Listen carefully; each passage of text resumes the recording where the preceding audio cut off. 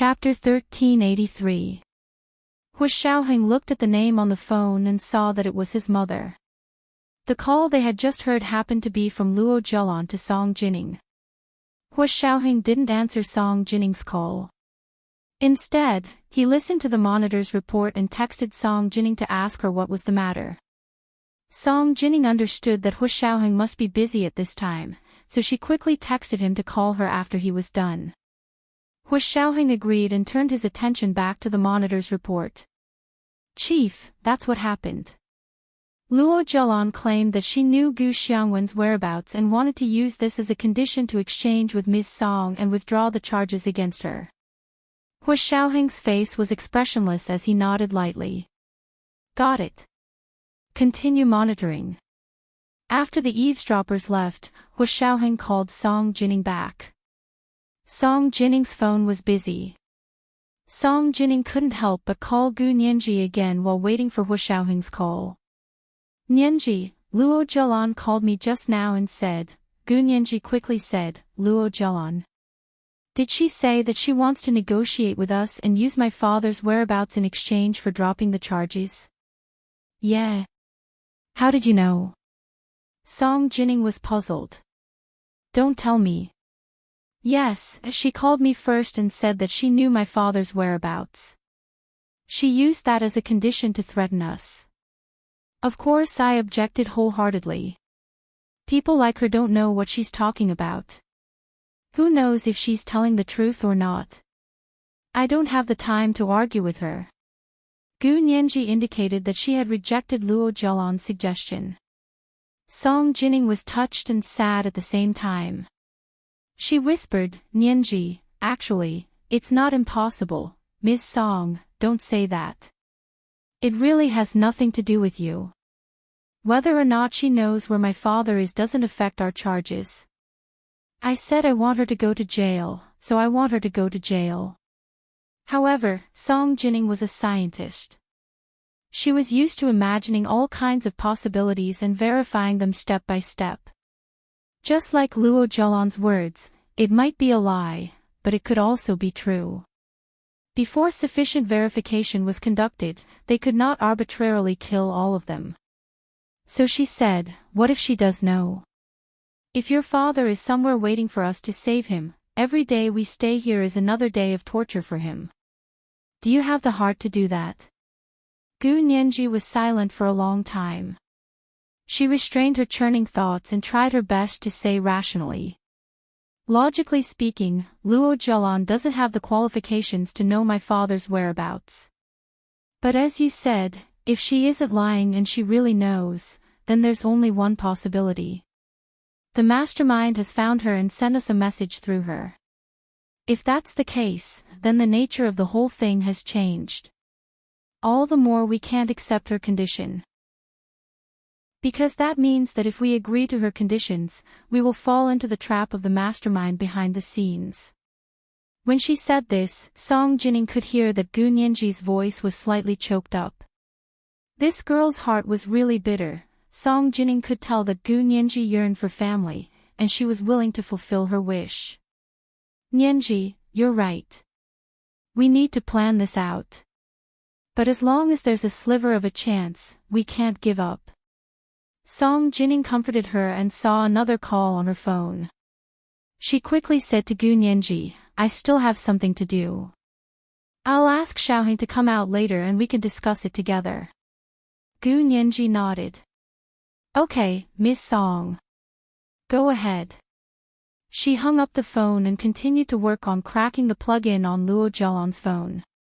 She didn't believe that she couldn't crack the security system on Luo Zhelan's phone on her own. Song Jining answered Hu Xiaoheng's call and said, "Xiaoheng, let me tell you, Luo Zhelan called me just now and said a lot of strange things. By the way, she also sent me half a draft of an academic paper. It's very similar to the experiment we're doing right now. It can be said to be in the same category. But I've already deleted the paper because it's not a published paper." Hu Xiaoheng rubbed his temples and said helplessly, "You don't have to read it yourself, but you can forward it to me. Why did you delete it?" "These were all clues. How could she delete it just like that? Song Jining said righteously, the data wasn't published publicly, so how could others see it? What if someone plagiarized it and published it in a magazine in advance? What do you want the original author to do? When it came to academic issues, Song Jining was very stubborn. Hua Xiaoheng didn't continue to argue. He just listened quietly and heard Song Jining plead softly, Xiaoheng, if Luo Zhelan really knows the whereabouts of Nianji's father, I'm thinking that we should agree to her for now. I never negotiate with people. Hua Xiaoheng held a cigarette in his hand and shook off a bit of ash from the ashtray on the table. He calmly refuted Song Jining's suggestion. Song Jining sighed. I understand what you mean. The nature of your work dictates that you can't do this. But I just want you to think about it from Nianji's perspective. You know better than me how much she longs for family and her parents. I've been trying to find them. Hua Xiaoheng was unmoved. He took a puff of his cigarette. Luo Zhelan isn't trustworthy. Don't be fooled by her. I'm just pitiful for Nianji.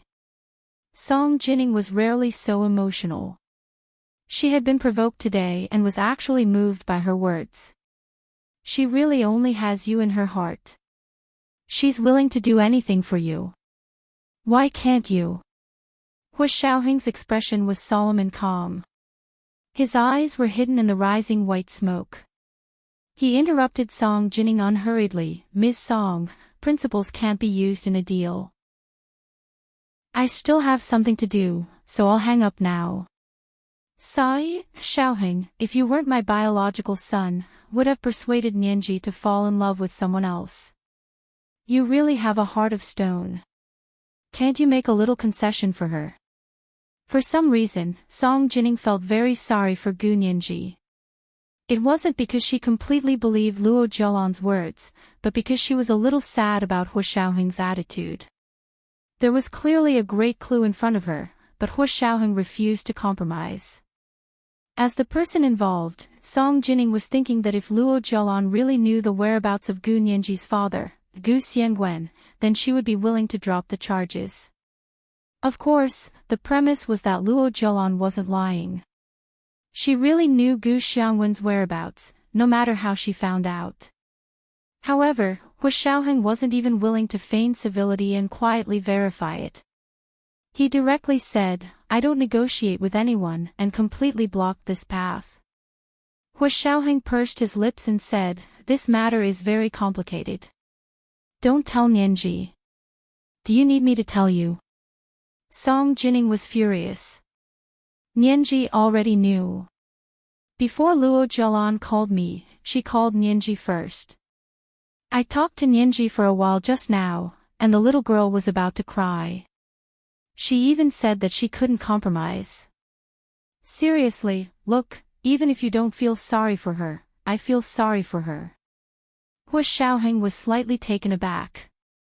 Nianji already knew. Luo Zhelan called Nianji before she called you. Yes, I advise you to be careful with your words. Don't reject her in front of Nianji. Don't hurt her heart. She didn't agree to show her attitude. If you don't care about her father's whereabouts, the little girl will be sad. Song Jining nagged for a while, but when she saw that the run program on the computer was about to end, she didn't say anything else. I still have something to do here, so I'll hang up first. Nianji isn't such a narrow-minded person. Hua Xiaoheng retorted unhappily, but found that Song Jining had already hung up. He got up and went straight to the monitoring room. He asked the staff on duty, show me today's monitoring log. The staff on duty quickly printed out the monitoring log and handed it to Hua Xiaoheng. Hua Xiaoheng quickly flipped through it and found that Luo Zhelan had indeed called Gu Nianji many times, but none of them had gone through. It seemed that Gu Nianji had blocked Luo Zhelan's phone. Then Luo Zhelan had used someone else's phone to call Gu Nianji. So they hadn't been monitoring everything. This was a reasonable loophole in the monitoring work. Because they couldn't monitor all the citizens' phones unconditionally. Every wiretap had strict procedures and regulations. It could only be carried out after approval was reported to the higher-ups. Otherwise, it would be like the Snowden incident in the United States and cause an international scandal. Hu Xiaoheng left the monitoring room and returned to the central control room on the 6th floor of the building. He asked the staff there, "Can you still crack Luo Zhelan's phone?" They had installed a Trojan horse program on Luo Zhelan's phone before. In theory, they could check the condition of her phone at any time. But after Hu Xiaoheng's questioning this time, they realized that Luo Zhelan's phone had used some kind of security program, and their Trojan horse had all been deleted. "Chief, we're cracking it." A staff member turned around awkwardly. Luo Zhelan deleted the Trojan horse. "That's impressive." Hu Xiaoheng raised an eyebrow and crossed his arms. "Then you guys take your time cracking it.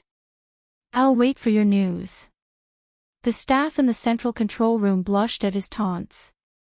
They turned around and vented their anger on the keyboard, slamming it loudly. After coming up from the underground central control room, Hu Xiaoheng smoked another cigarette outside by himself before calling Fan Jian and asking him to send him to Gu Nianji's apartment on the 3rd Ring Road. On the way, Hu Xiaoheng called Xiao Yi first. "Major General Hu, what can I do for you?" Xiao Yi's voice came from the phone. It was clear and melodious, and she was very apologetic. Hu Xiaoheng's brows relaxed slightly. He asked calmly, "Where's Nianji? Is she at home?" Xiao Yi looked at Gu Nianji's bedroom and walked out the door with her phone in her hand. She closed the door and whispered, "Major General Hu, I think something's wrong with Miss Gu these 2 days." "What's wrong?" "She's been locking herself in her bedroom and rarely even comes out to eat. A few days ago, she had nothing to do and played games with me every day. She hasn't even logged on to the game for the past 2 days." Hu Xiaoheng frowned. It seemed that Gu Nianji was hiding something from him. Did she want to carry this matter on her own? "I'll be there soon." "Wait a moment." Hu Xiaoheng hung up the phone. His brows were misty, and there was a sense of urgency. This was the first update of the day, Chapter 1372, "If your heart doesn't ache, my heart does." The second update was around 1 in the afternoon, and the third update was around 8 in the evening. Did he need to remind his relatives of their monthly votes and recommendation votes every day? Thank you. Chapter 1384. Half an hour later, Fan Jian's car arrived at the Sanwan apartment where Gu Nianji lived. Hu Xiaoheng got out of the car. His expression was normal as he slowly walked into the elevator. When he arrived at Gu Nianji's floor, Xiao Yi was standing guard at the door waiting for him. Hu Xiaoheng raised his hand. "You can go down." "Yes, Chief." Xiao Yi quickly nodded and walked quickly to the elevator. When the elevator door closed, she saw Hu Xiaoheng push open the door and enter. Gu Nianji sat at her desk, her hands flying across the keyboard of her laptop. Her fingers were slender and slender. Her knuckles were round and soft as if they were boneless. But when she typed, she was very powerful. Just like herself, just from her appearance, she looked like a delicate little girl, the kind that needed to be pampered. But in reality, she was tough and tenacious, not weak at all. Hu Xiaoheng gently pushed open the bedroom door and saw Gu Nianji sitting in front of the computer with her back straight. She was unexpectedly thin. It hadn't even been a week since they last parted, right? How did she become so thin? Hu Xiaoheng stared at her silently and walked over steadily. Gu Nianji was too focused. She was in the middle of the intense calculations of cracking the program. The numbers jumped on her fingertips. Every step she took made her as excited as if she had solved a world problem. She didn't realize that someone had walked in at all. It wasn't until Hu Xiaoheng leaned over from behind her, placed one hand on her chair, and the other forward to hold her mouse that she realized that someone had come. As soon as she turned around, Hu Xiaoheng kissed her on the lips. Hu Xiaoheng retracted his hand and held Gu Nianji's head. He moved his lips around her. The long kiss made Gu Nianji feel suffocated. Her breath was filled with his scent. He was strong and gentle, controlling her body and mind, but still giving her freedom. Gu Nianji retracted her hand and wrapped it around Hu Xiaoheng's neck. She pulled him into her world, gentle and affectionate. Hu Xiaoheng's heart was indeed as cold and hard as Song Jining had said. He gave Gu Nianji the only softness he had. After the kiss, their heads touched and neither of them spoke. Hu Xiaoheng took the opportunity to sit down and put her back to him on his lap. He held her mouse with one hand and looked at her computer. "What are you doing?" His magnetic and deep voice had a captivating charm like a bell. Gu Nianji's ears were burning. She tried her best to be nonchalant and said, "I'm programming." Hu Xiaoheng dragged the mouse and looked at the lines of code thoughtfully. "Are you cracking Luo Zhelan's phone security program?" How did you know?" Gu Nianji turned to look at him, unable to hide the surprise in her eyes. Hu Xiaoheng smiled and kissed her slightly pouting lips. "Guess." "I won't guess." Gu Nianji put her hand between their lips and rolled her eyes. "I remember that you monitored Luo Zhelan's phone. You should know that she called Miss Song, right?" "You guessed it right. I'll reward you with a kiss." Hu Xiaoheng pulled her hand away and kissed her again. "Gu Nianji," she began to act coquettishly, "if I guess correctly, I'll get a kiss. What if I guess incorrectly? Are you not going to let me kiss you?" Hu Xiaoheng smiled faintly. "If you guess incorrectly, I'll punish you with a kiss." Gu Nianji beamed and leaned over to kiss him on the lips. "That's more like it." Hu Xiaoheng's hand started to get restless. "Can you check her phone?" Gu Nianji pressed down on Hu Xiaoheng's hand and tried to change the topic back to the main topic. "I think there should be something on her phone. Otherwise, why would there suddenly be such strict security procedures?"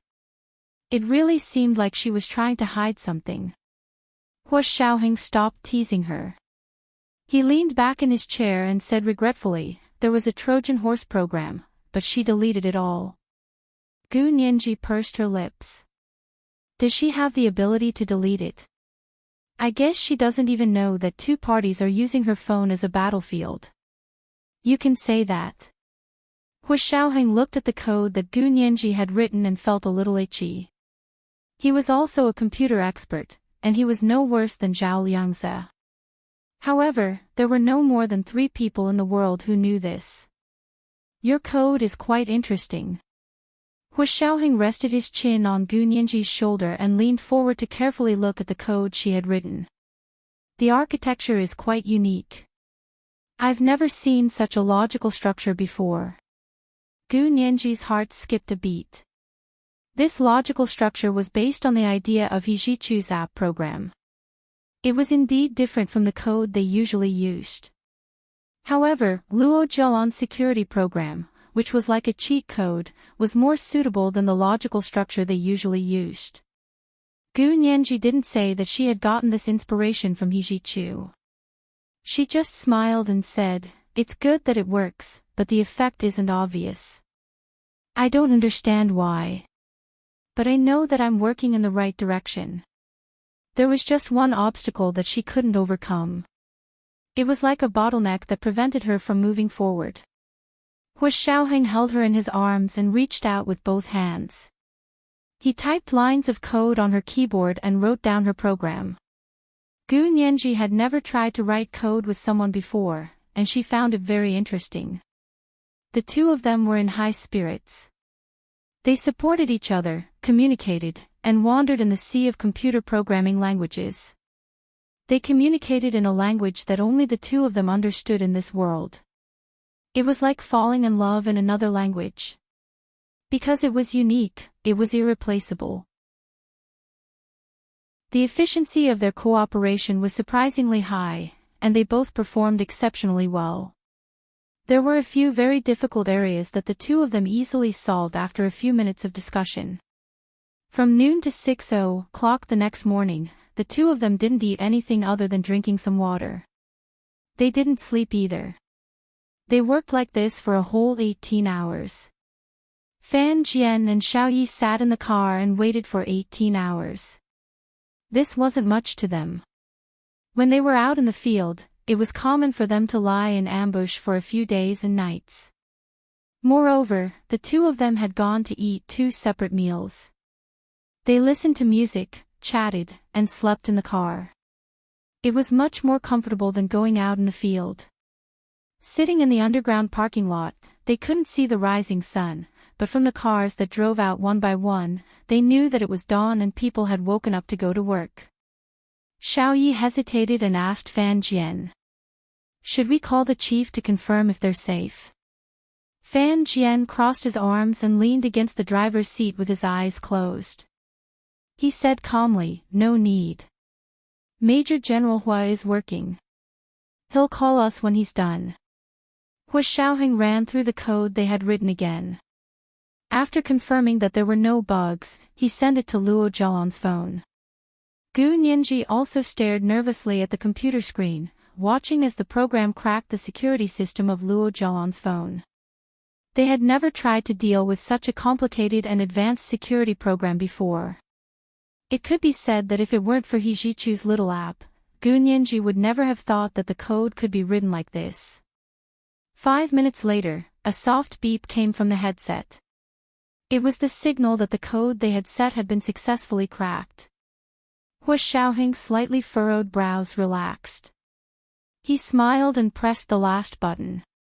All the contents of Luo Zhaolan's phone had been backed up by them and sent to the Special Operations Forces work email. These emails were all specially encrypted and deeply hidden. Gu Nianji's big eyes curved as she smiled and said, "Leave this program in Luo Zhaolan's phone. I believe that the experts on the other side won't be able to recognize and delete our little program."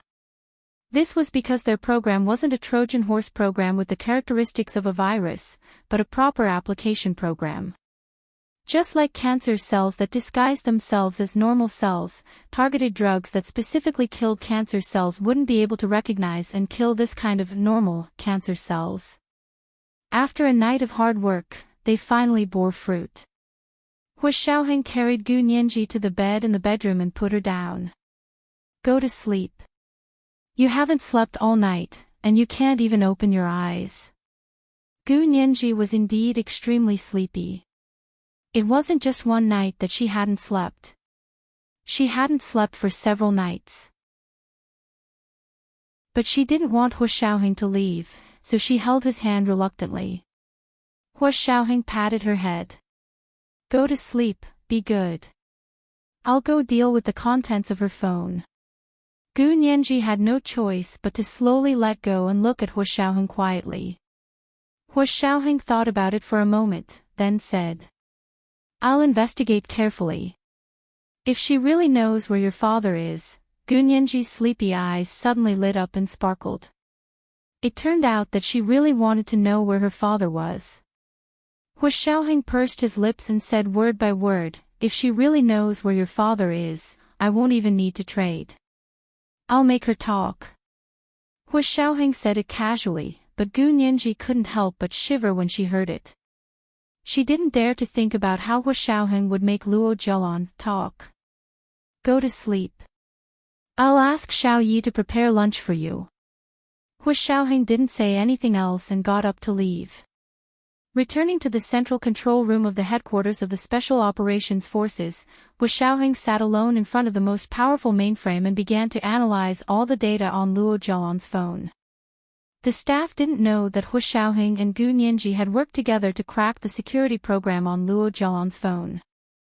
Therefore, when Hua Xiaoheng sat in front of the most powerful mainframe and began to work, they thought that he had also begun to crack it with them, so they couldn't help but work even harder. Hua Xiaoheng's expression remained the same as he used keywords to search all the contents of Luo Zhaolan's phone. This search actually found some things that he didn't know about that had already been settled by Gu Nianji. For example, the dress that was stained with semen. At that moment, he squeezed the mouse so hard that it was deformed. He had no choice but to change the mouse to continue working. Without batting an eyelid, Hu Xiaoheng erased all the content and permanently deleted it. Then, he copied the hard disk many times and overwrote the data. This was indeed against the rules, but he really didn't want to keep this part of the content.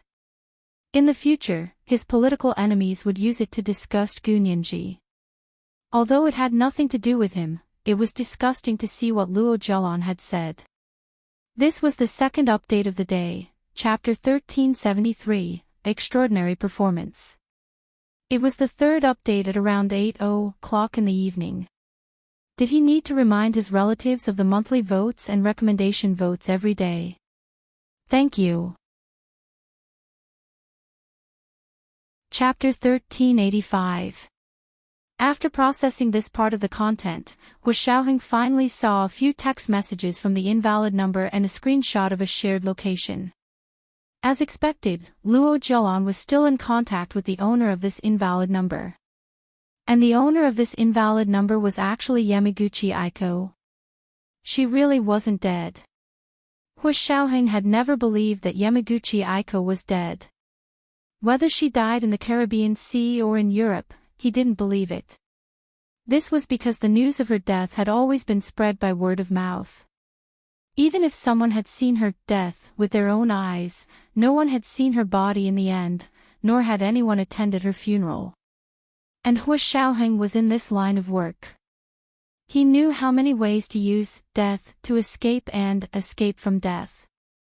This was the norm for field personnel like them.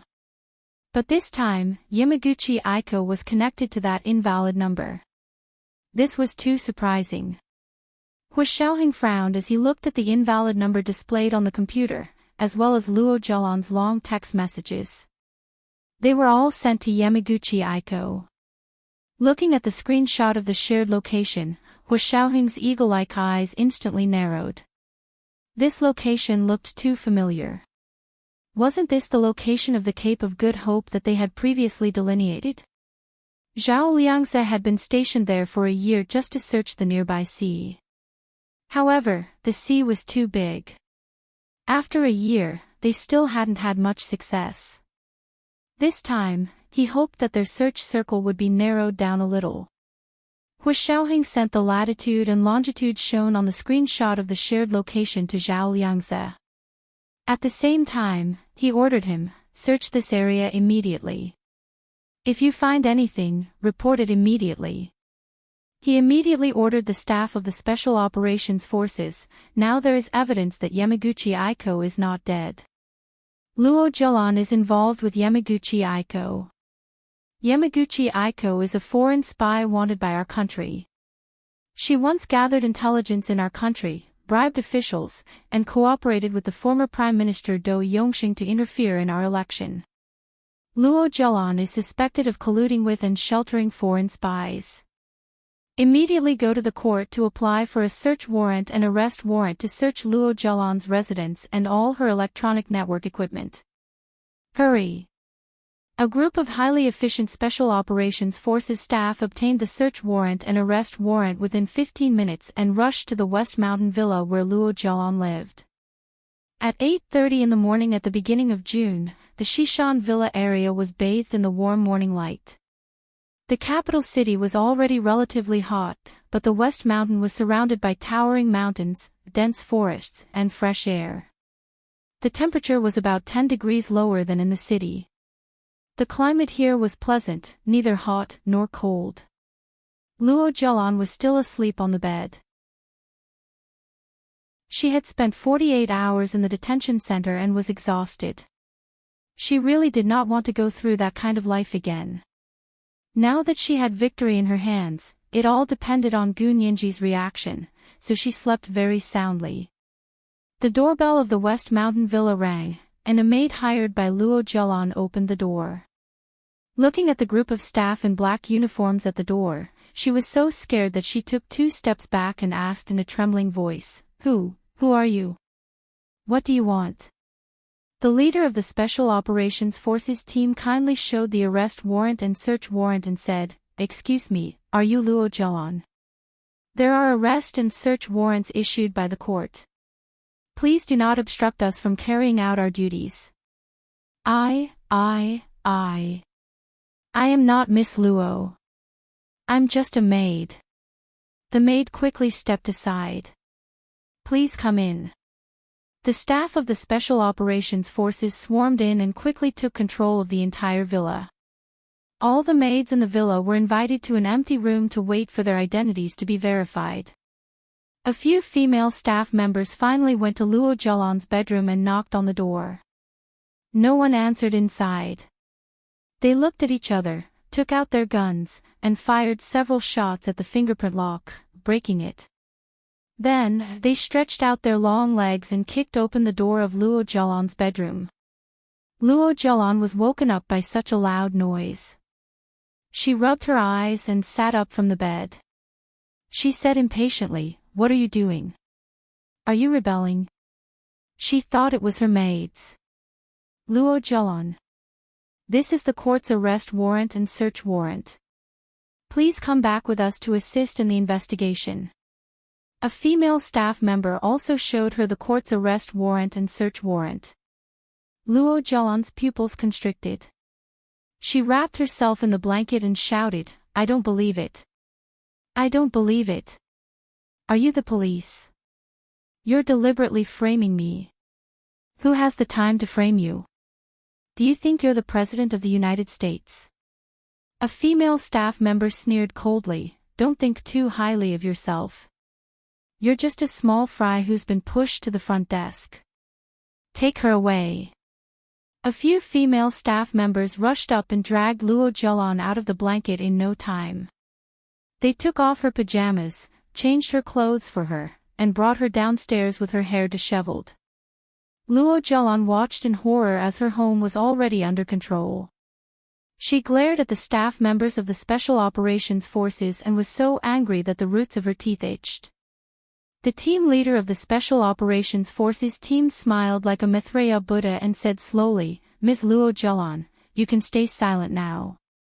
You can hire a lawyer. This time, you're suspected of colluding with foreign spies. The rule that you must be released after 48 hours of detention is not suitable for you this time." Luo Zhelan said angrily, "Don't frame me. When did I collude with foreign spies?" Yamaguchi Aiko, the team leader, simply said a name.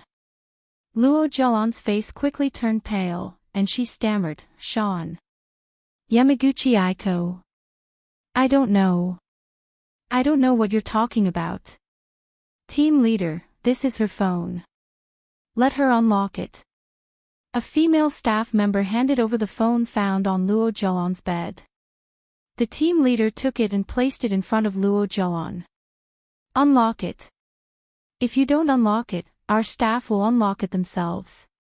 When that happens, you'll be obstructing official business, and your crime will be even more severe." Luo Zhelan gritted her teeth and turned her head. She sneered and said, "If you have the ability, you can unlock it yourself. I won't unlock it for you." Hu Xiaoheng walked in at this moment and stood behind the group with his hands behind his back. He said lightly, "Use her fingers to unlock it." "Do you still need me to teach you?" When Luo Zhelan heard Hu Xiaoheng's voice, she suddenly looked up, and her face immediately became aggrieved. "Cousin, don't call me cousin. My surname is Hua, and your surname is Luo." Hu Xiaoheng walked forward. "You're not my uncle's daughter, so you don't have to pretend." Hu Xiaoheng's expression was as usual, and he was calm. But it was this expressionless look that made Luo Zhelan even angrier. Did he really not care about her at all? How dare he? She had loved him for so many years. Just thinking about those secret loves that were born in the dark night made flowers bloom in her heart, and it was so low that it hurt. Luo Zhelan's face contorted. She couldn't help but want to disgust Hu Xiaoheng in front of Hu Xiaoheng's subordinates and pour a bucket of dirty water on him that could never be washed clean. "Hu Xiaoheng, don't forget, 12 years ago," Hu Xiaoheng interrupted her and said calmly, "Don't try to slander me. 12 years ago, your mother, Luo Xinxue, was still alive." This summer I joined the army. Your mother took you out on a trip and wasn't at home at all. With your IQ, you still want to frame others. You're really stupid." The undisguised contempt and humiliation in his tone was like a long whip, lashing her to pieces. She howled in a low voice, and her mind buzzed. She glared at Hu Xiaoheng, her lips closed, and the blood vessels in her brain expanded rapidly. Her brain was short of blood supply for a moment, and her vision went black. She fell to the ground with a thud. She fainted from anger at Hu Xiaoheng's words. This was today's third update, Chapter 1374, Stupid. Do you need to remind your relatives of the monthly votes and recommendation votes every day? Thank you. Chapter 1386. When Luo Jialan woke up again, she found herself facing the door of court number 1, which she had been to once before. She moved with difficulty, raised her arm, and rubbed her eyes. Is she awake? Of course, look at whose medicine it is. Humph. Hi, Chen Lai asked her to wake up at midnight, so she can't drag it out until midnight. Chen Lai's round, chubby face revealed an arrogant expression. Gu Nianji stood beside Chen Lai in a dark navy blue professional dress. Her slender trousers were straight without a single crease, just like her entire aura. When she smiled, she was beautiful and lively, and when she didn't smile, she looked valiant and heroic. She raised her chin at Luo Jialan and deliberately provoked her with arrogance. Luo Jialan, today is the day you appear in court again. If you don't accept the verdict, you'll have to wait for the second trial. Luo Jialan's consciousness returned to her. She remembered that a few members of the Special Operations Forces had broken into her house, and then Hu Xiaoheng had followed them in. He had said something without batting an eyelid, and she had fainted from anger. Appear in court again. Luo Jialan murmured. She looked up at her surroundings, then looked down at her watch. It showed the time and date. It turned out that a day and a night had passed since she had fainted that day until she woke up today. The Imperial Procuratorate has accused Luo Jialan of intentionally killing Song Jining. Today is the last time she will appear in court. The plaintiff and the defendant, please be prepared. The staff of the court came over to perform a security check on them before they entered the court. Kai Xingnan also came. Her head was bandaged and her face was covered in medicine. She looked very frightening. She walked up to the pale Luo Jialan and said, "Although we've already terminated our agency relationship, this is a separate matter. I like to finish what I started. It's fine if I don't charge you for your last appearance in court." Luo Jialan spat at her. Today, she finally understood how hypocritical this woman was. Kai Xingnan smiled good-naturedly, as if she didn't want to lower herself to her level. The door to court number 1 opened, and they walked in one by one. Gu Nianji was the last to enter. She looked back several times in the direction of the corridor, but there was no one there. When Chen Lai saw this, he tugged at her arm and whispered, "Don't worry, Major General Huo will definitely arrive in time. Didn't he come back last night?" "Yes, but there's important news from Little Zay. He has to take command. When the matter is settled, he will bring his men over." Gu Nianji nodded. "I hope so." However, she also knew that Zhao Liang's business was Hu Xiaoheng's business. Who knew how long it would drag on? She could only do her best. They followed Chen Lai through the doors of courtroom 1. The judge, the court clerk, and other relevant personnel were already seated at the head of the table. Luo Jialan and Kai Xingnan sat in the dock. Neither of them looked at the other. It didn't look like the relationship between a lawyer and a client at all. Gu Nianji sat with the prosecutor. Luo Jining didn't come today. Lu Qiu Zhenshan, felt A. The judge at the head of the table knocked on the gavel and said, "The Imperial Procuratorate accused Luo Jialan of intentionally killing Song Jining." Both sides will make their final concluding statements. Gu Nianji stood up. Your Honor, ladies and gentlemen in the courtroom, today, on behalf of my client, Ms. Song Jning, I will conclude my statement on this case for the last time. My client made a great sacrifice for the country 17 years ago. In an experimental accident, not only did she lose her father, but she also lost her health, her memory, and all the cognitive and behavioral abilities of a normal person. Such a person who made a great contribution and sacrifice for the country was abused by Luo Zhelan for 10 years in her own home and almost died from her serious injuries. The motive, evidence, and logical connection of the defendant Luo Zhelan's mental abuse of my client have been fully demonstrated in the previous trial, so I won't repeat it here. I pray that the court will consider my client's great contribution and sacrifice, and consider that the defendant Luo Zhelan has been scheming for 10 years to hide her background and attempt to kill my client, and give her a heavy sentence. After Gu Nianji finished speaking, she bowed to everyone in the courtroom. Everyone was infected by her emotions and looked at Luo Zhelan with disgust. They despised her very much. At this time, it was the defendant's turn to speak.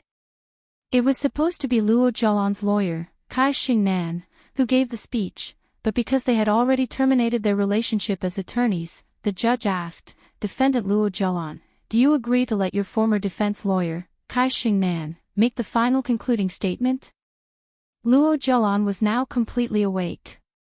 She had been unconscious for a day and a night, but her mind didn't seem to be affected much. Perhaps it was because the other party had given her good medicine. Luo Zhelan composed herself and thought to herself that she was already in a quagmire anyway, and there was no hope for her in this lifetime. One case after another, as long as the other party didn't gag her mouth, she would tell them all about it. Hu Xiaoheng's words that day were extremely humiliating.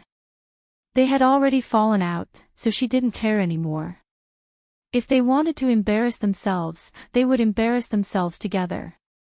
In order to flaunt their justice, these people refused to deal with her secretly, and even pretended to let her go to court.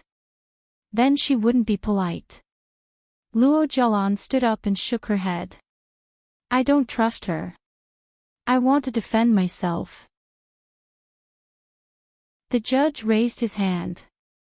Go ahead. Therefore, she imitated Gu Nianji and bowed to the people in the courtroom.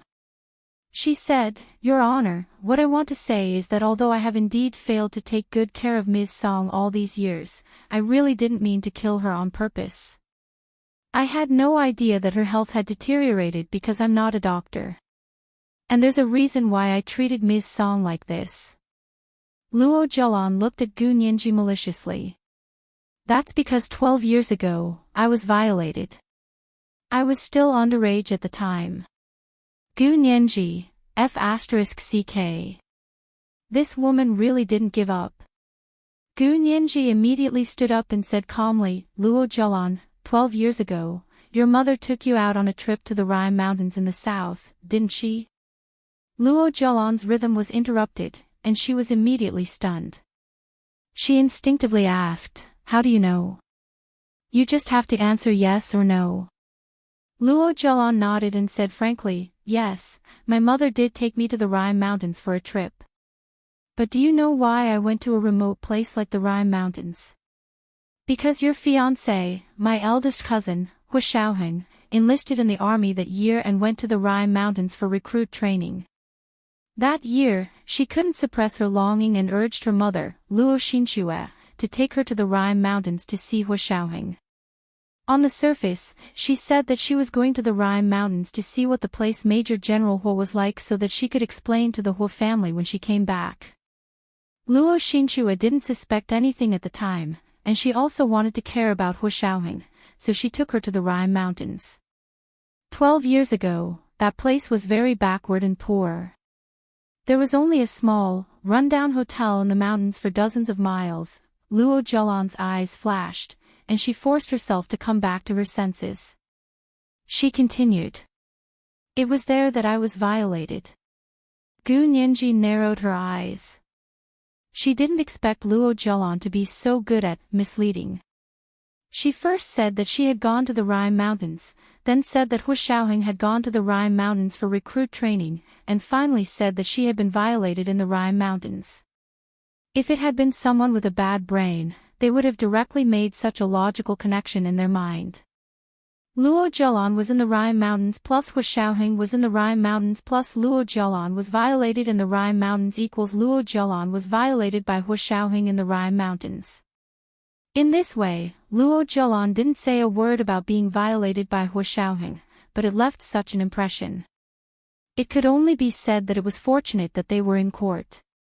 The people here weren't so simple-minded, and they weren't easily led by Luo Zhelan. Gu Nianji coughed lightly and said, "Because you were violated in the Rhine Mountains, you have a reason to deliberately abuse and kill Miss Song Jining? I don't understand this logic either." You're deliberately not understanding, aren't you? Luo Zhelan sneered. Anyway, I'm already in your hands. You can judge me however you want. Why are you pretending? Gu Nianji walked up to her and said with a cold face, "Luo Zhelan, you can't leave the training camp during recruit training." What do you mean? Not to mention that the Rhine Mountains are so big. Don't deliberately hint at this and that.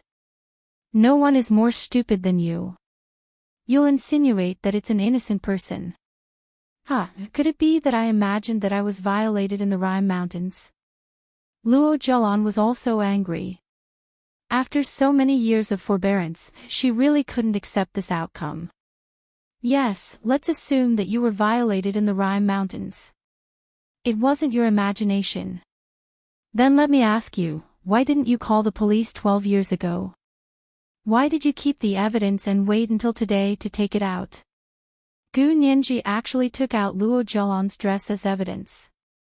Luo Zhelan, take a look. Is it this dress?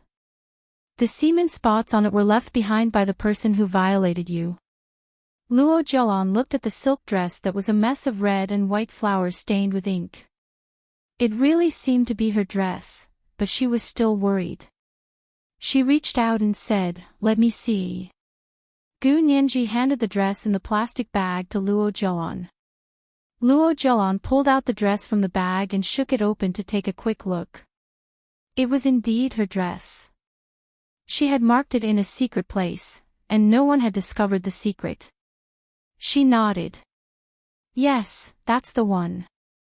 Because I always thought it was someone I respected who had done this to me, I didn't tell on him. Of course, I might have been mistaken." Luo Zhelan said pitifully, "But I really thought it was him." Although she didn't say who this Heath was, everyone already knew. Gu Nianji looked at her disdainfully and was about to continue speaking when there was a loud bang. The door to the courtroom was pushed open, and Hu Xiaoheng, dressed in a handsome uniform, walked in.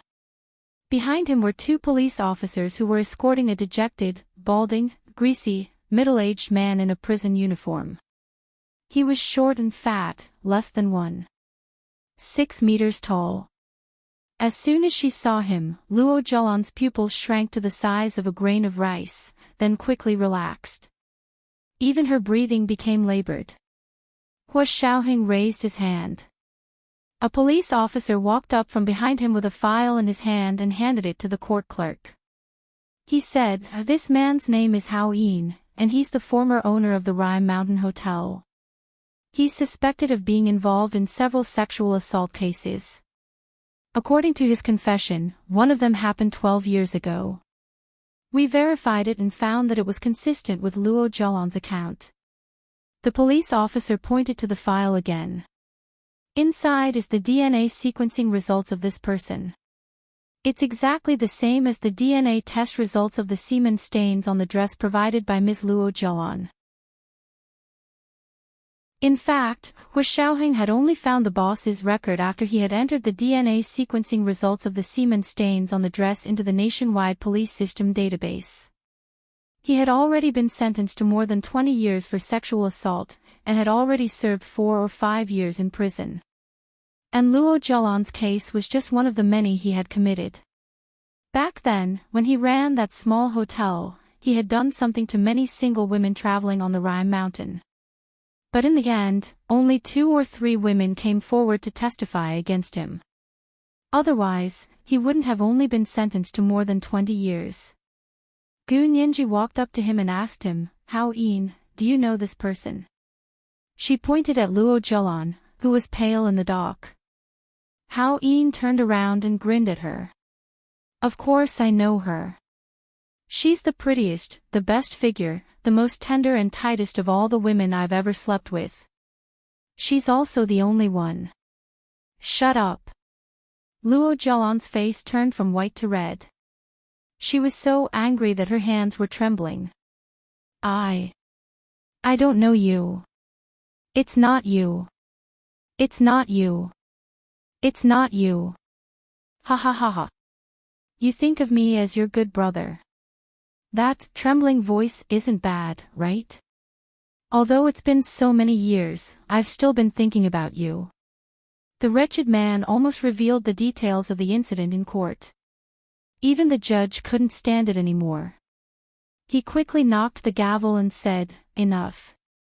After the suspect is identified, take him away and wait for trial." Luo Zhelan couldn't stand the nausea anymore.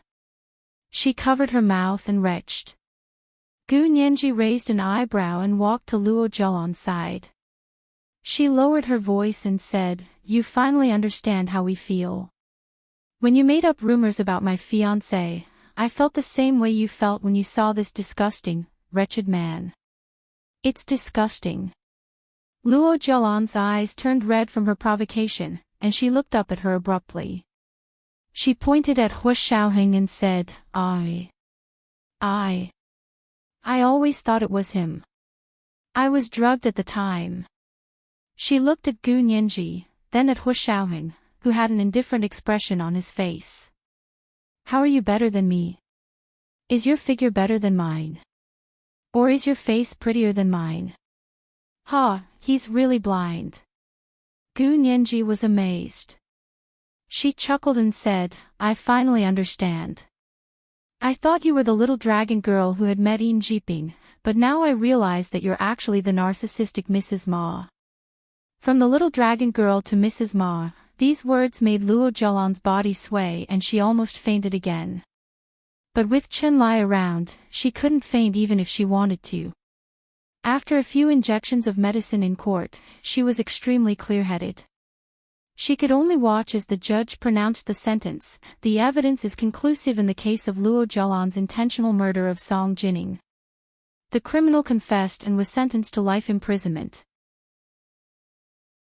At the same time, the defendant, Luo Zhelan, is involved in an international espionage case and will be transferred to the military court for handling.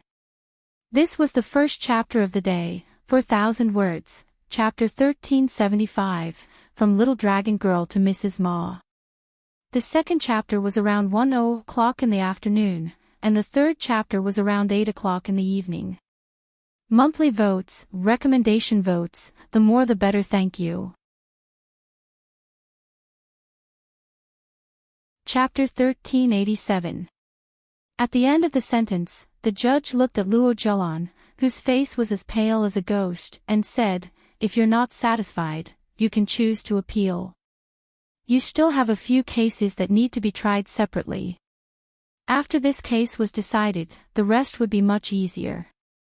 In the case of Luo Zhelan's illegal appropriation of Hu Xiaoheng's estate, all of it was recovered after Hu Guanyuan's will was presented. Of course, the property that Luo Zhelan had squandered over the years could not be recovered. She would make up for it by going to prison. Similarly, the case of Yamaguchi Aiko's international espionage case was also sentenced to 20 years in prison after she was unable to prove her relationship with her. Because Yamaguchi Aiko's whereabouts were too elusive, the Special Operations Forces had not been able to track her whereabouts until now. The only solid evidence they had now was the text message between Luo Zhelan and an invalid number. She called the owner of the invalid number Yamaguchi Aiko, but she could not confirm whether the other end of the invalid number was Yamaguchi Aiko. So in the end, the case was only sentenced to 20 years. Of course, because she had already been sentenced to life imprisonment, any additional sentence would only be a continuation of life imprisonment, so there was an additional clause to her sentence that she would never be able to be released early on parole. This meant that she would spend the rest of her life in prison. After the sentencing, she was taken over from the Special Operations Forces by the prison guards of the Imperial Women's Prison and transferred to the Special Punishment Area of the Imperial Women's Prison to serve her sentence. Luo Zhelan sat in the narrow cell of the prison, lost in thought as she looked at the incandescent lamp on the roof.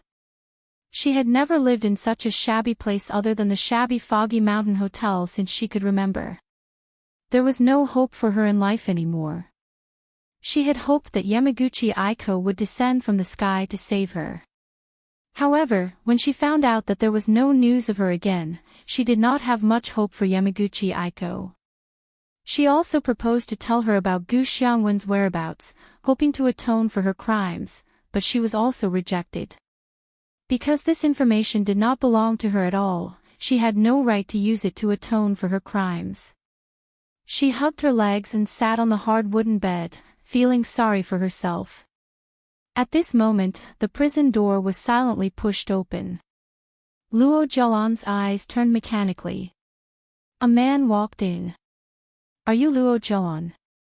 He seemed to be holding a photo and looking at her. Luo Zhelan blinked and said expressionlessly, "If I wasn't Luo Zhelan, would I be locked up here?" The man sneered and clapped his hands. The lights in the room went out. The next day, Gu Nianji received a call. "Lawyer Gu, prisoner Luo Zhelan committed suicide in her cell last night in the Imperial Women's Prison. Please come and confirm it." Gu Nianji froze. "What did you say?" "Prisoner Luo Zhelan committed suicide in prison last night." "Suicide? She's not in the special wing. How did she commit suicide?" Gu Nianji was very confused. She used a transparent plastic bag to cover her head and suffocated herself to death. The people in the prison were silent for a while before telling the truth. "Gu Nianji, what a creative way to commit suicide." Gu Nianji asked a few more questions but didn't get the gist of it. She could only say, "I'll be right there." "Are you guys ready to send her to the medical examiner for an autopsy?" The other party quickly said, "We've already contacted the medical examiner. We'll send it over when you come over to confirm it." Gu Nianji agreed and hung up the phone. She immediately called Hua Xiaoheng. "Major General Hua, Luo Zhelan committed suicide in prison last night." Hua Xiaoheng, she had just been transferred from the Special Operations Forces, and she had already committed suicide. The prison security was really bad. "How did she die?" Hua Xiaoheng asked calmly with his Bluetooth headset on. He played with the lighter Gu Nianji had given him in one hand and held a cigarette in the other. He didn't light it. Gu Nianji whispered, "I heard she suffocated herself with a plastic bag." "Hua Xiaoheng, I'm going to the prison to confirm it right away." Gu Nianji had already started packing her things. "Are you going?" Hua Xiaoheng shook his head. "Let Xiao Yi accompany you. I still have something to do here." He didn't care about the cause of Luo Zhelan's death at all. To him, sentencing Luo Zhelan for all her crimes was already the end of the matter. As for whether she continued to serve her sentence, committed suicide, or was killed, he didn't care at all. He actually wasn't such a cold person, but Luo Zhelan's actions, whether it was the abuse of his mother, Song Jining, or the humiliation of his character, had already crossed his bottom line, so he didn't want to devote any more energy or time to her. Gu Nianji also didn't want Hua Xiaoheng to continue paying attention to Luo Zhelan's case. In her opinion, Luo Zhelan had really gone too far. It wasn't illegal to like a person, but it was really unacceptable to like a person to the point that if she couldn't get that person, she would destroy them by slandering them. Xiao Yi drove Gu Nianji to the Imperial Women's Prison to confirm the news of Luo Zhelan's death. On the way, Gu Nianji propped her head up with her hand and said tiredly, "This Luo Zhelan is really too much." She was adopted by Uncle Hua and became the Hua family's daughter. She's much luckier than many people. Why is she still so insatiable? You've been sentenced, so you should serve your sentence well. You can spend the rest of your life in prison. Why did you have to commit suicide to gain attention? Xiao Yi smiled. Of course, a person's heart isn't enough. When she has nothing, just give her a bowl of porridge and she'll be grateful to you for the rest of her life. However, when you bring her home and share your wealth with her, she will ask for more. She will think, why don't you give her all your wealth? Since you've already given her half, shouldn't you give her the other half as well? Ridiculous. Gu Nianji scoffed. I still think it's because of her personal reasons. At least her biological father and mother are good. She's the only one who's especially greedy. That's also possible. Xiao Yi nodded and skillfully turned a corner. She brought Gu Nianji to the Imperial Women's Prison. Since ancient times, there had been a saying in the imperial capital that, the rich in the east and the noble in the west, the poor in the south and the lowly in the north. The women's prison was located at the foot of Yan Mountain, north of the imperial capital. The gray stone building looked like a gray space fortress, and there were very few windows. The high walls were surrounded by electrified barbed wire, and there were cameras monitoring from all directions. Gu Nianji got out of the car and looked up at the door. She put her hands in her pockets. She had rushed over at the last minute today. She was still wearing a pair of white sneakers and a juicy couture brown velvet sweater. She was wearing a maroon couture velvet sweater and carrying a backpack. She looked like a college girl who had just entered university. Xiao Yi glanced at her and secretly admired Gu Nianji's beauty. She walked into the prison gate with her. Gu Nianji showed her ID and asked to see Luo Zhelan's face to confirm her identity. What if someone secretly made a move and used someone else's body to pretend to be Luo Zhelan? She had to be careful. The prison guard who received them was a chubby middle-aged woman. She eagerly led Gu Nianji and Xiao Yi to the cell where Luo Zhelan was staying. She introduced them. The forensic doctor just came and is examining inside. Then he'll be sent to the hospital for further dissection. Gu Nianji chatted with the prison guard as she listened.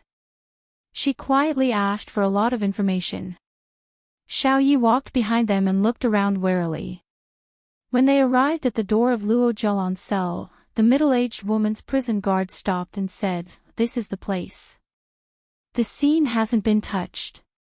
You can go and confirm it." Gu Nianji poked her head inside and was about to step in. Xiao Yi caught a glimpse of a cold light flashing in the cell from the corner of her eye. Her heart skipped a beat. She suddenly kicked the prison guard beside Gu Nianji away. Then, she pounced over and hugged Gu Nianji from behind. She rolled a few steps on the ground. At the same time, she raised her wrist and raised the gun in her hand. She aimed at the narrow cell door and fired several shots. The people inside immediately fired back and threw a grenade outside. It was the cold light that Xiao Yi had just caught a glimpse of. Xiao Yi's movements were unusually agile. With a sweep of her leg, she kicked the black grenade away. With a loud bang, smoke billowed in the prison for a moment. Gunshots that sounded like frying beans rang out in the dense space one after another. Immediately after, the sound of the siren resounded throughout the entire prison. This was the second watch of the day. Chapter 1376, Exposed. Around 8:00 in the evening, the third watch.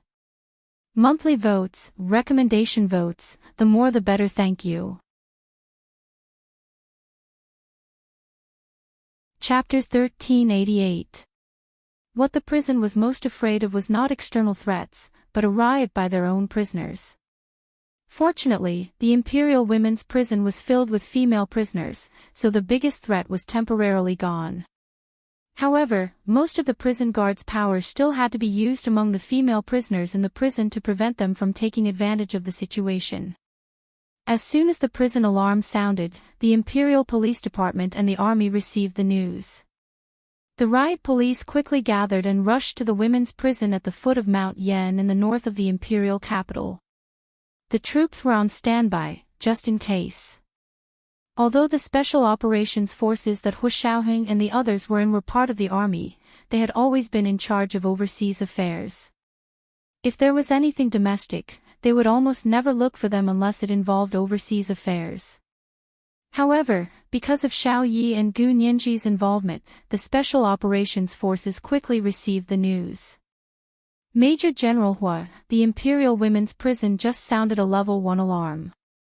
Something seems to have happened to Xiao Yi and the others. Yin Shixiang pushed open the meeting room door and walked to Hua Xiaoheng's side. He lowered his head and whispered in his ear. Because they couldn't bring any electronic equipment during the meeting, Yin Shixiang couldn't contact Hua Xiaoheng directly by phone. Hua Xiaoheng's expression didn't change, but he had already raised his hand to end the meeting. He stood up and said, "That's all for today's meeting. Write me a report on the rest and we'll discuss it next time."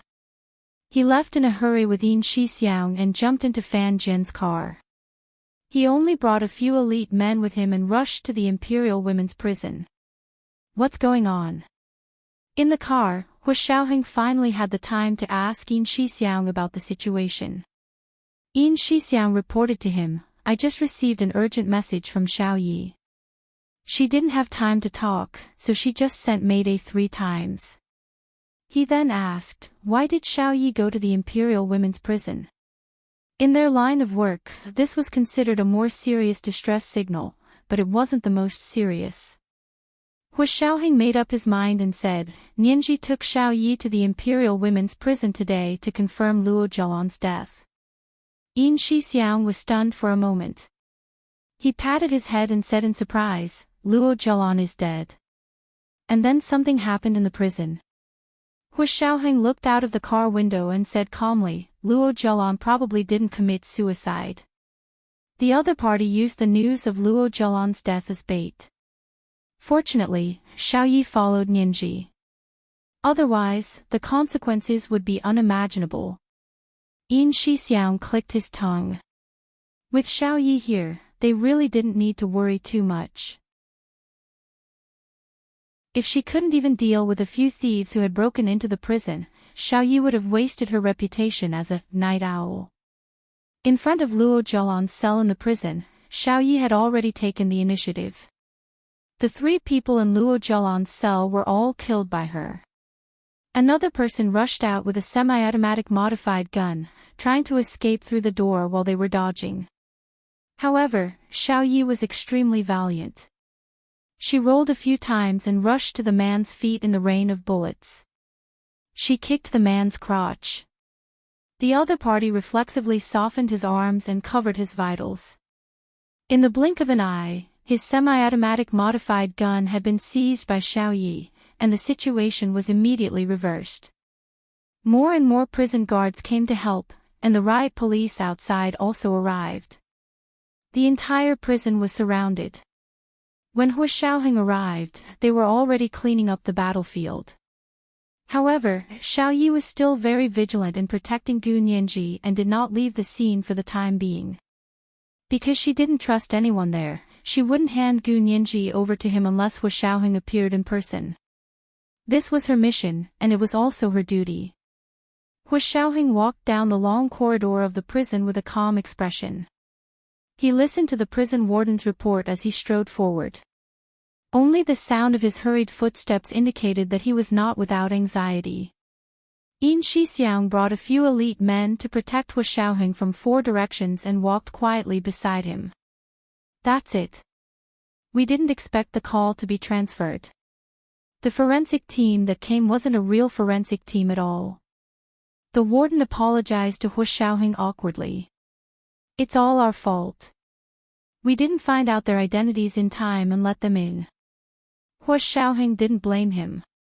Naturally, the relevant departments would hold him accountable for such a thing. He didn't have to be nosy. He just asked calmly, "How's the situation over there? How many casualties?" 4 or 5 of our people were injured. They were all minor injuries, but no deaths.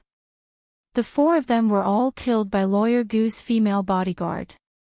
The smile on Hu Xiaoheng's face disappeared in a flash. He had handed Gu Nianji over to Xiao Yi. There was indeed no mistake.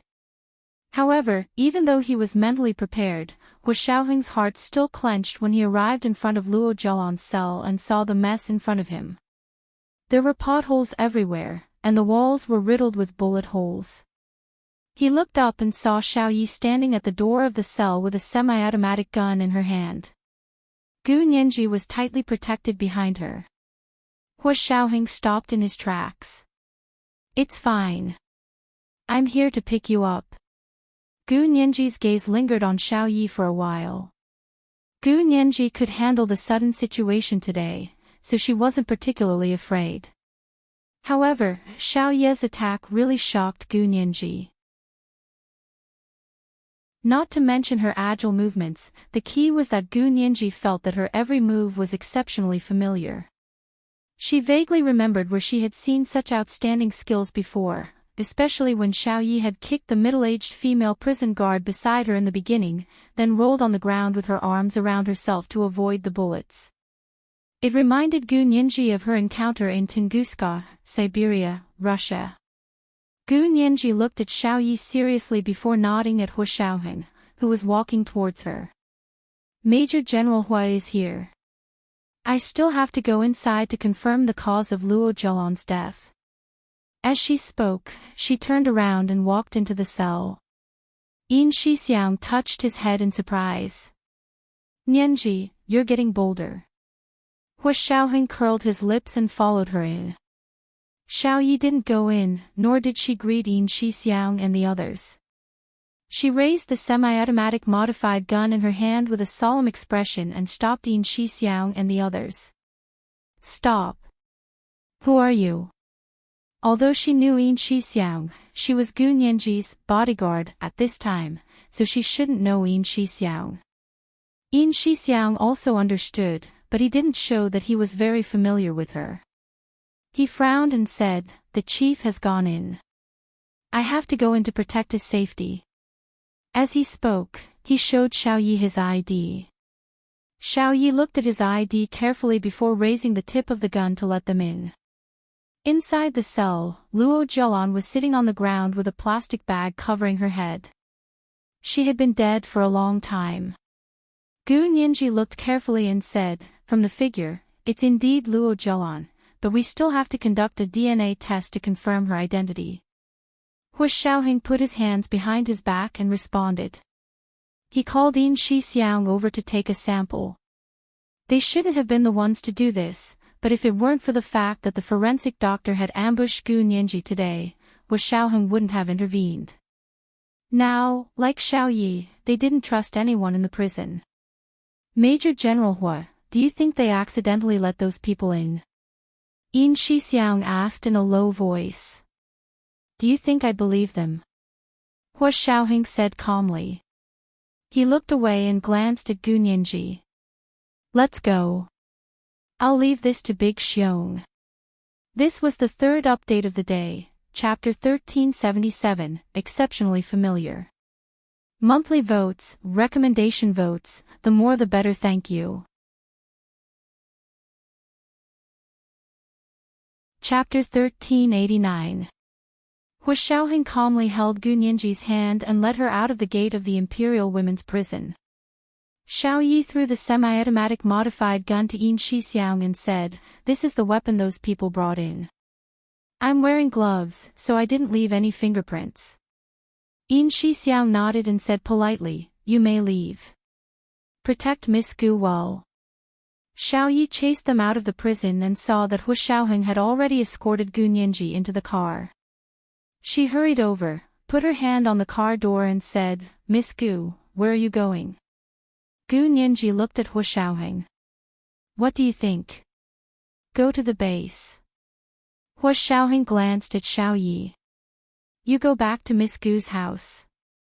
He paused and reminded her, "Be careful." Xiao Yi looked at Gu Nianji with concern through the window and said, "Miss Gu, are you okay?" Gu Nianji narrowed her eyes, and her curvy lips curled into a happy smile. She suddenly asked, Xiao Yi, have you been to Russia? Xiao Yi reacted very quickly. She immediately looked confused. No, Miss Gu wants to go to Russia. Not for now, but maybe in the future. Gu Nianji smiled and waved at her. Hu Xiaoheng returned to the back seat and said calmly to the driver, Fan Jian, return to the base. The window next to the back seat slowly rose, blocking Gu Nianji's line of sight. Xiao Ye's heart skipped a beat. She couldn't figure out where she had exposed herself. She used to be the field agent with the best results among her batch of students, and the record she left behind was still unbroken. Although Gu Nianji was smart, she hadn't been specially trained. She probably couldn't tell, right? The KGB in Russia hadn't even discovered it, so how would Gu Nianji know? Could it be Hu Xiao who said it? Xiao Yi shook her head. Impossible. She had absolute trust in Hu Xiaoheng. There was no way he would be so careless as to not distinguish between work and personal matters. In Hu Xiaoheng's bulletproof car, Gu Nianji tilted her head and studied Hu Xiaoheng. Hu Xiaoheng looked away and glanced at her. What's wrong? Are you scared, silly? No, I'm just happy to see you. Gu Nianji hugged Hu Xiaoheng's arm and sweetly coaxed him. Hu Xiaoheng knew that she had other thoughts in her mind, but he still smiled and rubbed her head with his large hand. Then he pressed her into his arms and sighed softly. Only then did his heart, which had been beating intensely, slowly return to normal. Gu Nianji had wanted to tell Hu Xiaoheng about Xiao Yi, but he had casually changed the topic a few times, so she stopped asking. She also felt that it was very strange. They clearly had two completely different faces and two completely different figures, but when she moved, it gave her an incomparably familiar feeling. Looks and figures could be deceiving, but movements could not. Especially in an emergency situation where one subconsciously displayed their movements in order to survive, they could not be faked at all. Gu Nianji couldn't help but say, Hu Xiao, my place is in danger right now, right? Why don't you let Xiao Yi go to the base with us? She's your personal assistant. She can't go to the base. He raised his hand to pick up the newspaper next to his seat and unfolded it to read. Gu Nianji rolled her eyes 180 times in her heart. Keep pretending, keep pretending. She was silently cursing Hu Xiaoheng when she heard her phone ring. She took it out and saw that it was He Jichu. She quickly swiped it open and picked it up. She smiled and said, Professor He, what's the matter? Hu Xiaoheng's gaze finally shifted away from the newspaper. Gu Nianji couldn't help smiling even more happily. He Jichu's voice was very anxious. Nianji, where are you? Are you okay? Gu Nianji's heart skipped a beat. She opened the location sharing on her phone and saw the small icon representing He Jichu flying towards the foot of Yan Mountain. She then looked at the hot news on Weibo. It was densely packed with news of the attack on the Imperial Women's Prison. He Jichu knew her location. When he saw the news, he probably immediately came back to his senses and asked what had happened. Gu Nianji quickly said, Professor He, I'm in Major General Hua's car. Yes, I'm already out. It's fine, it's fine. But Luo Zhelan has something to do. I'll tell you in detail when I get home. He Jichu was driving on the highway to the Imperial Women's Prison at the foot of Yan Mountain. He heard Gu Nianji say that she was in Hu Xiaoheng's car and looked at Gu Nianji's position. She was indeed getting further and further away from the Imperial Women's Prison. He heaved a sigh of relief. With both hands on the steering wheel, he got off the highway exit and turned back to the city. Since Gu Nianji was with Hu Xiaoheng, there was definitely no danger. Gu Nianji followed Hu Xiaoheng back to the headquarters of the Special Operations Forces. At night, Chen Lai came over with the DNA test report. Major General Hua, the deceased is indeed Luo Zhelan. Chen Lai placed the results of the DNA test in front of Hu Xiaoheng. Look, it all matches. Hu Xiaoheng didn't doubt that the deceased wasn't Luo Zhelan. He glanced at the DNA report and said, "Thank you for your hard work. It's a waste of your talent to need you for such a small matter." Chen Lai expressionlessly pushed his round glasses up the bridge of his nose and said, "Major General Hua, if you hadn't had such a fake smile on your face when you said that, I would have believed you for a minute." Hu Xiaoheng glanced at him indifferently and said casually, "You so wrong. I wasn't smiling." Chen Lai, would it kill him to praise him? The corners of his mouth twitched and he said, "Where's Ninji? Is she injured?" Hu Xiaoheng pointed to the room upstairs. "Go see for yourself." Chen Lai thought about it and went upstairs with Yin Shixiang. He knocked on Gu Nianji's door. Gu Nianji took a shower and slept again. She was about to call He Zhichu. When she heard someone knock on the door, she looked at the surveillance video and saw that it was Chen Lai and Yin Shixiang outside. She quickly opened the door and said with a smile, "Brother Qin, Brother Xiong, why are you guys here?" Chen Lai walked in first, carrying his small medical kit. He said, "Let me examine you. Did you get injured in prison today?" Gu Nianji stretched out her wrist. "I rolled on the ground a few times, and my arms and legs are bruised." Chen Lai examined her carefully and saw that there was only a slight redness and swelling. After confirming that there was no major problem, he gave her a bottle of medicine. "If you want to apply it, then apply it. If you don't, it's fine. Your injury will heal on its own in 2 days." Actually, it didn't need to take 2 days. It would probably be fine by the time she went to bed at night. Because before she went to bed in the afternoon, Gu Nianji still remembered that her wrists and legs were bruised. They looked quite serious. After she woke up from her sleep, there was only a small area of redness and swelling. The bruises were no longer visible. Chen Lai had a lot of things to do, so he was temporarily pulled over by Hu Xiaoheng to work for a few days. After that, he returned to his medical laboratory. Yin Shixiang held his coffee cup and sat on the sofa in Gu Nianji's room. He said lazily, "Remember not to act alone in the future. Xiao Yi is quite skilled. Did you see it today?" Gu Nianji rolled her eyes and said with a smile, I saw it all. I think I saw it once in Russia. It was exactly the same as hers." Gu Nianji raised her long legs and kicked twice in the air. "I remember this move too clearly." Yin Shixiang didn't say anything else. He just looked at Gu Nianji and smiled. Gu Nianji was embarrassed by his smile.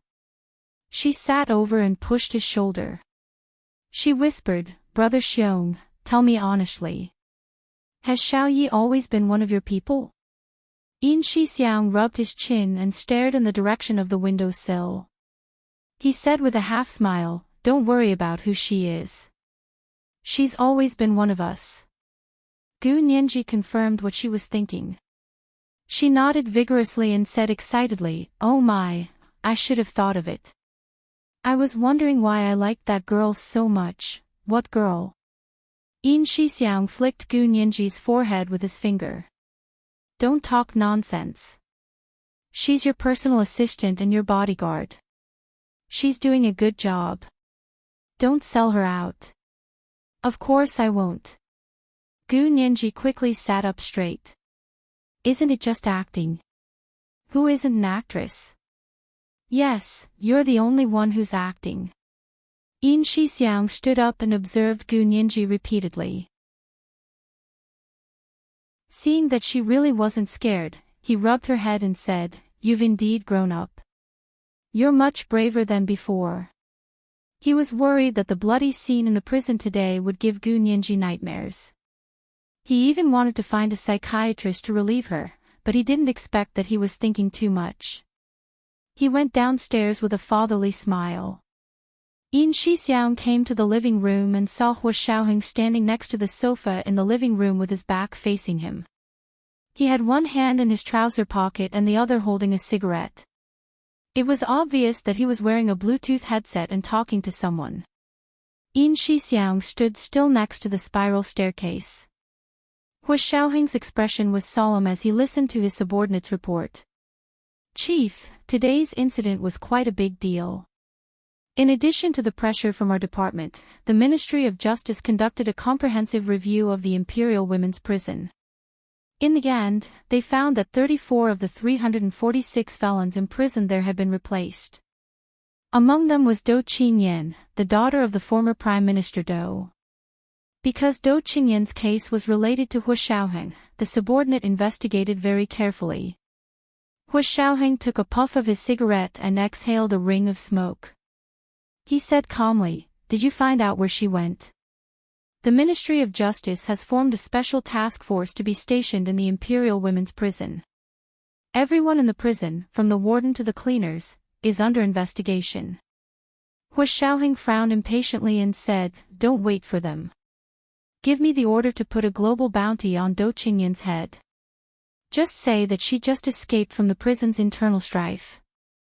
Send all her information to all our field agents and Interpol." Although Dou Qingyan had been replaced a long time ago, in order to hide the truth, they used today's incident in the prison to bring the matter of Dou Qingyan's arrest to the public. "Yes, Chief." Hu Xiaoheng asked again, "What about those fake forensic doctors?" "They're all dead." The subordinate couldn't hide his admiration. Miss Gu's female bodyguard was really amazing. She killed all those people. If she hadn't made the prompt decision to kill them all, our casualties would have been higher. Later, they found a few semi-automatic submachine guns with heavy firepower in Luo Zhelan's cell. They were much more powerful than the modified guns they used. The reason why they hadn't been used was probably because Xiao Ye's reaction speed was too fast. Those people didn't have time to change their guns before she took care of them one by one. A smile flashed in Hu Xiaoheng's eyes. He said, "Write a report and submit it. Focus on Miss Gu's female bodyguard." He wanted to ask for credit for her. This was the first major chapter of the day, chapter 1378, Who's Not a Drama Queen. The second chapter was around 1:00 in the afternoon, and the third chapter was around 8:00 in the evening. Monthly votes, recommendation votes, the more the better, thank you. Chapter 1390. After Yin Shixiang left, Gu Nianji returned to her bedroom and sat on the bed to call He Zhichu. "Professor He, are you free now?" He Zhichu had been waiting for Gu Nianji to call. If he hadn't seen Gu Nianji at the headquarters of the Special Operations Forces the entire afternoon, he wouldn't have been able to resist calling her. When he finally saw Gu Nianji's call, he quickly answered, but his tone was indifferent. "I'm fine. What's up?" Gu Nianji pursed her lips and whispered. Luo Zhelan had just been sent to the Imperial Women's Prison yesterday, and she suffocated herself with a plastic bag in the prison. He Zhichu, is that why you went to prison today? And then you were ambushed. As expected, they're coming for you. Why are you meddling in the affairs of the Huo family? He Zhichu was a little angry. He looked at today's news coldly. It was all about the gunfight, grenades, and smoke in the Imperial Women's Prison. Gu Nianji laughed and said mischievously, "But the devil is 10 times stronger than the righteous. I have powerful bodyguards by my side." Not only did they not gain any advantage, but they were also completely defeated by my bodyguards. They were completely wiped out. He Zhichu turned off the TV in front of him and said coldly, "That's because your bodyguard is powerful. Why are you so smug? Professor He, don't be a wet blanket. I really like my bodyguard." After saying that, Gu Nianji felt a little strange and immediately added, "This girl is pretty and good at fighting. She's my idol." He Zhichu, a female bodyguard. Yeah. Gu Nianji feigned ignorance. Women are very powerful too. They're no worse than men. He Zhichu's pursed lips relaxed. He didn't want to put down the phone and began chatting with Gu Nianji. Finally, he said, "Pay attention to the news in South America and Japan for the next few days. Your verdict in Japan should be coming soon." Gu Nianji froze for a moment before remembering the Angel in the World Foundation. Are they still dragging it? How annoying. Is it so hard to find a new judge? Gu Nianji pouted, her face puffed up in anger. That's why they're pushing for the appointment of a new judge. He Jichu sneered. I'd like to see how much they can pay for this foundation. Gu Nianji didn't understand what He Jichu meant at the time, but she understood the next day. News related to this suddenly popped up on Weibo like mushrooms after the rain. #Brazilian government changes, claiming that the cooperation between the former government and Japan has serious problems, withholding $750 billion of mineral investment from the Japanese government. Brazil's largest gathering of Japanese expatriates has been closed down by the police on suspicion of drug and human smuggling. Japan's biggest ambush in Peru, the president of Yamaguchi Corporation was killed on the spot. Brazil's richest man, Real, breaks off investment talks with a Japanese consortium, claiming that Japan is not a country friendly to foreign businessmen. News like this took up a lot of space. Brazil was Japan's biggest interest in South America, followed by Peru. This time, both countries suffered heavy losses. Every day, everyone watched how much money the Japanese government and the Japanese people lost as if it was a festival. The Japanese stock market was also facing a large-scale sell-off. The stock price plummeted, and it became a carnival for short-selling merchants. Gu Nianji couldn't help but feel itchy. She used her overseas account to short the Japanese stock market and cashed out a large sum of money. She donated it to Song Jinning's Institute of High Energy Physics for experimental funding. Under such a series of blows, the relevant people in the Japanese government finally understood the crux of the matter. They couldn't resist the massive loss of the stock market and overseas interests, and began to force people to let go, especially the government and parliamentary personnel related to the Angel in the World Foundation. Otherwise, everyone would lose more, even more than they had gained from the Angel in the World Foundation. Within 2 days, the new judge for Gu Nianji's case was suddenly selected, and the final sentencing date was immediately set. At first, it was set to be 10 days later. He Jichu sneered and called his men in South America. Japan's interests in South America were flowing away even faster. Soon, the Japanese government compromised again, claiming that the case had been dragged on for too long and needed to be resolved quickly. The sentencing date was changed to tomorrow, 8 days ahead of the original date. Gu Nianji only wanted to sneer when she saw the news. At this point, they were still thinking of dragging it out as long as they could. Unfortunately, they had met He Jichu, and they were destined to suffer. Gu Nianji had already returned to her apartment in the 3rd Ring Road. Xiao Yi was still living with her, but Gu Nianji didn't say anything special. She still treated Xiao Yi the same as before. Xiao Yi didn't say anything, and no one brought up the topic again. Tomorrow was the time for the Angel in the World case to be sentenced. Gu Nianji was still a little excited when she thought about it. She took a bottle of grape juice and knocked on Xiao Ye's door. "Xiao Yi, come have a drink with me." Xiao Yi could tell at a glance that it was fruit juice, not wine. She narrowed her eyes and said, "Drinking fruit juice isn't called having a drink. Drinking was called having a drink." Gu Nianji smiled and said, "I've prepared red wine for you. I'll drink grape juice with you." Xiao Yi smiled and followed her to the dining room to sit down. She said, "Nianji, you're already 19, right?" "Yes, I'll be 20 in a few months." Gu Nianji looked forward to it. "I'll be able to drink when I'm 22. "Xiao Yi," she asked in confusion, "why 22?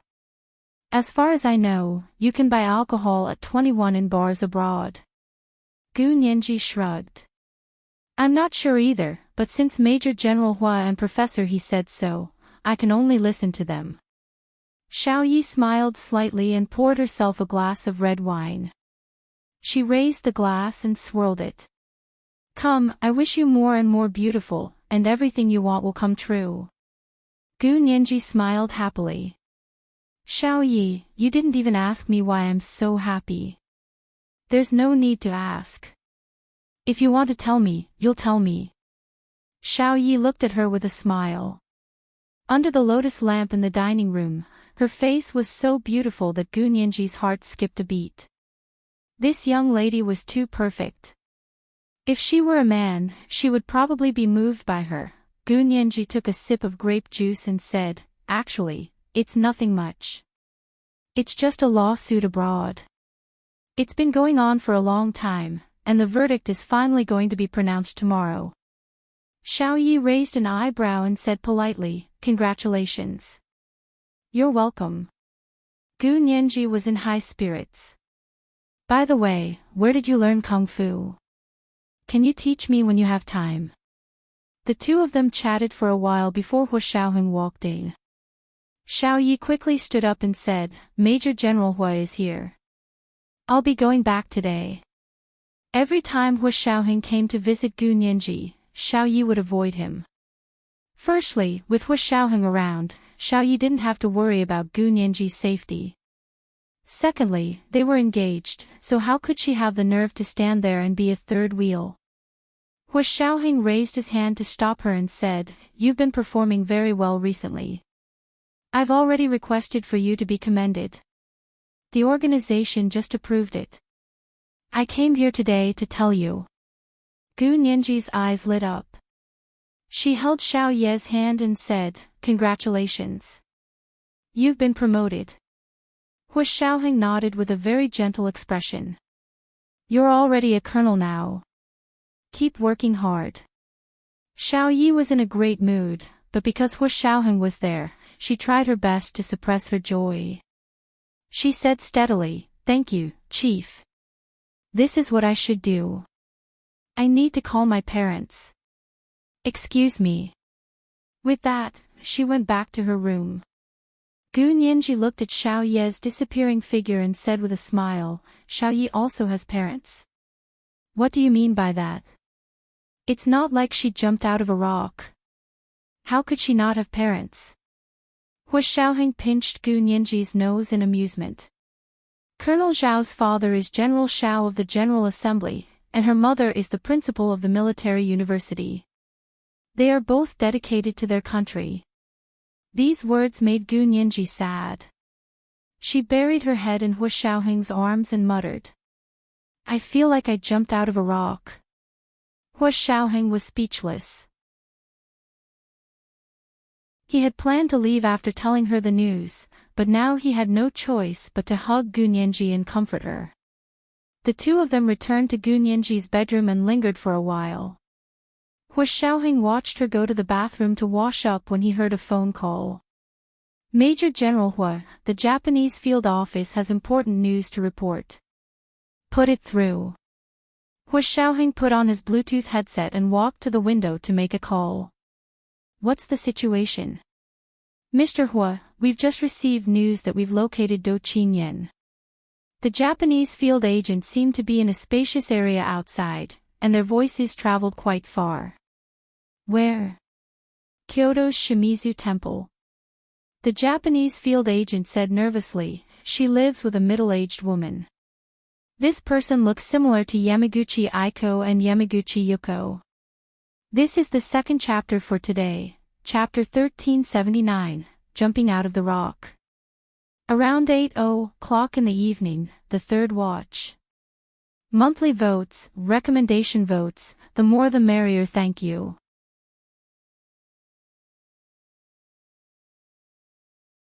Chapter 1391. Hua Xiaoheng's expression froze when he heard about Yamaguchi Aiko's whereabouts.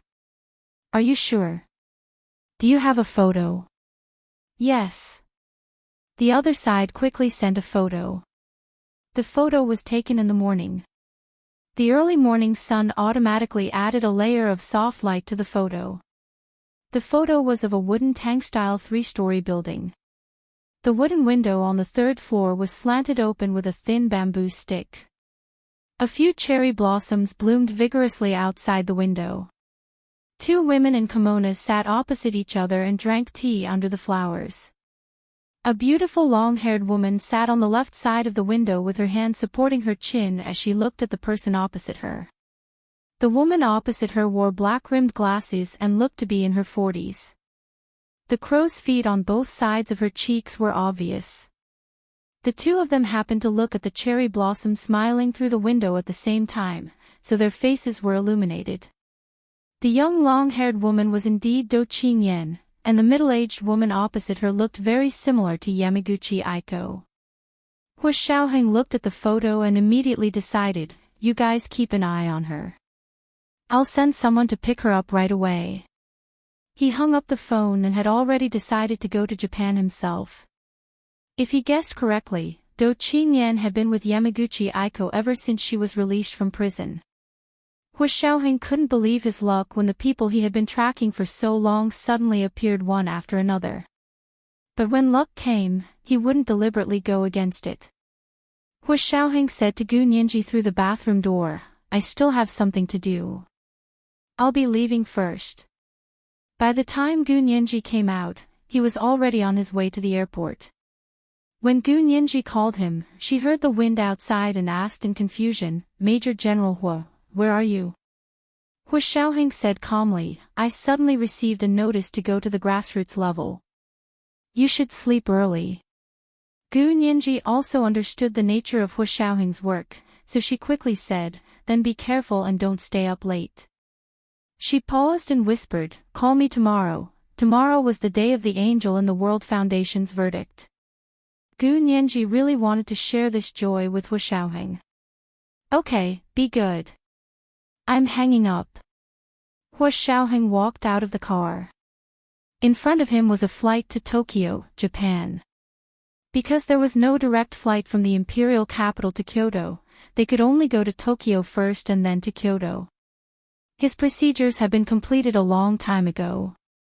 His face was disguised, and he did not look like himself at all.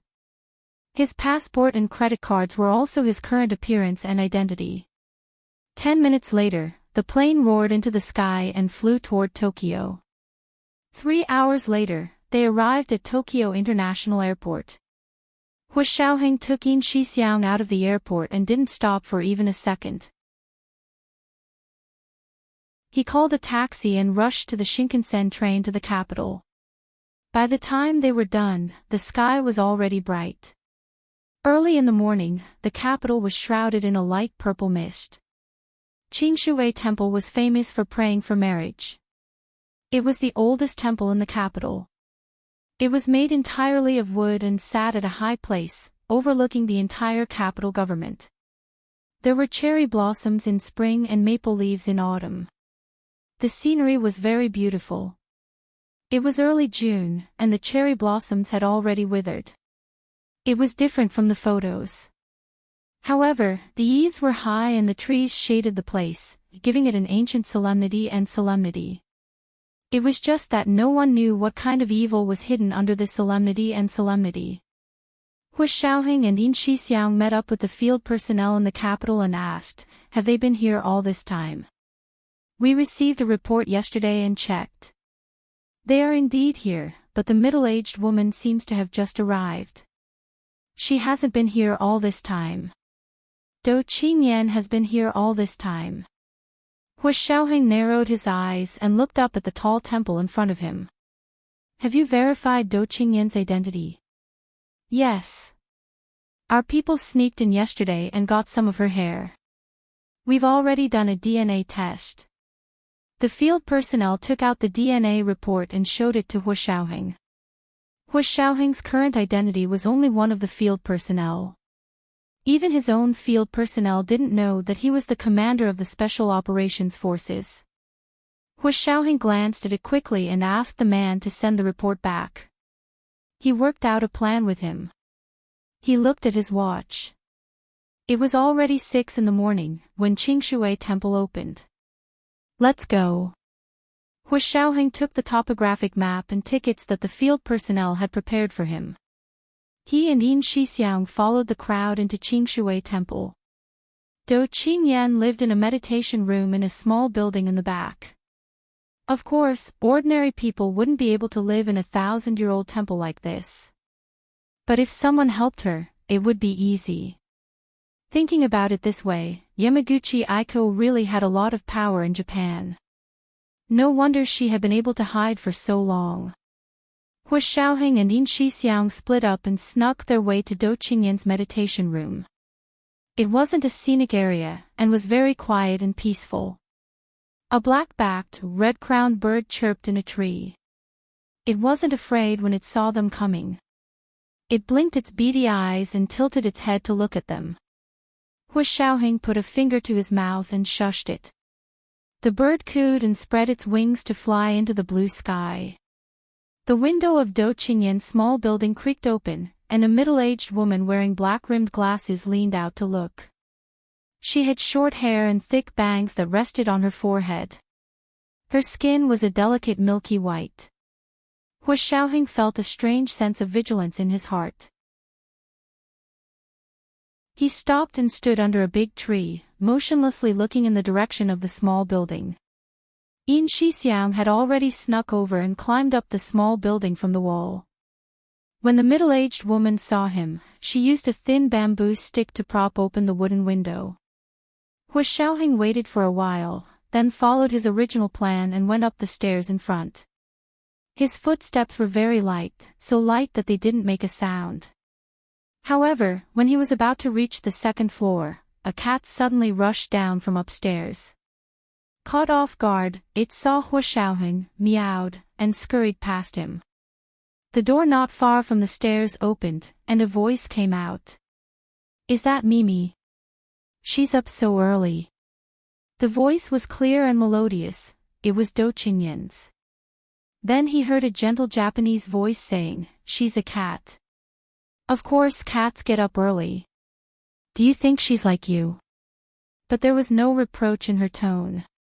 Dou Qingyan smiled, and said with some melancholy, "It's said that this place is the most effective place to pray for marriage, but I've lived here for almost 2 years. I've been going there every day to pray, and I've never seen that heartless person come to see me. How can he come to see you with your current identity?" The gentle female voice spoke again. "But maybe you'll see him when you open the door. Dreams always come true at the last moment of life." Hu Xiaoheng was alarmed. He wanted to retreat, but it was too late. The wooden door on the stairs was pushed open, and Dou Qingyan appeared in front of him in a green crane kimono. She glanced at Hu Xiaoheng in disguise and frowned. "Who are you? You must have lost your way. This isn't a scenic area." She thought he was a tourist. Hu Xiaoheng was about to speak when the sound of a silent pistol suddenly rang out from behind Dou Qingyan. Several bullets were fired in rapid succession, all of them entering Dou Qingyan's back, straight to her heart. Dou Qingyan fell to the ground without even closing her eyes. Her vision was fixed on Hu Xiaoheng's tall and handsome figure. This figure was so familiar. In the last moments of her life, Dou Qingyan thought that the Qingshui Temple's Stone of Love was indeed the most efficacious. The stairs were narrow, and Hu Xiaoheng couldn't dodge or retreat. As soon as Dou Qingyan fell, a middle-aged woman in black was revealed behind her. She held a gun in her hand and stared at Hu Xiaoheng in astonishment, as if she hadn't expected someone to come to such a secluded place at this time. Who are you?" She clutched her chest and asked in a trembling voice. She raised her hand and fired several shots at him. Hu Xiaoheng remained silent. He twisted his body and fired a shot with his wrist against the staircase railing. There was a muffled bang, and the bullet hit the woman's wrist. The gun in her hand fell to the ground. She clutched her wounded wrist with her other hand and knelt on the ground in pain. Hu Xiaoheng looked up and saw Yin Shixiang climb in through the window behind her, nimble as a monkey. This was the third chapter of the day, chapter 1380, The Stone of Love to Pray for a Good Fate. Are you guys not going to vote for me because I'm always at the third chapter? Or do you want to keep your monthly votes and vote at double the amount at the end of the month? Thank you.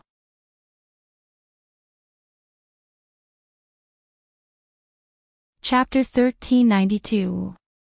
Hu Xiaoheng took a step forward and placed his hand in front of Dou Qingyan's face. He found that she was no longer breathing. Even an immortal wouldn't be able to escape being shot in the back by the middle-aged woman. As soon as Yin Shixiang jumped into the room, he immediately rushed behind the middle-aged woman. He reached out and grabbed her left and right shoulders. With a tug and pull, both of her arms were dislocated.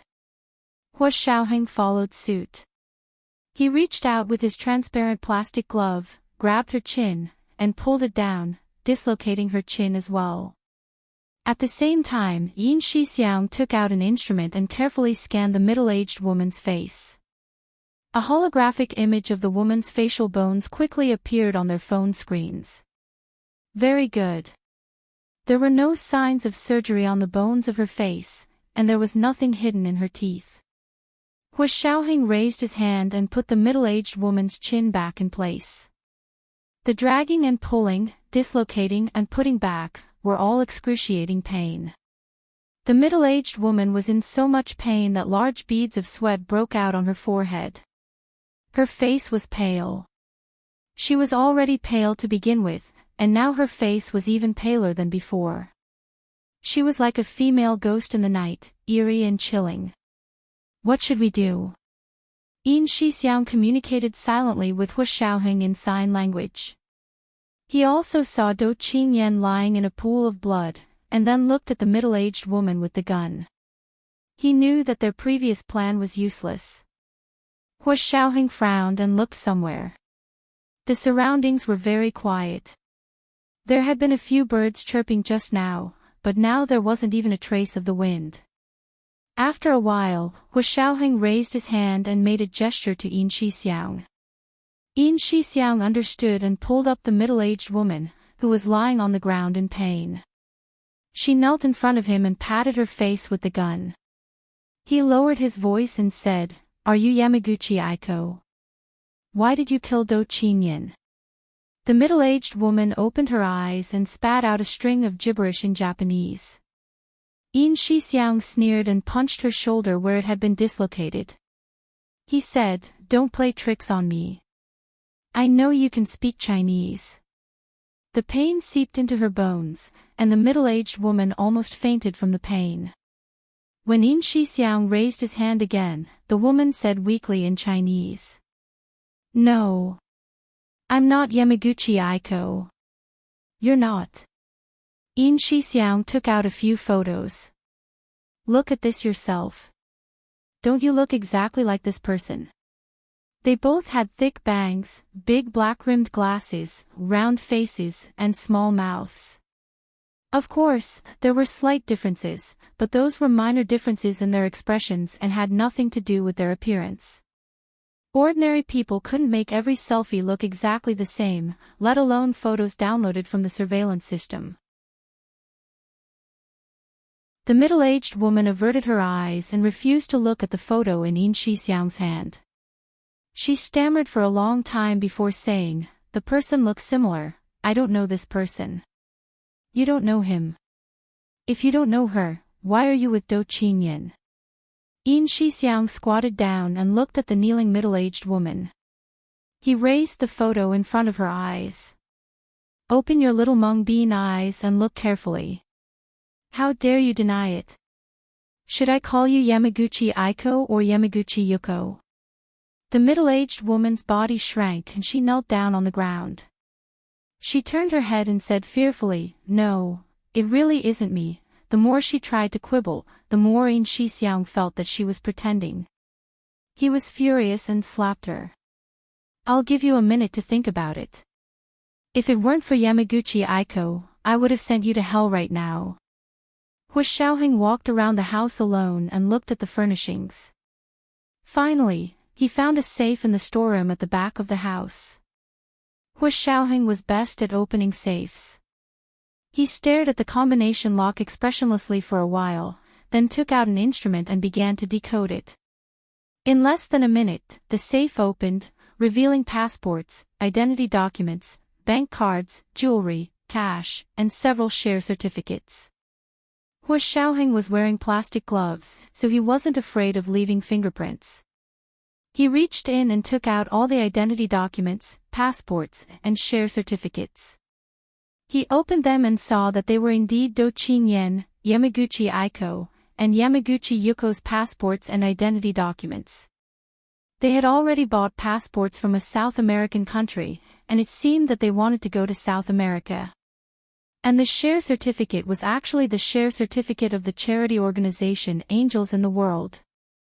It turned out that Yamaguchi Aiko had such a close relationship with Angels in the World. No wonder, Hu Xiaoheng put these things into the transparent file bag he carried with him and took them out. When he arrived in front of the middle-aged woman, Hu Xiaoheng took out the 2 passports with the names Yamaguchi Aiko and Yamaguchi Yuko written on them and handed them to Yin Shixiang. Yin Shixiang looked at them and clicked his tongue. Yamaguchi Aiko is indeed Yamaguchi Yuko. Look at this photo, and look at the time of the visa. Isn't it? Hu Xiaoheng had already noticed it, but he remained silent and glanced at the middle-aged woman. When the 2 passports were placed in front of the middle-aged woman, the woman finally gave up and sat on the ground. She gritted her teeth and said, "So what if it's me? I just hate them. The Gu people think that they can be superior just because they left the great Japanese empire? Stop dreaming. Are they worthy of being bastards who were bred like animals?" Hu Xiaoheng couldn't take it anymore. He struck out like the wind and almost broke the woman's neck with a crisp slap. Her head was slapped to the side, and half of her teeth fell out. Her eyes rolled back and she fainted again from the intense pain. Yin Shixiang stared at Hu Xiaoheng in shock. He couldn't help but gesture, "Major General Hu, take it easy. If you kill her with one slap, you won't be able to ask questions." Hu Xiaoheng clenched his fists and slowly loosened them. The sneakers on his feet were already covered, so they wouldn't leave any footprints on the ground. Hu Xiaoheng stretched out his long leg and kicked the middle-aged woman, waking her up again. Yin Shixiang continued to scold her, "Don't pretend to be so King noble. Wasn't the Gu family's matter caused by animals like you? Do you have any shame? You call others animals, but animals really don't know how to speak human language. Look at you. You're worse than a beast. I don't know how your parents made it to give birth to an animal like you." When it came to scolding people, Yin Shixiang was also one of the best. The middle-aged woman's face turned purple from his scolding, and the blood vessels on her forehead were about to pop out. "All right, since you admit that you did all these things, what about Gu Xiangwen? Where is he?" Hu Xiaoheng and the others had basically confirmed that Gu Xiangwen's disappearance was related to these people. The Angel in the World Charity Foundation was an organization on the surface, but there were also some people, such as Yamaguchi Aiko and Gu Yanran, who worked for this organization in secret. Their target was very clear. It was Gu Xiangwen and his daughter, Gu Nianji. The middle-aged woman was quite tight-lipped. No matter how hard Yin Shixiang tortured her, she gritted her teeth and didn't say anything. In the end, her hair was disheveled, and she suddenly laughed like a lunatic. "Ha ha ha ha. Who asked you to be so anxious? It's best if you're anxious to death. If you're anxious to death, you can go see Gu Xiangwen. Ha ha ha ha. If he can't be used by me, what else do I need him for? If you want to find him, go to the Cape of Good Hope and collect his corpse.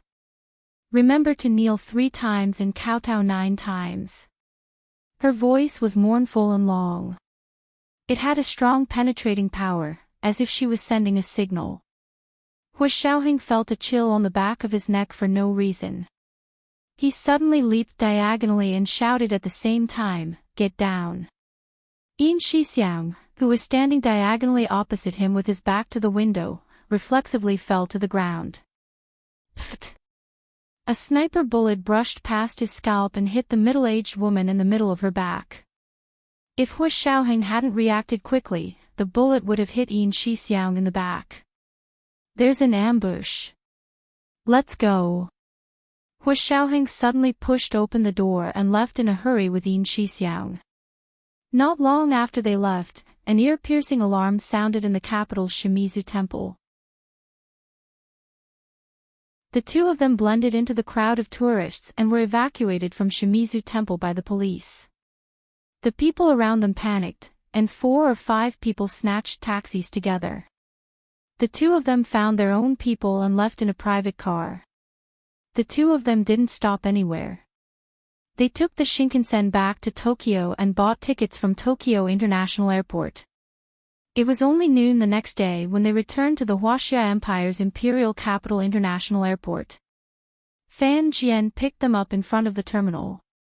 Sitting in the car, Hu Xiaoheng asked Yin Shixiang, "Have you collected their blood samples?" "I've collected them. I'll test Chen Lai's DNA later." Yin Shixiang scratched his head as he spoke. "But there's no comparison for Yamaguchi Aiko. The news of their deaths should have spread by now. Yamaguchi Aiko's identity should be confirmed. Send a message to the field personnel in Japan and ask them to sample Yamaguchi Aiko based on the news confirmed by the police. They should be able to compare it." Hu Xiaoheng really didn't believe that Yamaguchi Aiko had also jumped out of a rock. They had a record of Do Qingyan's DNA here, so they would know if it was her or not. As for Yamaguchi Aiko, they would have to wait for their field personnel in Japan to provide Yamaguchi Aiko's identity verified by the police before they could get a DNA sample for comparison. Yin Shixiang understood and nodded. "Then I'll wait first." They didn't speak again on the way back to the headquarters of the Special Operations Forces. Both of them didn't feel very good. They had chased all the way to Japan, thinking that they could get to the bottom of Yamaguchi Aiko's matter. In the end, the mantis stalked the cicada, unaware of the oriole behind. They had almost been buried in a trap. Fortunately, the other party didn't know that Hu Xiaoheng had gone personally. If they had known, they probably wouldn't have only sent a sniper to clean up the aftermath. If they had known that Hu Xiaoheng had gone personally, they would have done everything they could to make sure he didn't leave Japan alive. After breakfast that day, Gu Nianji went to the B University professor's building and went to Hijichu's professor's suite to wait for the verdict of the case with him. She had wanted to experience this important moment with Hu Xiaoheng. However, Hu Xiaoheng had to go down to the grassroots level at the last minute, so there was nothing she could do. However, she wasn't angry. She only felt a little regretful. However, this regret disappeared without a trace after seeing Hijichu. At least she had Professor He, who was like family, to wait for the verdict with her. Because Hijichu had been guiding their legal team behind the scenes with this case, Hijichu paid more attention to it, even more so than Gu Nianji herself. He took out the snacks that he had specially prepared for Gu Nianji. "These are blueberries from my organic farm. I baked a few blueberry snacks. Try them." Of course, he hadn't baked them, but the raw materials were from his family. Rounding things up, they could be considered as snacks that he had personally made. Gu Nianji ate a blueberry muffin. It was fragrant in the mouth and had a sweet aftertaste. There was also a faint milky fragrance. It was delicious. Gu Nianji licked her fingers exaggeratedly and said, "Professor He, your blueberry muffin is amazing." I almost swallowed my finger. Hijichu pursed his lips and chuckled. "You can't eat too much even if you like it. This thing has too much sugar. It hurts your teeth." Gu Nianji nodded with a smile and took a sip of milk. The two of them chatted for a while. At 9:00, the court finally opened and officially announced the verdict. Gu Nianji's lawyer played it for them on his phone. After the lawyers from both sides arrived, the new judge pretended to go through the motions and said a series of polite words before he began to announce the verdict. The Angel in the World Foundation accepted unknown donations. Established. The Angel in the World accounts were unclear. Established. The Angel in the World concealed the use of funds. Established. The verdict is that the Angel in the World Foundation will return $20 billion to Gu Xiangwen and Gu Nianji. Of this, the Angel in the World Foundation only has $3 billion left. The remaining $17 billion have already been squandered and cannot be repaid. The foundation is ordered to go bankrupt and liquidate. The person in charge of the Angel in the World Foundation said that they would not be able to repay it even if they went bankrupt. The court could only sentence them to jail. Gu Nianji didn't have any expression when she heard the result because it was completely within her expectations.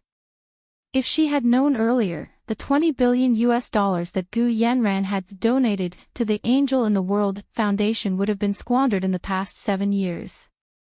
She said calmly, "They can go to jail, but all the projects supported by Angel in the World will be transferred to me. I'll send someone to lead their bankruptcy and liquidation." He Jichu nodded. That should be the case. He turned to look at Gu Nianji and sighed. "Nianji, you've really grown up." She was much more thoughtful than before, and she didn't cry and make a scene whenever she was unhappy. Gu Nianji cupped her face with both hands and sighed. "Professor He, I've aged a lot. I'll be 20 in a few months. How can I not grow up?" He Jichu, who was about to turn 30, silently touched his chest. This stab was so painful. It was already noon by the time he finished listening to the verdict. "Shall we go to lunch to celebrate the closure of the case?" He Jichu stood up and looked at his phone. "I have class in the afternoon. How about we go to a restaurant near the school?" "Sure. I'm fine with that," Gu Nianji said cheerfully. "My case is over, so I can report to the Senate tomorrow." "So soon?" "Rest for a few more days." He Jichu gave her an idea. "Why don't you wait until after your engagement party with Major General Huo before going to work at the Senate?" If there was still someone who was blind enough to stand up and pick on Gu Nianji, He Jichu would respect her for being a man. Gu Nianji thought about it and felt that He Jichu's words made sense. She smiled and nodded. "Okay, I'll have to ask my granduncle if the guest list is out." She had been busy with the lawsuit for the past few days and hadn't contacted her granduncle. She didn't know if he would be angry. He Jichu snorted and said, "You're the woman. Don't ask such questions yourself. It's degrading. If others find out, they'll think you're in a hurry to get married." "Gu Nianji, then what should I do?" She frowned. "But I have to see the guest list." She also had a lot of colleagues and friends on her side, so she couldn't leave anyone out. "I'll go ask." "Don't worry about it." He Jichu's heart ached, but he still perked up to help Gu Nianji plan.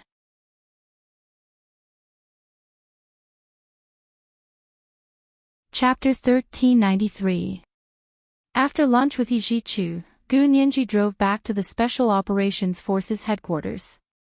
After entering Hua Xiaoheng's official residence, Gu Nianji saw Hua Xiaoheng's orderly, Fan Jian, coming out of the kitchen. She asked casually, "Brother Fan, you didn't go to the grassroots level with Major General Hua?" She knew that Fan Jian usually drove when Hua Xiaoheng went to the grassroots level. Fan Jian, he scratched his head and helped Hua Xiaoheng with a smile. Major General Hua just came back from the grassroots level." Gu Nianji was delighted. "He's back. So soon." He hadn't called her. "Is he upstairs?" Gu Nianji wanted to see Hua Xiaoheng immediately and tell him about the Angel in the World case. After dragging it out for so long, there was finally a result. She was also very emotional. Fan Jian shook his head with a smile. How could he be at home in the middle of the day? He went to the office building. Oh. Gu Nianji instantly became listless. Then I'll go up. She couldn't disturb Hu Xiaoheng's work. In the office building of the Special Operations Forces headquarters, Hu Xiaoheng was holding a team meeting to review the recent work. Yin Shixiang and Zhou Qiyuan were sitting in the meeting room. Zhao Liangzi, who was far away on the small island in the Cape of Good Hope, was also participating in the meeting remotely via online video. The other members of the meeting included their teams from the past few operations, as well as Xiao Yi, who had just returned to the team. Yin Shixiang first reported the situation of their trip to Japan. He said with a pained expression, "We were too impatient this time. We thought we could catch them all in one fell swoop, but we were almost caught in one fell swoop." Zhou Qiyuan frowned. There was such a big mistake in the intelligence work this time. What exactly is the problem? The team leader in charge of the dispatch this time was also very confused. But we did make full preparations this time. All the clues in Japan were cross-confirmed, and neither Do Qingyan nor Yamaguchi Aiko were fake. How could there be such a big problem? They couldn't understand why Yamaguchi Aiko wanted to kill Do Qingyan at this time, nor did they understand the meaning of the sniper who appeared at the end. Xiao Yi also found it unbelievable, but she was experienced and knowledgeable, so she analyzed, if we leaked the news, then Yamaguchi Aiko wouldn't have foolishly killed someone right under our noses. Because in that kind of situation, she wouldn't be able to escape. She would simply be throwing her life away. And that last shot almost seemed tailor-made for her. Maybe the sniper wasn't targeting Big Xiong, but Yamaguchi Aiko. Xiao Yi did not know that Hu Xiaoheng had personally gone to Japan this time. Even within the system, they all thought that Yin Shixiang was the one leading the team, so there was almost no possibility of any leaks. Moreover, from the looks of it, the sniper's target was indeed not Yin Shixiang, because after shooting Yamaguchi Aiko, the person did not make another move. Otherwise, if they had continued to ambush Yin Shixiang and Hu Xiaoheng, they wouldn't have been able to slip away so easily. Hu Xiaoheng's emotions were extremely complicated. If the owner of the invalid number was Yamaguchi Aiko, then how many secrets had been buried with her death? What was the other party's goal? Yamaguchi Aiko, who had been on the run for so long, had suddenly appeared to kill Do Qingyan.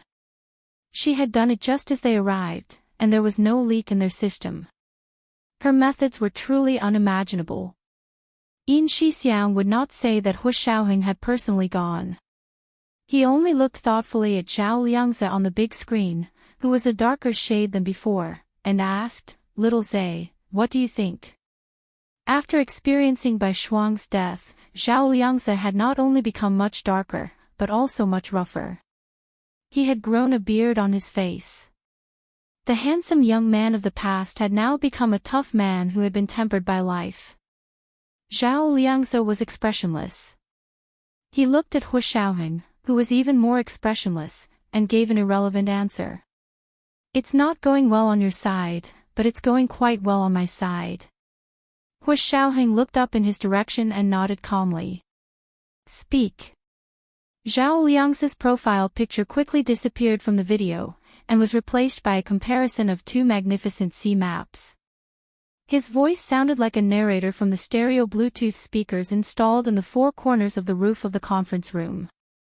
"The map on the left is the sea area I've searched this year, and the map on the right is the sea area I've recently searched according to the range given by Major General Hua." Then the two maps began to overlap and merge. The sea map on the left swallowed the sea map on the right. In other words, the sea map on the right became a small circular area in the middle of the sea map on the left. It was like a small circle within a large circle. A small red dot appeared in the small circle in the middle. It was the specific coordinates given by Hu Xiaoheng, which was also the range shown in the screenshot of the shared location they had obtained from Luo Jialan's phone. "I just discovered that there's a different sound wave at the bottom of the sea in the core area on the right." They searched the sea area mainly relying on sonar and the underwater drone, the Flood Dragon, to cooperate with the detection. However, the sea was so big that it wouldn't be possible to search it in a short period of time with just the people stationed on the island. Hu Xiaoheng had originally estimated that it would take 5 years. In other words, Zhao Liang's team would have to stay on this small island for a full 5 years before they could completely search this area. In the end, with the help of the shared location on Luo Zhelan's phone, they actually made new discoveries in less than 10 days. They recalled that before Yamaguchi Aiko was killed by the sniper, she had also called for them to go to the Cape of Good Hope. Could it be that the location that Yamaguchi Aiko had shared with Luo Zhelan was really related to Gu Xiangwen's whereabouts? What did you find? Tell me. Yin Shixiang couldn't wait any longer and anxiously slammed the table. The image on the big screen changed again, and this time, a color image of the underwater sonar appeared. Under the vast ocean, all kinds of aquatic creatures swam around. On the image displayed by the color sonar technology, they still looked like dark shadows. Finally, the image froze on a dark object at the bottom of the sea. It looked like an olive. Of course, it was a large olive. Zhao Liang's voiceover sounded again. After sonar detection and imaging processing, we found that this is a small submarine. It's about 4 meters in diameter, about 40 meters in length, and 5 meters in width at its widest point. It can be said to be a mini submarine. Are you kidding me? There's a submarine here. And it's a small mini submarine. The conference room was in an uproar. If it was a large submarine here, they wouldn't be surprised. Countries with submarines would send their submarines out to the 5 oceans from time to time. However, the appearance of a small mini submarine here was somewhat interesting. Basically, it could be ruled out that it was the work of the militaries of various countries. Firstly, for a small mini submarine to dive to such a deep seabed, the technical difficulty required was not ordinary. Just as sustainable power support was a huge problem. At present, no country in the world had made a breakthrough in this area, so a normal submarine was very large. Whether it was a nuclear submarine or a conventionally powered submarine, a large part of the design was to provide space for the submarine to support its power. Secondly, the strategic significance of that place was almost non-existent. Even if a country achieved a technological breakthrough and built a small mini submarine that could dive to such a deep depth, it wouldn't be placed in such a place. So whose small mini submarine was this? With one hand on the conference table and the other playing with the lighter, he asked in a deep voice, "Did you send the Zhao Dragon down?" The Zhao Dragon was the name given to the underwater drone by the Huaxia Empire's military. Zhao Liangzi said, "After the sonar detected the target, I released the Zhao Dragon. You can take a look at the video taken by the Zhao Dragon." The image on the big screen changed again. This time, their perspective followed the Zhao Dragon's underwater drone as it gradually sank, and they saw more and more beautiful underwater scenery. The lanternfish with its head shining, the electric eel twisting around like a bolt of lightning, and the colorful coral all appeared one by one in the Zhao Dragon's lens. However, the people in this meeting room weren't so romantic. They were only focused on the dark, big olive at the bottom of the sea. Soon, the Zhao Dragon reached a certain depth and couldn't go any further. It stopped at its extreme diving depth, then moved parallel to the big olive to film. Although it couldn't get too close, the image was already very clear. Everyone watched the scene intently and held their breath, as if they were worried that someone would suddenly open the submarine's door and greet everyone in the next second. Of course, that didn't happen. The video taken by the Zhao Dragon finally stopped above the dark, big olive. Hu Xiaoheng stared at the scene for a long time before saying, "Did you use the life detector?" Zhao Liangzi was quiet for a while, and his voice was a little low. "I did.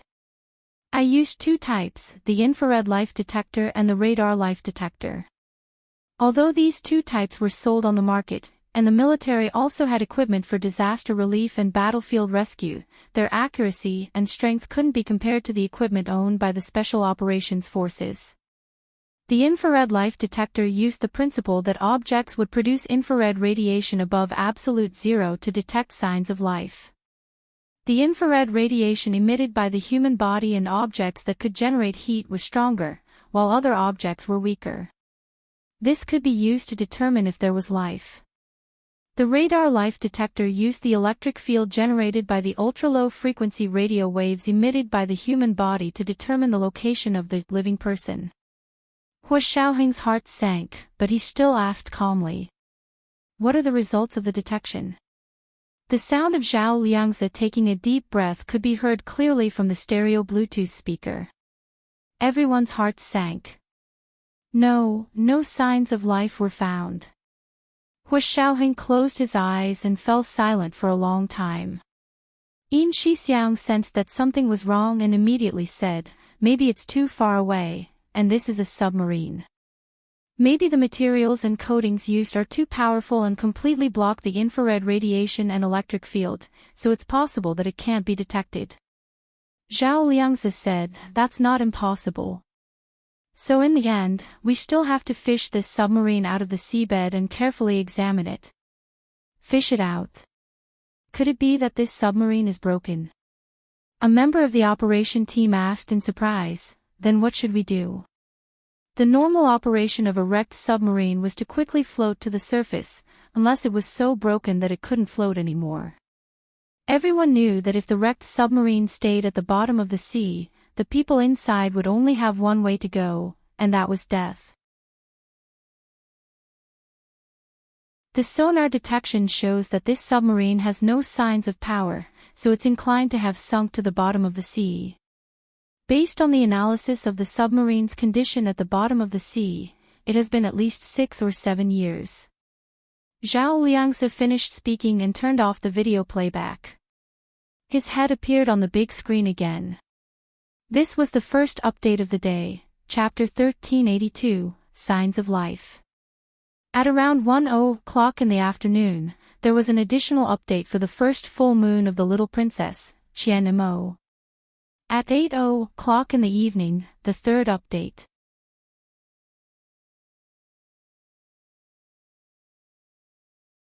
Chapter 1394. The submarine had been at the bottom of the sea for 5 to 6 years. Her words were like a heavy hammer that weighed heavily on Hua Xiaoheng's heart. His brows were cold and his eyes were as deep as the sea as he silently looked at the big window of the conference room. For the sake of confidentiality, the windows of this conference room were also one-way glass. They could see from the inside, but they could not look in from the outside. No one spoke and waited patiently for Hua Xiaoheng to give the order.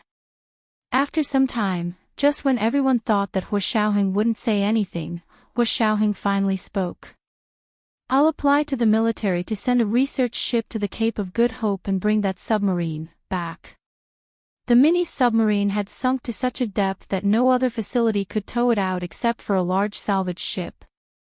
The Cape of Good Hope wasn't part of China's territory, but the place where the submarine sank wasn't in the territorial waters of any country. It was on the high seas. However, it would be too eye-catching to sail a salvage ship to the high seas. Hua Xiaoheng didn't want to attract the attention of other countries, especially the United States on the other side of the ocean. Therefore, sending a large research ship was the most suitable method. After all, the Hua Xia Empire's tradition had always been to protect the country, protect the Ministry of Agriculture, expand the territory of the Fishery Bureau. After the meeting was adjourned, Hua Xiaoheng and Yin Shixiang immediately went to report to General Ji. When General Ji heard that the submarine had probably been at the bottom of the sea for 5 to 6 years, his face darkened. "Are you sure this submarine is related to Gu Xiangwen?" General Ji walked back and forth in his office with his hands behind his back, his brows tightly furrowed. Hua Xiaoheng thought about it and felt that he understood General Ji's concerns, so he immediately said, "If the submarine is proven to have nothing to do with Gu Xiangwen, I'll pay for all the expenses myself. Just treat it as if he was renting equipment and manpower from the country." This research ship would cost at least hundreds of millions of dollars. If it had nothing to do with Gu Xiangwen, then their losses would be huge. General Ji's hesitation was understandable. General Ji turned around and glared at him. Do you think I'm such a petty person? It wasn't like the military couldn't afford it. I'm just worried that if it really has nothing to do with Gu Xiangwen, some people will talk about it and harm you in the future. It doesn't matter. Hua Xiaoheng wasn't worried about that at all. It would be a lie to say that he was not ambitious and did not care about being promoted. However, it wasn't Hua Xiaoheng's style to be restrained just because he was afraid of being criticized. After discussing the details with Hua Xiaoheng, General Ji waved his pen and signed the consent form for him. Hua Xiaoheng took the consent form and went to the Institute of High Energy Physics to look for Song Jining. Director Song is in the laboratory. Please wait a moment. The staff from Song Jining's laboratory welcomed Hua Xiaoheng into her office. They knew that Hua Xiaoheng was Song Jining's son, so they didn't have any concerns. Hua Xiaoheng waited in Song Jining's office for half an hour before she came out of the lab. What kind of wind blew you here today? Song Jining smiled as she washed her hands and took off her lab coat. Hua Xiaoheng naturally took it for her and hung it on the coat rack. He said, Miss Song, there's something I want to discuss with you. Seeing how cautious Hua Xiaoheng was, Song Jining quickly closed the office door. The two of them sat in front of the desk. Hua Xiaoheng briefly explained Zhao Liang's findings. Before he could continue, Song Jining had already stood up excitedly and said, Is there really Gu Xiangwen's whereabouts? Oh my, that's great. I admire him so much. You want to send a research ship to salvage it? I'll recommend myself. Let me go with the research ship. I'll help adjust the equipment. Hua Xiaoheng had come to find Song Jining precisely because he wanted her to personally go. However, he wanted Song Jining to personally go, not because he wanted her to adjust the equipment, but because he had other motives. Miss Song, if that submarine really has something to do with Gu Xiangwen, I'm worried that there might be something else inside, so I need you to check it out. Among the scientists in our country, I only trust you when it comes to high-tech technology. Hua Xiaoheng was very reserved. Song Jining didn't quite understand at first, but she smiled and said, You can't say that. The scientists who have the most knowledge about submarines are all in your military. Hua Xiaoheng looked at her with a faint smile. Song Jining suddenly came back to her senses. Are you worried that those people will be tempted by Gu Xiangwen's technology? We have to be on guard. After all, Yi Zidan's mistake was there for all to see. Song Jining nodded and said thoughtfully, You can rest assured in this regard. I will never take other people's research results for myself.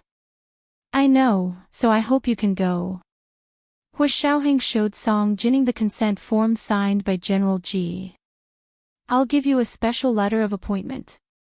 That way, you can go as a representative of the military. Hua Xiaoheng acted very quickly. He reported to the military at noon, then watched the big shot sign and personally went to transfer the research ship. With him around, the procedure that would have taken more than 10 days to complete was completed in less than 2 or 3 days.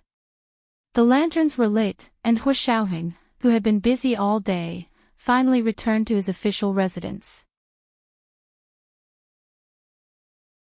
After entering the door, he took off his military cap and hung it on the coat rack at the entrance. As soon as he lowered his head, he saw Gu Nianji, who was wearing home clothes, holding slippers in front of him. Gu Nianji half knelt on the ground and looked up at him with a smile.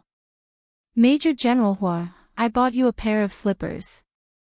Do you want to change into them? Hua Xiaoheng had never had the habit of wearing slippers in his official residence.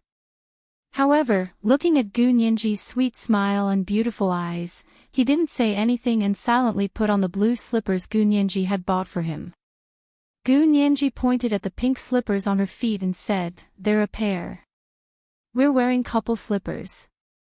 Only then did Hu Xiaoheng realize that Gu Nianji's slippers had a pink rabbit painted on them. His slippers had a blue rabbit painted on them. Hu Xiaoheng, don't they look good? Gu Nianji wasn't sure what Hu Xiaoheng was thinking.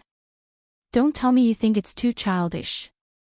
I still spent a long time picking out the more mature and stable couple slippers. Hu Xiaoheng. When did this kind of cute rabbit become mature and stable? Hu Xiaoheng looked down at the cute blue rabbit on his feet. He rubbed his temples and asked Gu Nianji, did you go out shopping today? Gu Nianji nodded. I woke up at noon and you weren't back yet. I was bored here alone, so I drove out for a walk. You went out by yourself? Hu Xiaoheng's expression became serious. How many times have I told you to take Xiao Yi with you when you go out? I forgot. Gu Nianji smiled embarrassedly and shook Hu Xiaoheng's arm. Major General Hua, I'm sorry. I didn't mean it. Gu Nianji acted coquettishly as she carefully observed Hu Xiaoheng's expression. She saw that he was still unsmiling, and there seemed to be an indescribable sense of exhaustion between his brows. Gu Nianji was puzzled. Was work tiring today? Do you want to rest for a while? I'll give you a massage. Hu Xiaoheng curled his lips and bent down to pick her up from Gu Nianji's legs. He carried her horizontally and said, do you want to see if your man is tired? Gu Nianji was shocked and quickly hugged his neck tightly. She said angrily, you can't ambush me. Hu Xiaoheng kissed her face and carried her upstairs. Yin Shixiang, who followed him in, clicked his tongue and said loudly, we haven't even had dinner yet, and you two are already showing off your affection. Luckily, I'm no longer single. This was the second update of the day, Chapter 1383, Surprise Attack. It was delivered to the little princess's full moon celebration by the alliance leader, Qian Mo. It was the third update at around 8 p.m.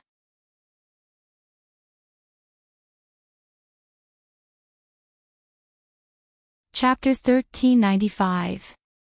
Gu Nianji lifted her body from Hu Xiaoheng's arm and looked over his shoulder. She made a face at Yin Shixiang with a smug expression. Hu Xiaoheng looked down, and a smile flashed across his eyes. He carried Gu Nianji quickly up the stairs to the second floor. The two of them went to the second floor. Gu Nianji and Hu Xiaoheng's rooms were on opposite sides of the corridor. Hu Xiaoheng thought about it, then opened his room and carried Gu Nianji inside. Gu Nianji pursed her lips and smiled even wider. After entering, Hu Xiaoheng placed Gu Nianji on the sofa and kissed her for a while before saying hoarsely, wait for me. I'm going to take a shower first. His voice was very deep and had a magnetism that could tug at one's heartstrings, making one's ears go numb. Gu Nianji blushed slightly and pretended not to hear what he was implying. She deliberately said, okay, I'll go see if dinner is ready in the kitchen. Then she was about to slip away. Hu Xiaoheng grabbed her and carried her to the bathroom. Since you're fine, accompany me to take a bath. Gu Nianji wasn't willing. She did whatever she wanted to him, causing his body temperature to rise. Finally, he pulled Gu Nianji into the bathroom. Soon, the sound of running water drowned out all other sounds. The next day, the first signs of the summer heat in the imperial capital. He Jichu called grandfather Xia and said that he wanted to talk to him about Gu Nianji and Hu Xiaoheng's engagement party. Old Master Xia sat under the ginkgo tree in his villa, playing with two black jade-like walnuts in his hand. He smiled and said, may I ask who you are? Who was he to Nianji? How come I didn't know Nianji had a relative like you? It wasn't that he didn't know about He Jichu. He even knew a little about He Jichu's feelings for Gu Nianji. However, if he were to show it now, he would be dwarfed by He Jichu. He Jichu knew what the old man was thinking. He snorted dryly and said, I am He Jichu. My ancestors were family friends with the Gu family. Nianji doesn't have any other relatives, so I'm part of her family. So what? Old Master Xie denied it. Ha ha ha ha, young man, don't be so rash. You're from her side of the family. That's good. You should know your place so that we can talk, right? He Jichu pursed his lips and said coldly, I just wanted to ask how the engagement party you prepared was going. Our Nianji also has a lot of friends and colleagues to invite. Can you show me your list so I can help you fill in the gaps? The guest list. I'll have my assistant contact you. Old Master Xia wouldn't do it himself. He would let his subordinates handle it. He was even more interested in He Jichu. Before He Jichu could put down the phone, Grandfather Xia asked him again, Mr. He, right? Where did you grow up? Your He family used to be a big family, but it declined later. I'm sorry. It sounded like he knew a lot about the He family. He Jichu became vigilant and said sullenly, if the descendants don't work hard, no matter how big the family fortune is, it will still decline. Is the Xia family different? All that's left of your ancestors' business is money. He hung up the phone. Grandfather Xia looked at his phone in shock. After a while, he couldn't help laughing. He tapped the armrest of the rattan chair with his hand and said thoughtfully, this He Jichu is quite interesting. Not long after He Jichu hung up, Grandfather Xia's assistant contacted He Jichu. Not only did he exchange the list with him, but he also discussed the details of the engagement party. This was a great respect for the woman. A family like the Xia family was indeed impeccable in etiquette. He Jichu's mood improved a little, so he didn't care about the sharpness in Grandfather Xia's words. After finalizing the details of the engagement party, He Jichu took Gu Nianji to Japan to take over the remaining assets of Angel in the world. Hu Xiaoheng sent Xiao Yi to follow them and also sent several field personnel to secretly protect them. However, with He Jichu around, Hu Xiaoheng's arrangements were a little redundant. They had a smooth journey in Japan and didn't encounter any problems. Even when crossing the road, there were Japanese police motorcycles clearing the way. It was like a visit from the head of state. Gu Nianji was secretly surprised, but she didn't show it on her face. They went straight to the headquarters of the Angel in the World Foundation and watched He Jichu's staff go in and out to move the information.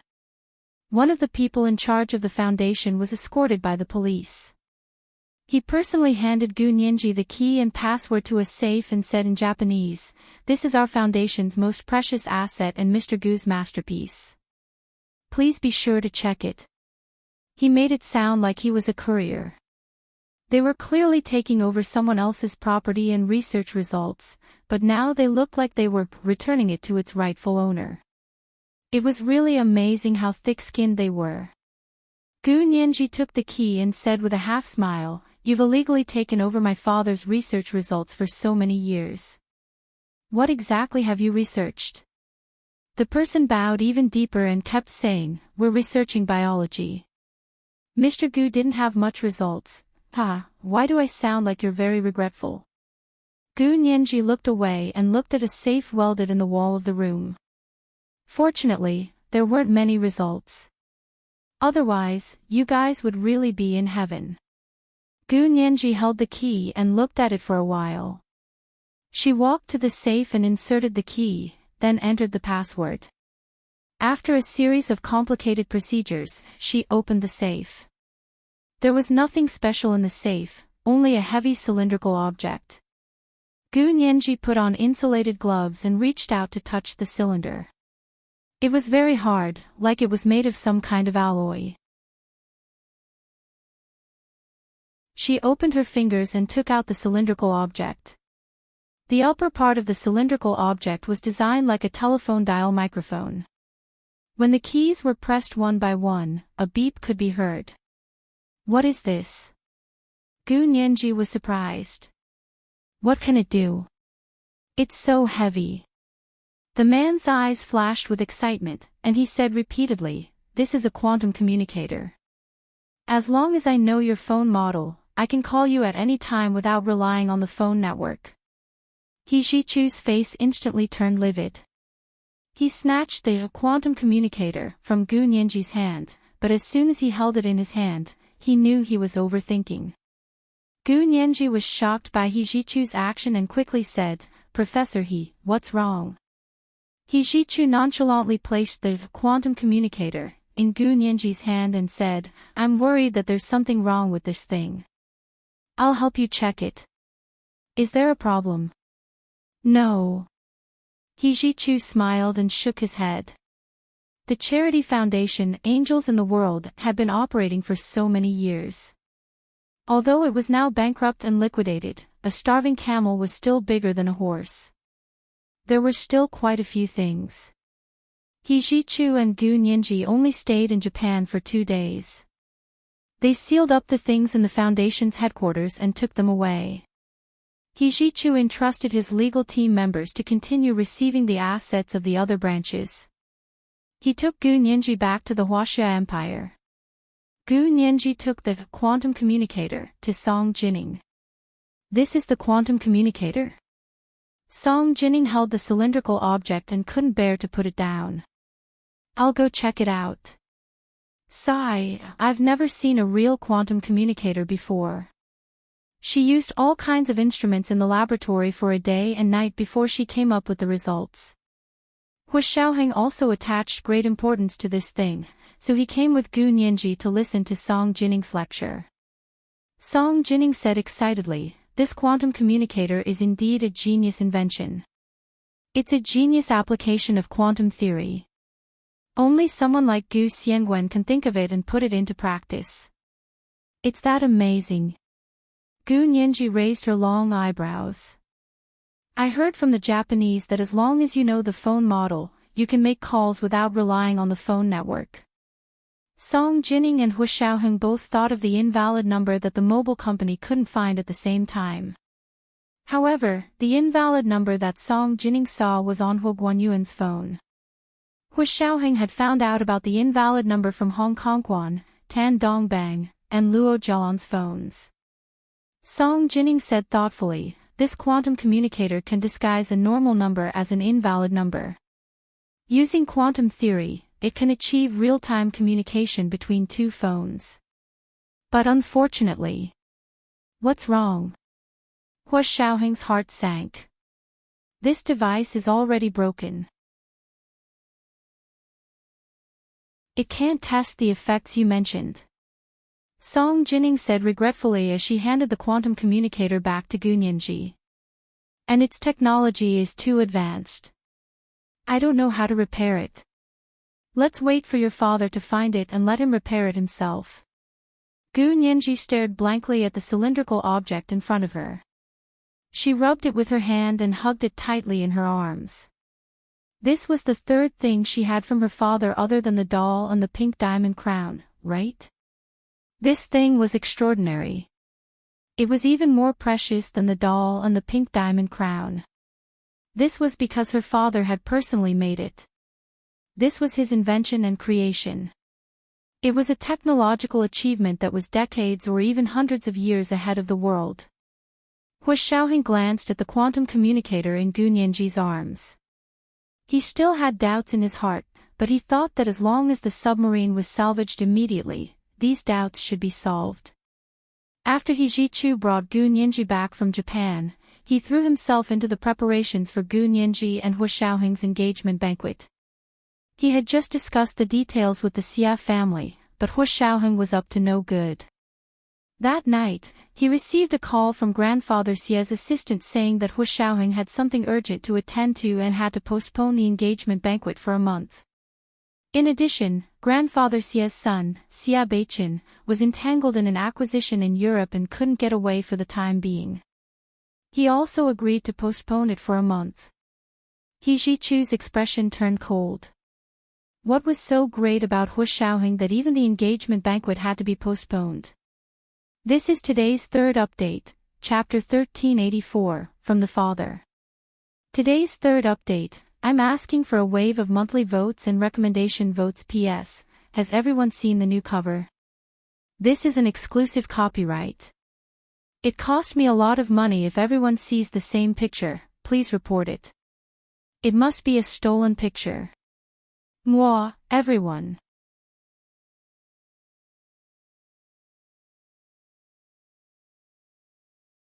Chapter 1396.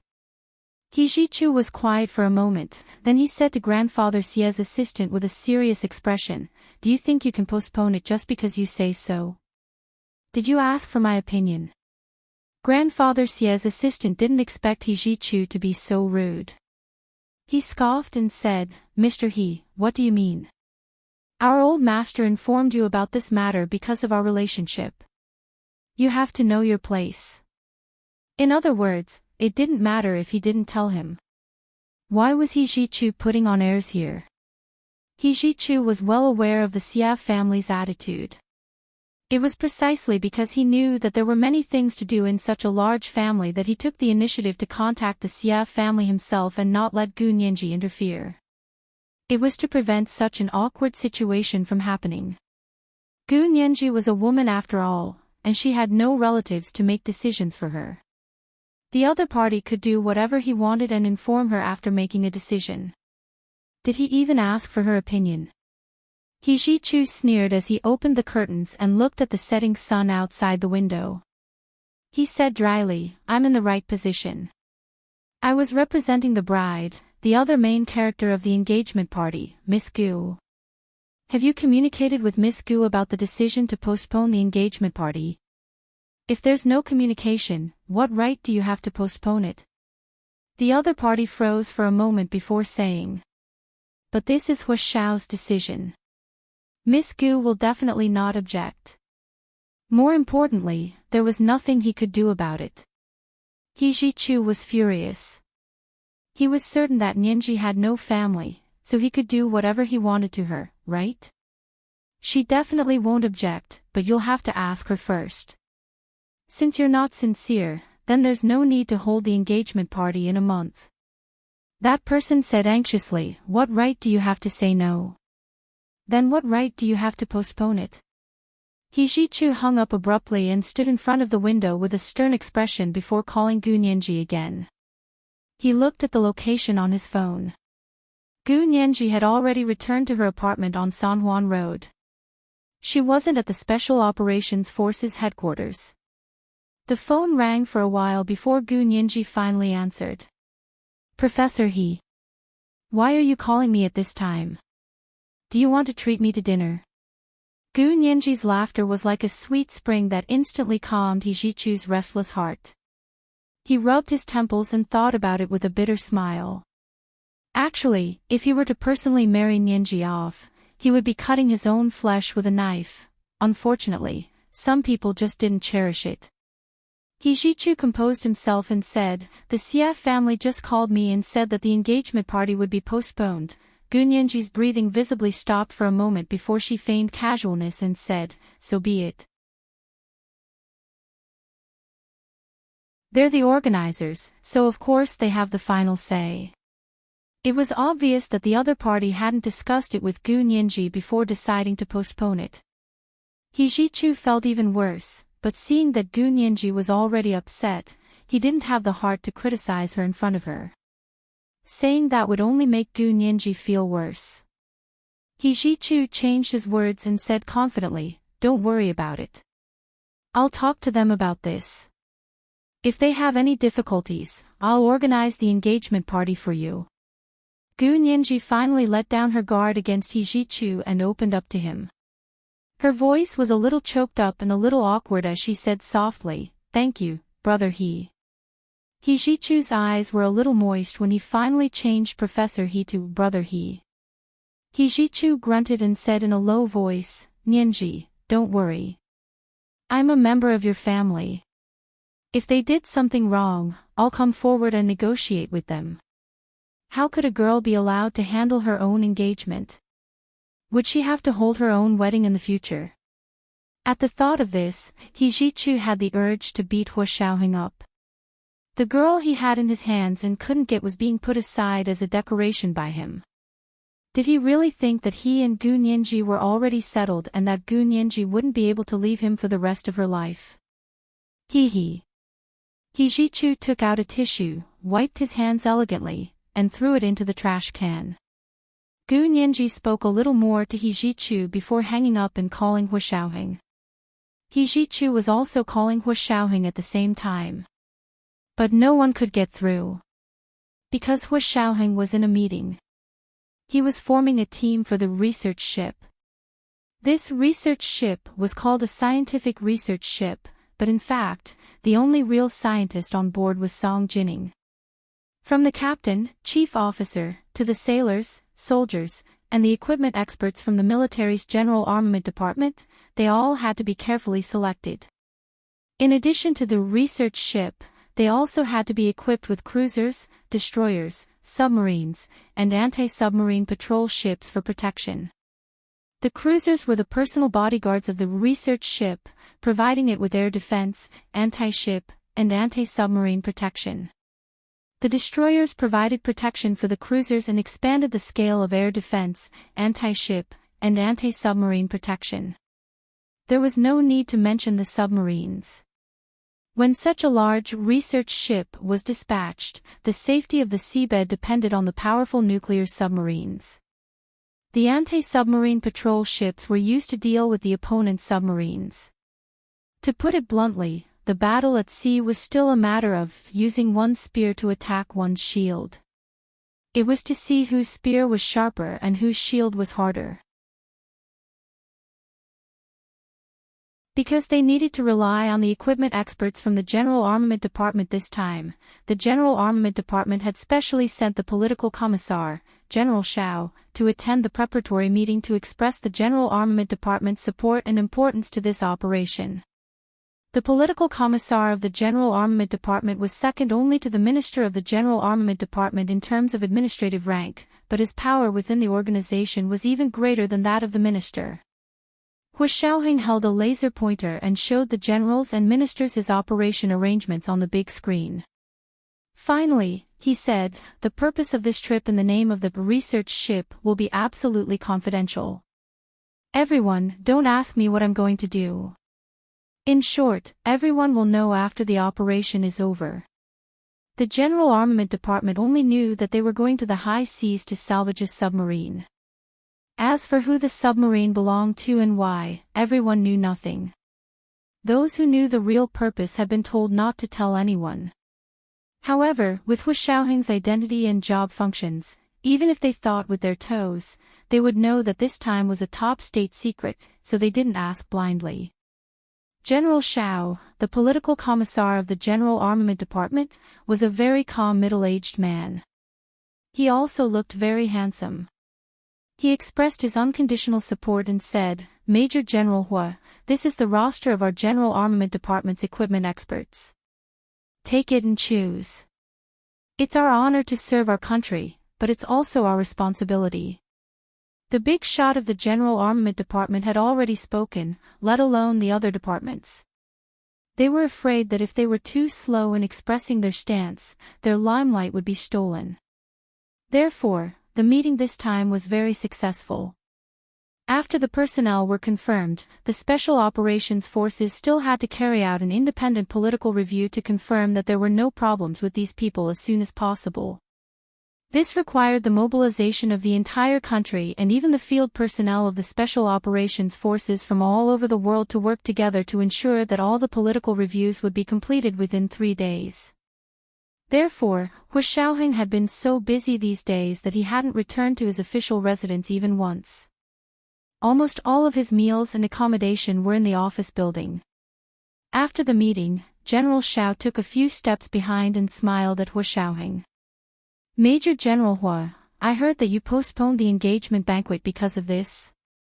The invitation to Hu Xiaoheng's engagement banquet had already been sent out, but because of this matter, it had been postponed for a month. Hu Xiaoheng nodded with a smile. The mission is more important. The engagement banquet isn't in a hurry. We'll do it when I get back.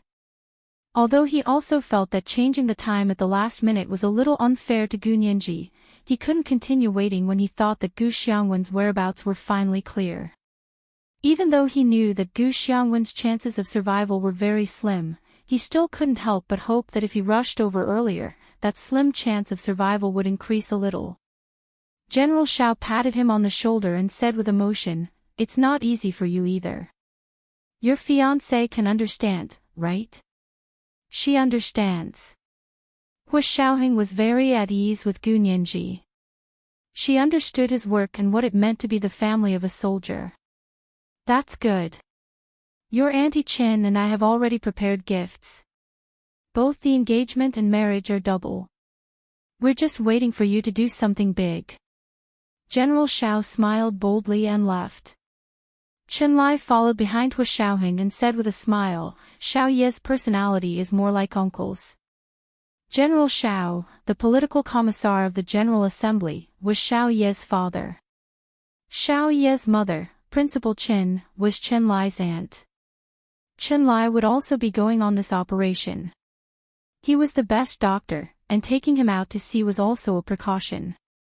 Hu Xiaoheng had made the most thorough preparations for this time. It could be said that he had been preparing for this day for 7 years. After 7 years of sharpening his sword, he was finally going to unsheath it. Hu Xiaoheng's expression was as usual. He chatted with Chenlai as he walked out of the office building. He could finally go back and take a shower. As soon as he walked out of the office building, the ban on his phone was lifted, and calls came in one after another. He took out his phone and glanced at it. 2 of the calls were from Gu Nianji, but after being told that Hu Xiaoheng was in a meeting, she stopped calling. The other 20 or so calls were from He Zhichu, that lunatic. The corners of Hu Xiaoheng's mouth twitched, and he called Gu Nianji back first. Unfortunately, Gu Nianji didn't answer the phone and went straight to her voicemail. Hu Xiaoheng thought about it and called Xiao Yi, who lived with Gu Nianji. Xiao Yi immediately picked up and asked in confusion, "Major General Hu, it's so late. What's the matter?" Hu Xiaoheng asked calmly, "Is Nianji home?" Xiao Yi took her phone to Gu Nianji's bedroom and smiled. "Miss Gu is taking a shower, no wonder he called her." It was probably because no one picked up Gu Nianji's phone. Hu Xiaoheng was relieved. "Okay, it's fine." He immediately hung up on Xiao Yi. At that moment, He Zhichu called again. He didn't know what was wrong with He Zhichu again. Hu Xiaoheng cursed silently. He quietly put on his Bluetooth headset and transferred the call to a private channel so that it wouldn't be monitored. "Professor He, what's the matter?" Hu Xiaoheng walked to a spot not far from the entrance of the official residence. He wasn't in a hurry to go in. He took out a cigarette, lit it, and stood under the tree to smoke. He Zhichu asked immediately, "Hu Xiaoheng, did you discuss with Nianji beforehand about postponing the engagement party?" Hu Xiaoheng, he blew out a smoke ring and said calmly, "I'll tell her." "Tell her?" He Zhichu sneered. "What kind of tone is that? Is Nianji a pet that you can summon at will? Have you ever thought of respecting her?" Hu Xiaoheng's face turned cold. "This is between me and Nianji. It has nothing to do with you." "It has nothing to do with me, but if you want to postpone your engagement party with Nianji, it has something to do with me." He Zhichu put one hand in his trouser pocket, his face as cold as snow. "What the hell is the big deal with you? You even have to postpone the engagement party." Hu Xiaoheng ignored him. Did he need to explain his actions to He Zhichu? What a joke. "You're not going to speak. Ha, you postponed the engagement, but why didn't you postpone the sex? You're making excuses. Do you not want to take responsibility? Let me tell you, I can take Nianji away from you at any time, and you'll never be able to find her." He Zhichu was so angry that he almost spoke incoherently. Hu Xiaoheng's face was as dark as the night.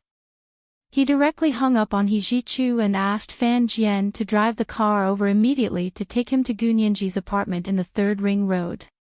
This was the first update of the day, Chapter 1385, Women Are Precious. A reminder for everyone's monthly votes and recommendation votes at 8 p.m., the second update. P.S. Thank you to the leader of Enigma and Love for the 10,000 Chidian coins each yesterday. Mwah.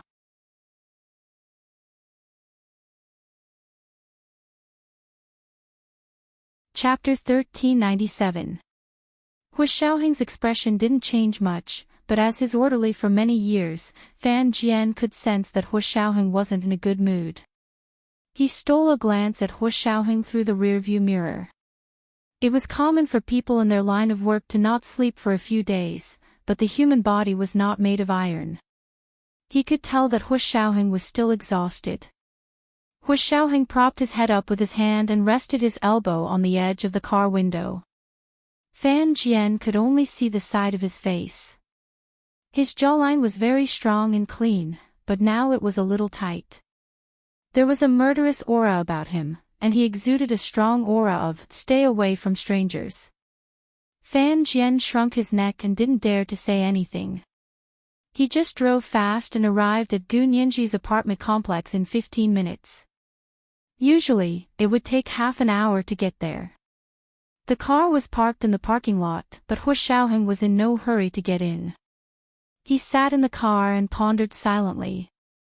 Finally, he called Gu Nianji. "Nianji, are you done showering?"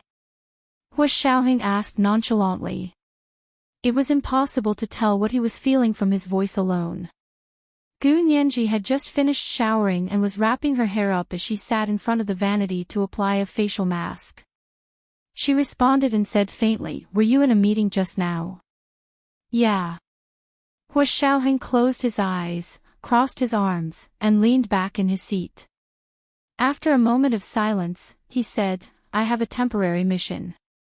The engagement party will be postponed for a month." Gu Nianji's hand paused, but she quickly pretended to be relaxed and said, "Really? You must be careful. Also, since everyone is so busy, just cancel the engagement party." Hu Xiaoheng didn't really care about the engagement party. He had already proposed, so the most important thing now was to have a wedding. As for the engagement banquet, it was just to satisfy old Master Xie's request. It was just a treat. Since it was a treat, of course, the host was the most important. Hu Xiaoheng really didn't see himself and Gu Nianji as the main characters of this banquet. But when Gu Nianji said that, Hu Xiaoheng could hear a hint of resentment. It looked like Jichu was right. Gu Nianji was still unhappy. So this engagement banquet was very important to her. Hu Xiaoheng didn't say anything for a while. He opened the car window and lit a cigarette. He hadn't slept for a few days, so he relied on cigarettes to keep himself awake. In the parking lot late at night, the cigarette between his fingers flickered, just like Hu Xiaoheng's deeply hidden thoughts. Gu Nianji waited for a while and saw that Hu Xiaoheng wasn't talking. She thought he was busy again, so she hung up. Hu Xiaoheng heard a beeping sound from his Bluetooth headset and knew that Gu Nianji had hung up. He didn't say anything and continued to smoke. After a while, he threw away the unfinished cigarette in his hand and got out of the car. He took the elevator from the parking lot to Gu Nianji's floor and rang the doorbell. It was Xiao Yi who opened the door. She saw Hu Xiaoheng standing at the door through the peephole and was very surprised. She quickly opened the door. "Hu Xiao, why are you still here? Aren't we going out to sea?" Hu Xiaoheng had told Xiao Yi that he was going out to sea. He was most worried about Gu Nianji's safety when he left this time. He didn't want Gu Nianji to be in danger as soon as he left like last time. Therefore, he arranged for a new group of people to protect Gu Nianji. At the same time, he told Xiao Yi, who was by Gu Nianji's side, to be more careful. He didn't want Gu Nianji to act alone. Hu Xiaoheng had a feeling that only by towing the submarine back and confirming Gu Xiangwen's life or death would those people targeting Gu Nianji stop. He had always thought that those people were interested in Gu Nianji because of Gu Xiangwen, who was behind her. As long as Gu Xiangwen appeared, regardless of whether he was dead or alive, the other party probably wouldn't continue to pester him. However, Hu Hu Xiaoheng didn't want Gu Nianji to know that he was going out to sea.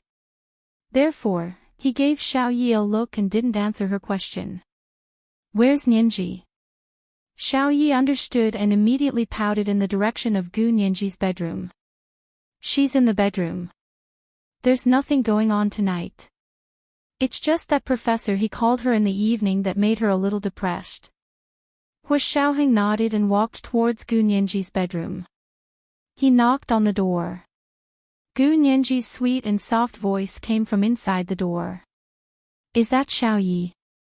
The door isn't locked. Come in. Xiao Yi smiled at Hu Xiaoheng's back and turned to return to her room. Hu Xiaoheng placed his hand on the doorknob of Gu Nianji's bedroom and gently pushed it down. The doorknob made a clicking sound. He pushed open the door of Gu Nianji's bedroom and quietly walked in. Then, he closed the door behind him. Gu Nianji saw it was Hu Xiaoheng in the three-sided mirror on the dressing table. She turned around in surprise. Major General Hua. Why are you here? Were you downstairs just now? The two of them hadn't spoken much before hanging up the phone. It hadn't even been 5 minutes, right? Hu Xiaoheng took off his military cap and walked over. He placed his military cap on Gu Nianji's dressing table and bent down. He wanted to kiss her face, but when he saw the facial mask on her face, he only hugged her shoulder. Gu Nianji had just taken a shower, and there was a faint scent of roses on her body. Hu Xiaoheng sat down on the soft stool next to her and leaned his back against the dressing table. He lowered his eyes and said, "Time is tight this time." The engagement party was granduncle's good intentions. It's not good to cancel it. Gu Nianji could tell that he was here to explain to her. She smiled and looked at the mirror on the dressing table. Actually, I didn't have to hold this engagement party. But if you wanted to postpone it, you had to at least tell me first. I heard from someone else that you wanted to postpone it.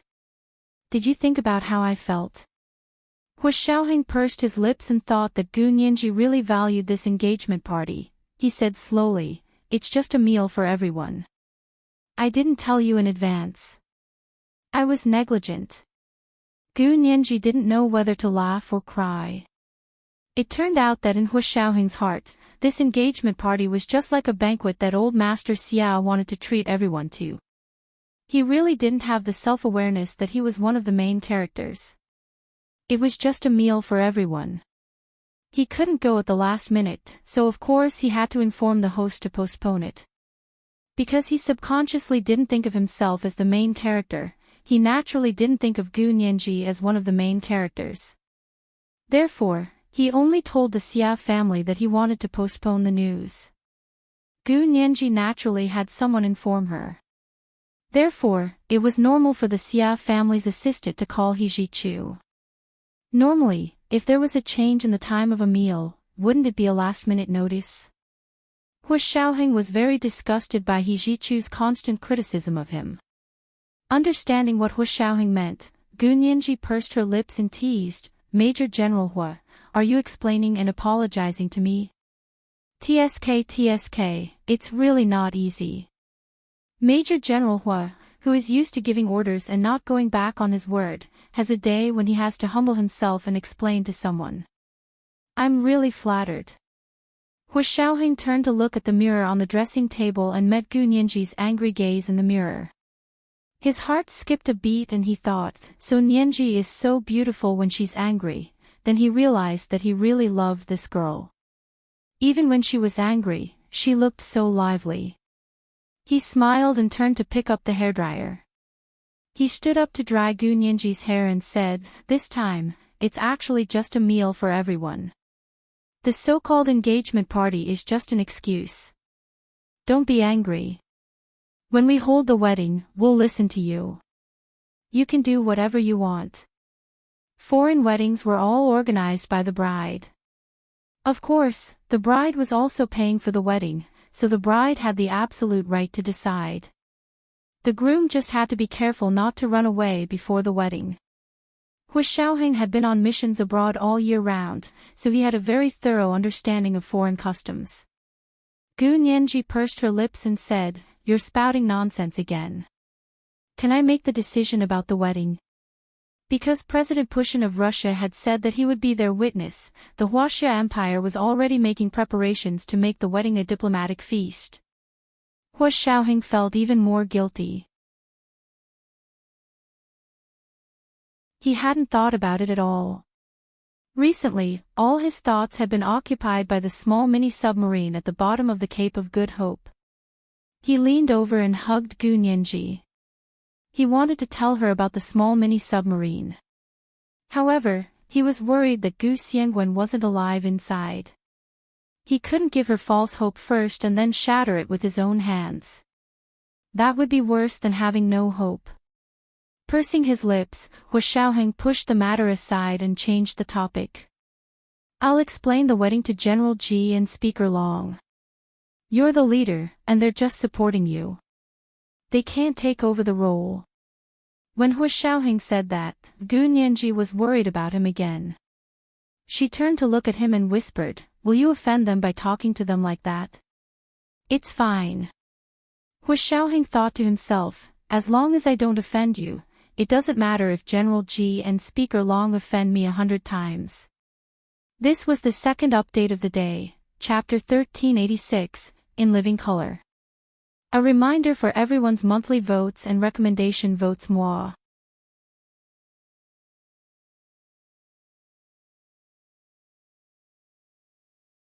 Chapter 1398. Actually, General Ji and Speaker Long weren't unreasonable people. Gu Nianji was even more so. Her maturity made his heart ache. Thinking about the understanding and support the people around him had for him, Hu Xiaoheng's heart gradually warmed. He put down the hairdryer and stroked her smooth hair that had just been washed. He whispered in her ear, "Wait for me to come back." Gu Nianji nodded. Her concern for him overshadowed her earlier unhappiness. It would be a lie to say that she had no emotions, but the two of them had been together for so long. She couldn't keep harping on other people's mistakes. Compared to before, Hu Xiaoheng was already much better. Moreover, Hu Xiaoheng probably didn't mean to ignore her this time. Looking at the dark circles under his eyes, the stubble on his chin, the strong smell of cigarettes on his body, and his thinner face, it was obvious how busy he was and how tense his heart was. Gu Nianji didn't know what important mission Hu Xiaoheng had, but looking at him acting like he was facing a formidable enemy, it probably wasn't a small task.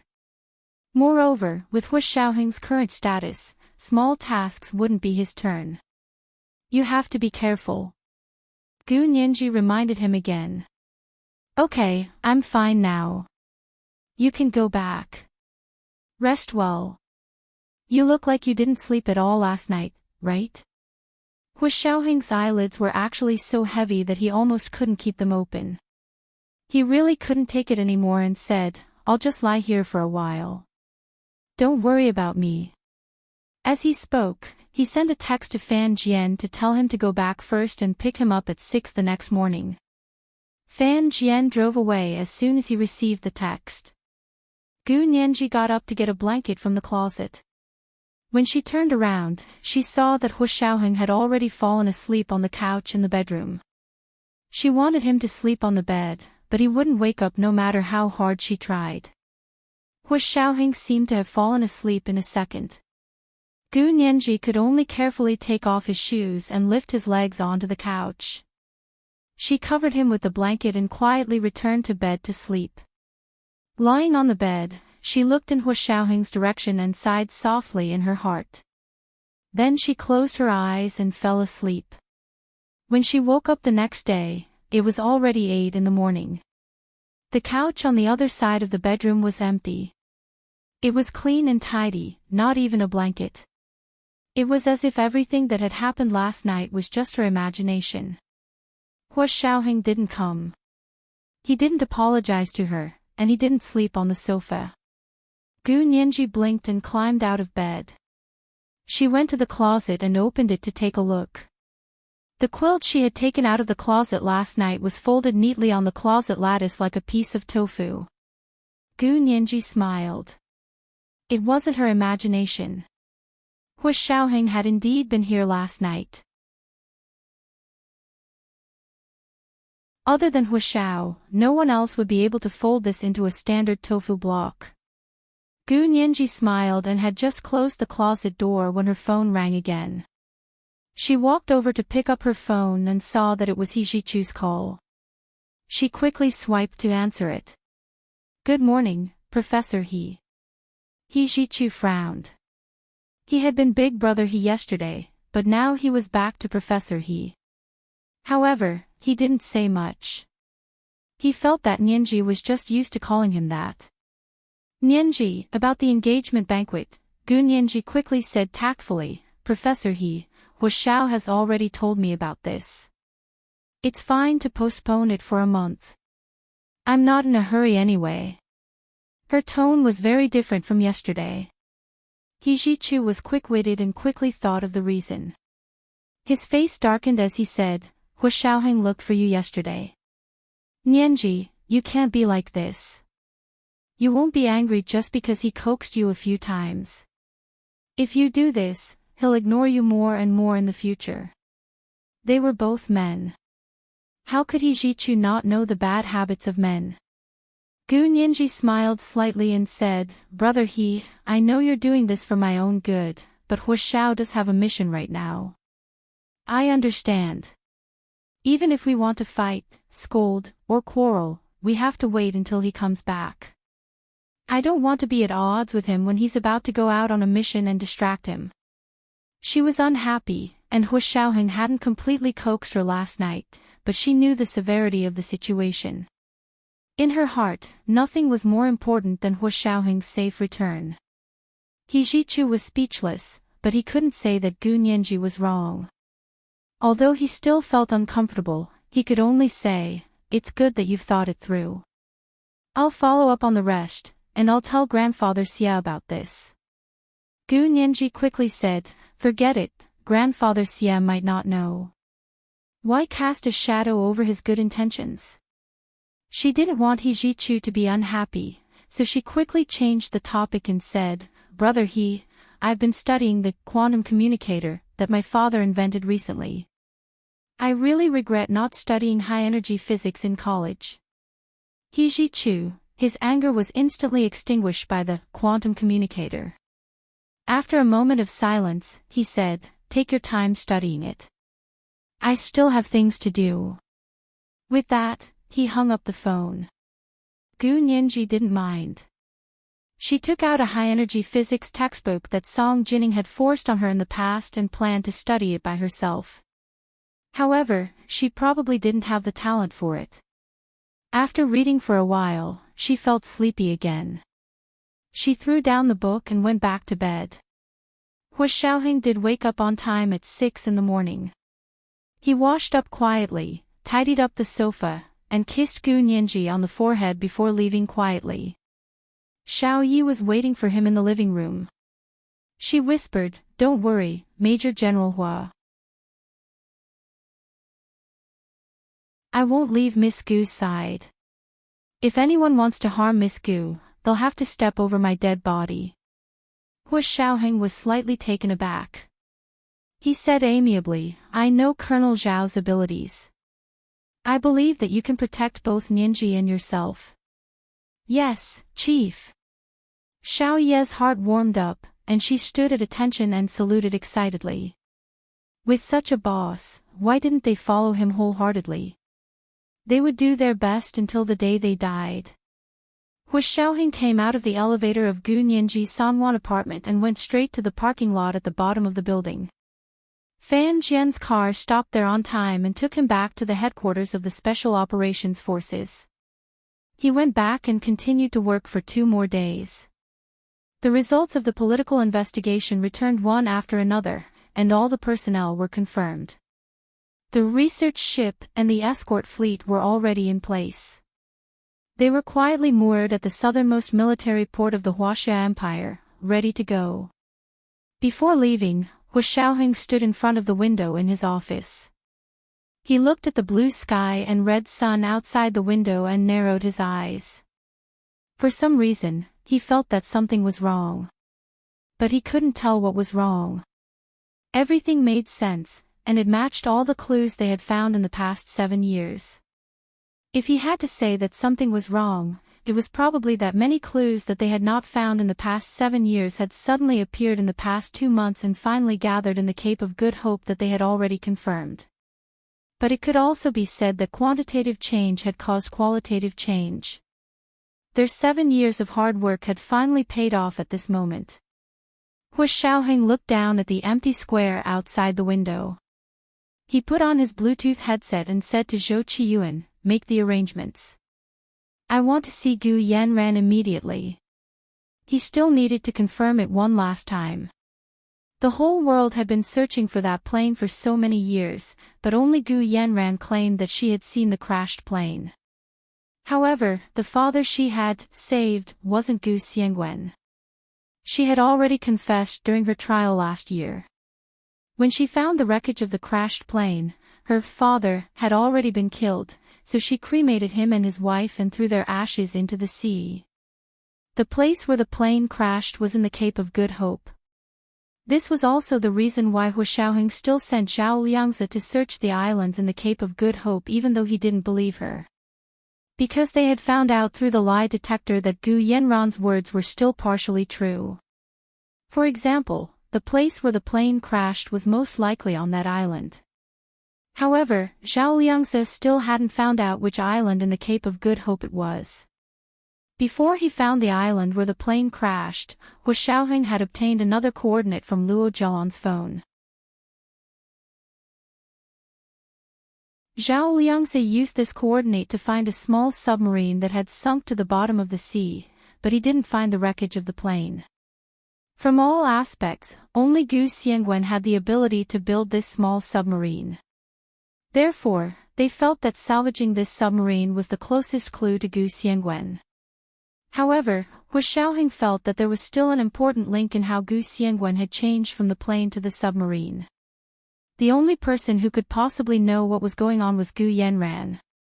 Perhaps there had been Yamaguchi Aiko in the past, but according to the resume investigation and DNA comparison blood sample sent back from Japan, it was proven that the middle-aged woman killed by the sniper at the temple of Kayamizadera in the capital was Yamaguchi Aiko.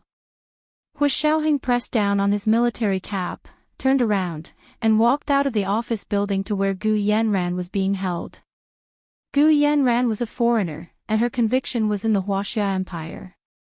Because she had a close relationship with the Gu family, she had been held in the secret base of the Special Operations Forces until Gu Xiangwen's whereabouts were confirmed. The heavy metal door opened to the left and right with a clang, and Hu Xiaoheng's bulletproof car drove in. Gu Yanran's eyes were covered with a black cloth. She was brought to a small room with no windows and only a door to sit. After a while, someone came in and untied the black cloth from her eyes. The sudden light was too bright, and Gu Yanran quickly covered her eyes with her hands. After a while, her eyes adjusted to the light and narrowed. Standing in front of her was a tall, handsome man. It was Hu Xiaoheng. Under the military cap, the breathtakingly beautiful face had the ability to make people fall in love with Hu Xiaoheng for the rest of their lives. Gu Yanran saw that it was him and slowly smiled. She said meaningfully, "You've finally come to find me. I've been waiting for this day." "Really?" Hu Xiaoheng sat down in front of her and lit a cigarette. He played with the Zippo lighter that Gu Nianji had given him with one hand and tried to get information from her. "You've finally thought it through. Then tell us everything so we don't have to waste our breath." His attitude was calm, and his expression was calm as usual. There was no sign of panic at all. Gu Yanran's heart skipped a beat. It was different from what she had imagined. She looked at him suspiciously and said, "What did you say? Didn't I say everything I needed to say?" This is the first update of the day, chapter 1387, waiting for this day. Today is the third update. A reminder for everyone about the monthly votes and recommendation votes. It's Monday, especially the recommendation votes. The next update will start at around 1 p.m., and the third update will start at 8 p.m. Mwah.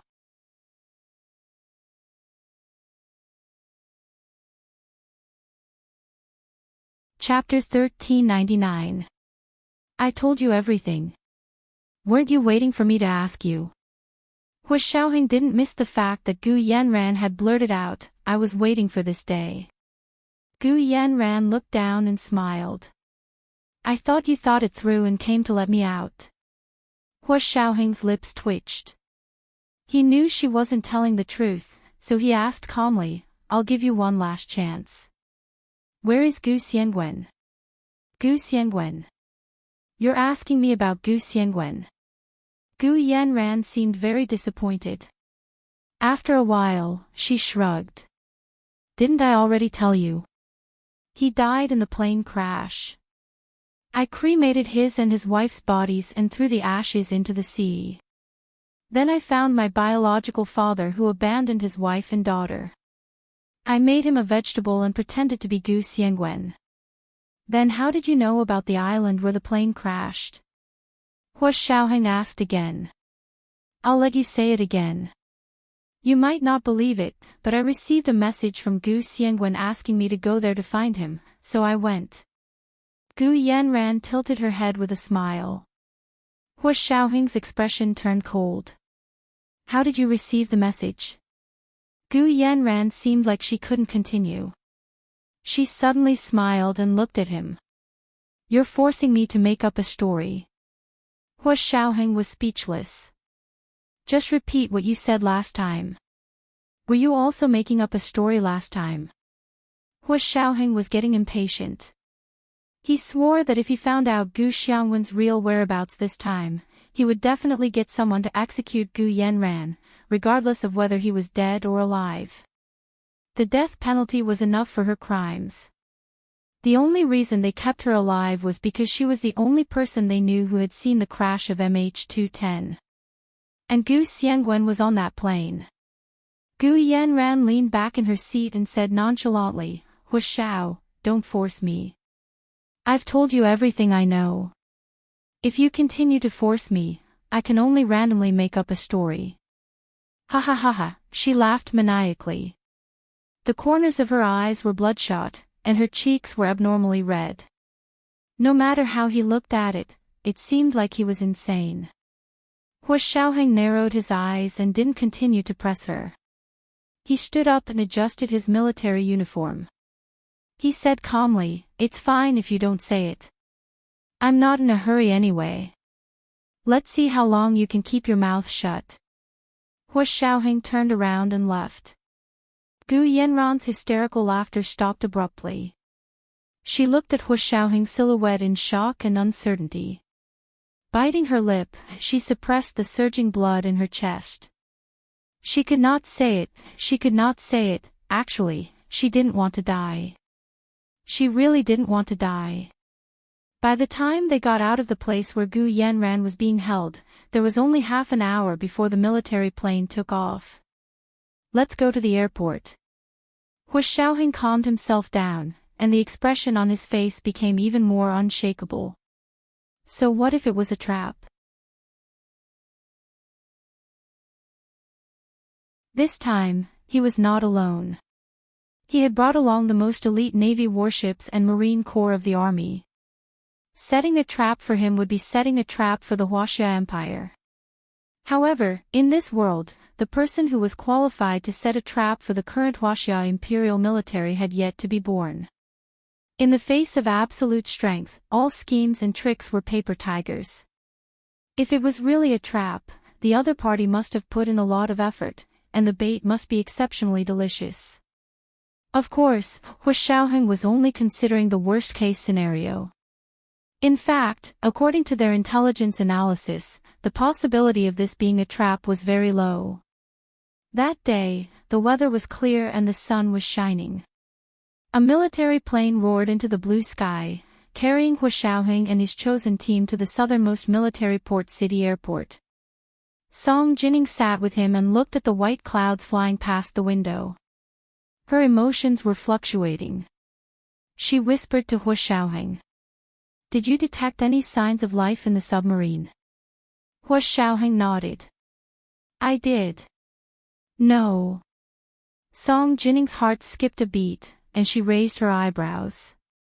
No. Really? Yes, it's just that the submarine has been at the bottom of the sea for about 5 or 6 years, or maybe 6 or 7 years. As for exactly how long it has been, we can only be sure if we salvage it. If it had been at the bottom of the sea for so long, it would probably be a disaster. Song Jinning closed her eyes and said calmly, then I can only pray. Hu Xiaoheng. 5 hours later, the military plane arrived at the military port city airport at the southernmost tip of the Huaxia Empire. Everyone got off the plane and was taken by military vehicles to the military port. There was no stop in the middle, so there was no time for everyone to make phone calls. When they arrived at the port and were about to board the ship, Wu Xiaoheng sent people to stand at the entrance of each warship and collect their personal phones and electronic devices one by one. Don't worry, everyone. These devices will be returned to you after the operation is over. The electronic equipment for your work has already been installed and debugged on the ship. Everyone can use it without worry. When they said that they had installed and debugged, they meant that the equipment had already been closely monitored. Although these people had already passed the strict political investigation, that could only prove that these people had no misdeeds in the past. Who knew if they would in the future? This trip from the military port to the high seas near the Cape of Good Hope would take more than 10 days at sea. Including the time needed to salvage it, it would take a month to go back and forth. Therefore, they had to be on guard. These people were also from the military. They understood that this was an established procedure, so they were not dissatisfied. After everyone called their families to report that they were safe, they handed over their personal phones and electronic devices. Before Hu Xiaoheng boarded the ship, he sent Gu Nianji a text message. Mr. A, we've arrived. Don't miss me. Song Jinning looked up at the research ship in front of her. It was much bigger than the research ship they had taken to the Sea of Japan the last time. The ship had a blue hull and a white body. The hull of the ship near the port was painted with the word Seed. This was the name of the research ship. There were a total of 6 floors, 3 above the deck and 3 below the deck. The exterior looked no different from a normal research ship, but the equipment inside was completely different. Hu Xiaoheng put away his phone and walked to Song Jinning's side. He said calmly, this ship is 24 meters wide, has a design draft, and has a full displacement of about 8,000 tons. It is equipped with the most advanced active phased array radar system. It is bigger than the world's largest research ship. Song Jinning couldn't help smiling. Bigger than the world's largest research ship. Don't you think there's something wrong with that sentence? I don't think so. Hu Xiaoheng put his hands behind his back and said seriously. This isn't a research ship. If it's a research ship, how can it be bigger than the largest research ship? Because when the Western world evaluates the world's largest research ship, they usually don't consider Huaxia, Hu Xiaoheng said calmly. But it doesn't matter. We won't compare ourselves to them. We just have to be stronger than them. Hu Xiaoheng walked onto the deck and looked at the beautiful scenery of the sea and sky. He was slightly moved. It was their opportunity and honor to be able to protect such a beautiful ocean. The research ship fleet moved forward, cutting through the waves on the vast sea. The submarine at the bottom of the sea silently swam at the bottom of the sea. Cruisers, destroyers, and anti-submarine patrol ships followed.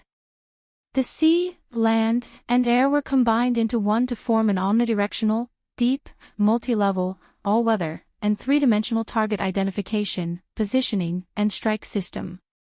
Under such almost all-encompassing conditions, the ships and planes that attempted to follow them were quickly discovered by them. During the 10 days of sailing at sea, the captain of the fleet had to shout at the tracking ships almost every day to tell them not to obstruct the freedom of navigation on the high seas. The ships did not dare to act rashly. They could only look from afar and did not dare to follow too closely. 10 days after leaving the military port, the Huaxia Empire's research ship, Seed, was about to reach the area where the small mini-submarine had sunk. It was finally detected by the Japanese Secret Service elites from the satellite cloud map. Mr. Yamaguchi, the satellite cloud map shows that a series of fleets from the Huaxia Empire are approaching our key observation area. An intelligence officer from the Secret Service placed the satellite image in front of their chief, Hideta Yamaguchi. Hideta Yamaguchi was the supreme commander of the Japanese Secret Service. He was in his 60s and looked very smart and capable. He stood up abruptly and said nervously, "Have you observed clearly? Did they really go to the Cape of Good Hope?" "Yes." "What fleet is it?" "A warship." According to the analysis of the satellite image, it should be a Huaxia Empire scientific research ship escorted by a series of warships. Scientific research ship. A Huaxia Empire scientific research ship. Don't tell me it's a scientific research ship with a phased array radar that has a tonnage larger than a warship. The chief is wise. It's such a scientific research ship. This was the second update of the day, Chapter 1388, Seed. The second 50,000 Chidian coins that President Gu had tipped in August had been delivered. Today was the third update to remind everyone of the monthly votes and recommendation votes. It was Monday, especially the recommendation votes. At 8 p.m., the third update. Mwah.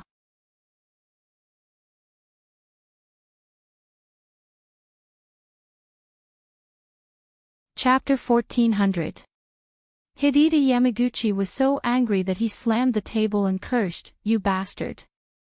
Why's my ass? They're going to rob us. Mr. Yamaguchi, what should we do?" The intelligence officer who was monitoring the satellite cloud map asked nervously. He was responsible for monitoring that sea area, so of course he knew what was in that place. Unfortunately, Japan had held on to this secret for 7 years, but they were still unable to salvage that thing from the bottom of the sea. 7 years ago, the Secret Service had carried out an epic hijacking and kidnapping operation, but in the end, they had underestimated that person's cunning and failed at the last step. Hideta Yamaguchi obviously thought of the achievements from 7 years ago. He was so angry that his face turned red. It's all because of those bastards from Kobe Steel. Our salvage ships have had accidents several times, and we can't salvage them at all. It's because they use substandard steel to build warships. His face was ferocious. Last year, they told me that they needed a breakthrough in technology. I didn't believe them. This year, the scandal of Kobe Steel tampering with steel production data had sprung up like mushrooms after a spring rain. It was because the people from the Secret Service could no longer tolerate it and had taken action to investigate. Their 10-year fraud had been exposed to the world. In front of the powerful intelligence agency, they could no longer fake it. Bowing was useless. The predicament they were facing at the moment was not an ordinary one. However, these things were not within the consideration of the elites of the Secret Service. If it wasn't for the fact that the materials for the warships produced by Kobe Steel were substandard, they wouldn't have been unable to salvage the submarine for 7 years.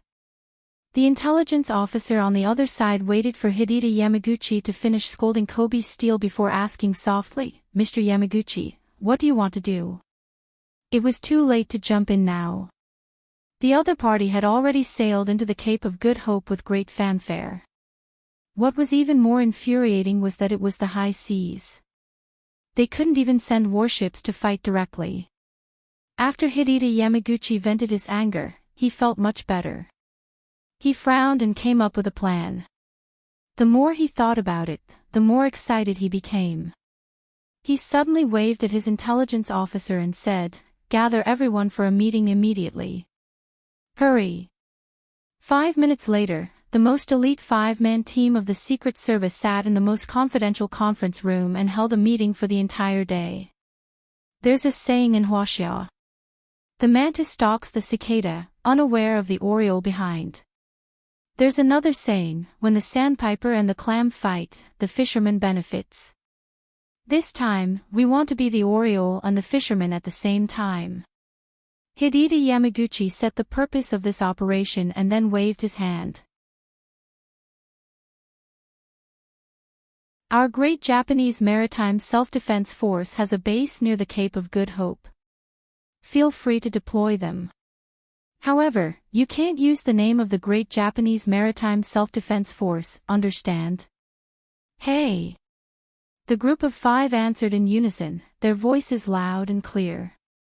On the 10th night, Hu Xiaoheng finally arrived at the area where the submarine had sunk at the Cape of Good Hope and met up with Zhao Liangzi, who had been waiting there for a long time. Zhao Liangzi brought a group of people and took a speedboat to the research ship, Seed, to signal Hu Xiaoheng. Only when the signals from both sides matched did they confirm their identities. A rope basket was lowered from the research ship and Zhao Liangzi and the others were hoisted up. Mr. Hua.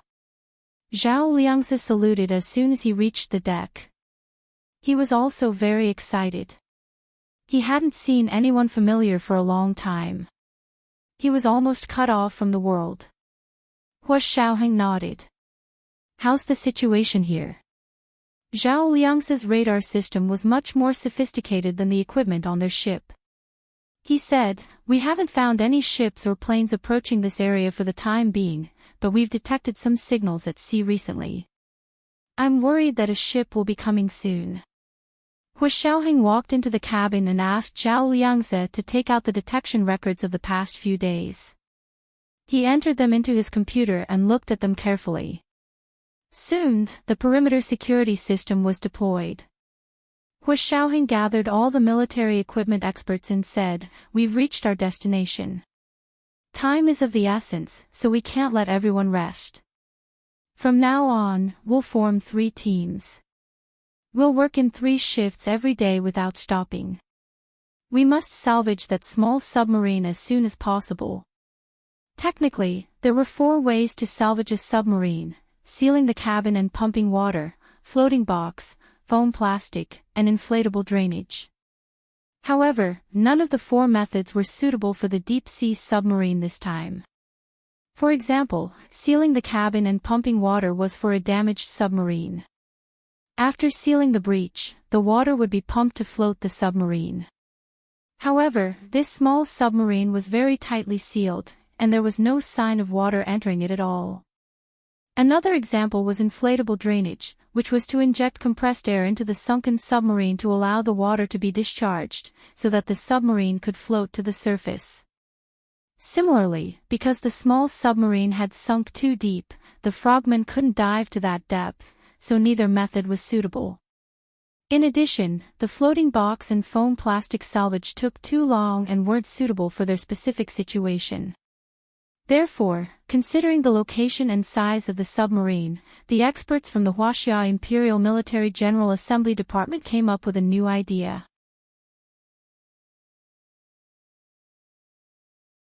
They installed a huge robotic arm in the shape of a human hand on the research ship and fixed it with steel cables. Then, they drove the research ship directly above the submarine and lowered the robotic arm with iron chains. The robotic arm had cameras and control systems on it, so they could operate and monitor it through computer equipment on the ship. This way, they didn't have to let the frogman warriors take risks, nor did they have to worry about any traps below. However, this method was easy to say, but it was very difficult to operate. This was because this operation required very high precision, and the material requirements for the robotic arm were also very high. If the quality of the steel wasn't up to standard, it would break and the salvage would fail. Moreover, they didn't know why the submarine had sunk to the bottom. If it had been caught by something, it would take a lot of effort for them to salvage it. They didn't know if the engine they had brought had enough horsepower. These were all things that needed to be constantly corrected during trials. Hu Xiaoheng's orders were passed down, and the people on the ship were quickly divided into groups. Hu Xiaoheng, Song Jining, and Zhao Liangze were considered the core personnel. They were divided into 3 different time periods, so that they could assist and monitor the 3 shifts of the General Assembly experts. Hu Xiaoheng took the lead in the first shift. He asked Song Jining and Zhao Liangze to sleep first and would replace him in 8 hours. Song Jining was indeed a little tired from the bumpy journey at sea. She didn't stand on ceremony with Hu Xiaoheng and went to sleep in her cabin. Zhao Liangze wasn't sleepy, and he was more familiar with this place, so he volunteered to wait a few hours before going to sleep. Hu Xiaoheng agreed and watched the General Assembly experts operate the robotic arm in the monitoring room with him. There were dozens of large and small computer screens lit up in the monitoring room. The largest screen was 60 inches, and the effect was very clear. Hu Xiaoheng stood in front of the screen and watched as the robotic arm that looked like a human hand was slowly lowered into the deep sea by a thick iron chain. This area of the sea was high seas, and there were usually few people here. Although the submarine had been here for several years, it had probably never moved. To the marine animals here, it was no different from a cluster of coral reefs. Colorful corals stood upright in the water, a large red starfish lay quietly on the reef, and a black stingray swept past the camera like a giant bat. The blue-purple electric eel wrapped around the robotic arm, and the box-shaped jellyfish that floated and sank were all famous killing experts. It gave this area of the sea an inexplicable murderous aura. Hu Xiaoheng stared intently at the screen and saw the robotic arm stretch out slightly in the sea, causing the 2-meter-long blue-purple electric eel to be torn apart. The robotic arm continued to descend. 30 minutes later, they finally saw the sand at the bottom of the sea. The small mini-submarine was even more clearly displayed in front of them. Hu Xiaoheng frowned slightly and suddenly said, "To the right, a little more to the right." The General Assembly expert remotely controlled the robotic arm and slowly moved it to the right. At that moment, a row of glowing words appeared above the mini-submarine. "Sirius I." An expert asked curiously, "Sirius I? Is that the name of this submarine?" No matter how calm Hu Xiaoheng was, his heart couldn't help but beat violently. This submarine was indeed related to Gu Xiangwen. They hadn't come in vain. Sirius was Gu Nianji's English name. This was the 3rd watch of the day, chapter 1389, They Want to Steal Our Things. Today was the 3rd watch. To remind everyone of the monthly votes and recommendation votes, it was Monday, especially the recommendation votes. Good night, dear ones.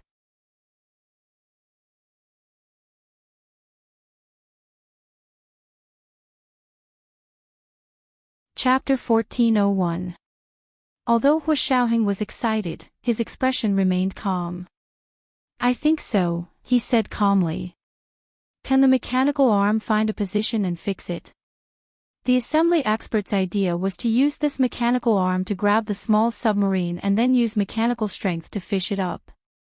It didn't sound like there was any technical content, as long as there was enough horsepower. However, when it was actually implemented, it was not only a matter of strength, but also a matter of skill. First, they had to control the camera on the mechanical arm to take a full picture to obtain more data and parameters.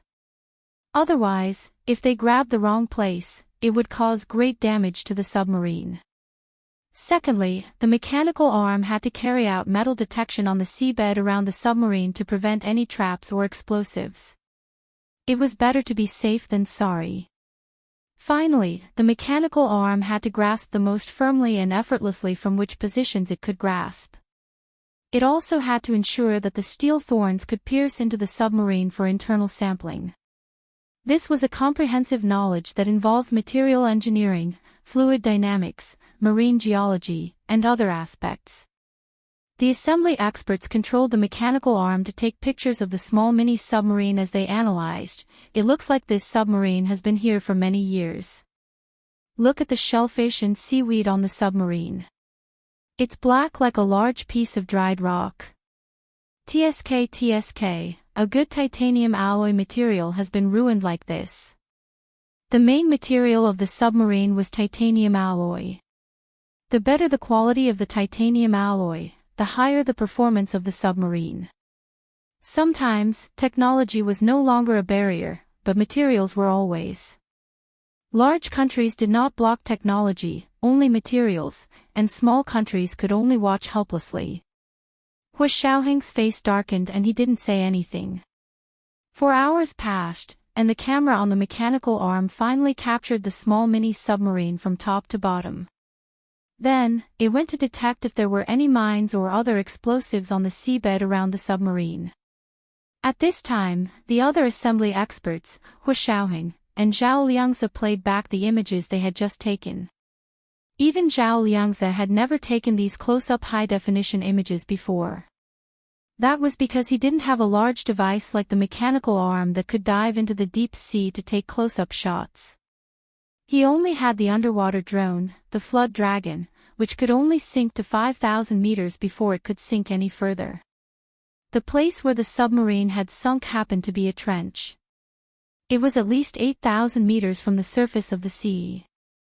It was almost one of the few deep-sea trenches in the world. He focused on the high-definition pictures displayed on the 60-inch large screen and silently compared them with the pictures he had taken. The assembly experts were professionals after all. They could roughly analyze the materials and structure of the mini-submarine with just a glance at the high-definition pictures. When the experts saw the high-definition pictures and preliminary technical analysis of the mini-submarine in front of them, their eyes almost popped out of their sockets. This submarine is not made of titanium alloy. Could it be a concrete submarine? Oh my God! For the rest of his life, I thought I would never be able to see a concrete submarine in service. A few assembly experts almost pounced in front of the big screen and used their trembling hands to touch the high-definition picture of the submarine on the big screen, as if they could touch the real shell of the submarine. Cement submarine. Hu Xiaoheng and Zhao Liangzi looked at each other and saw the confusion in each other's eyes. Isn't the concrete submarine still in the laboratory model stage? It's the model stage, but the benefits are obvious to all. We all know that no matter how powerful a submarine is, as long as it's discovered, it can only become a target for the enemy. Therefore, how to conceal oneself has always been the most important part of submarine research and development. When looking for all kinds of concealment materials, the German cement anti-magnetic armor from World War II came into everyone's sight. This is simply a genius invention, and it has also inspired weapons experts from all countries. If special cement with special chemical ingredients is used to make the submarine's shell and cover the submarine's outer layer with silencer tiles, the outer layer of the submarine can be painted with a double anti-submarine effect of soundproofing and degaussing. This is because the cement shell can not only absorb the sound waves of the enemy's detection sonar, but it can also shield itself from the sound waves produced by itself. Moreover, it will not cause the magnetic field abnormalities caused by traditional titanium alloy submarines when they are diving at the bottom of the sea. Existing submarines are all made of special titanium alloy materials. This material has its good side, such as being light, strong, and durable, but it also has many congenital defects that countries can't overcome. For example, it can't shield sound waves, and it can't eliminate the magnetic field variations produced when it moves. It wasn't until a few years ago that Russia's Ruby Central Weapons Design Bureau came up with the idea of a cement submarine that these problems were easily solved. Because a submarine with a cement shell can first easily break through the diving limit of an ordinary submarine of 1,800 feet and sink to the deepest seabed by its own gravity. Secondly, its coating can make all detection anti-submarine systems that rely on sound and magnetic fields ineffective. Finally, it's a cement fortress. It's an indestructible shield. If it's built properly, even nuclear weapons can't blow it up. The General Assembly expert's eyes lit up like a tomb robber who had seen a rare treasure. He began to talk at length about the benefits of the cement submarine. Hu Xiaoheng had heard a little about the cement submarine. He had sent his own people to infiltrate the Russian KGB a few years ago, partly because of the new type of submarine, the cement submarine. However, as far as he knew, the Russian cement submarine was still in the blueprints and models. They had not developed a submarine that could be used in actual combat. Moreover, they were very small, much smaller than the small mini-submarine in front of them. They had previously identified this submarine as a small mini compared to traditional titanium alloy submarines. If it was really a cement submarine, then its size was already a proper giant. It's really a cement submarine. That's really impressive. Zhao Liangzi muttered to himself, but it's so heavy. How can it rise from the bottom of the sea? Look at its flank. Yes, that's the place. The General Assembly expert used a laser pointer to circle an area on the big screen. When it moves, there will be a glider extending out here. It can both reduce resistance and speed up. If it uses nuclear power as its power system, it'll be amazing. It'll have unlimited endurance at the bottom of the sea. In fact, the power system and operating system of a cement submarine are inherently superior to traditional submarines. This is because the power system of a cement submarine doesn't need to consider weight and can be added as much as possible. The introduction of the General Assembly experts finally made Hu Xiaoheng and Zhao Liangzi understand. The submarine in front of them was called Sirius I. It was at least 20 years ahead of the world's submarine technology. Chief, even if there's only a shell left of the submarine, it's worth our trip, not to mention the things inside. That's right, that's right. I didn't expect there to be such a good thing here. No wonder this operation is so secretive. Worth it. It's worth it. These people from the Huaxia Imperial Military General Assembly Department were all knowledgeable people. They had worked hard before to complete a task assigned by their superiors. But at this time, they were already determined to salvage the submarine from the bottom of their hearts. Many people wished they could make a military pledge. If they couldn't salvage it, they would stay here for the rest of their lives. This was because they were also experts in maritime weapons research, and there were several submarine experts. They rushed to Hu Xiaoheng and shook hands with him one by one. They said sincerely, "Chief, if this submarine can't be salvaged, we'll apply to stay here. We heard that you set up a base here. That's amazing. Your strategic foresight is unparalleled. Can we use your base? We promise to pay the rent." A few experts in their 40s and 50s looked at Hu Xiaoheng eagerly, hoping that he would agree to their request. Hu Xiaoheng didn't know whether to laugh or cry, but he still looked calm and said, "Don't worry, everyone. No matter what, we have to salvage this submarine. We'll let you study it when we get back." He paused and added, "If the owner of the submarine allows it."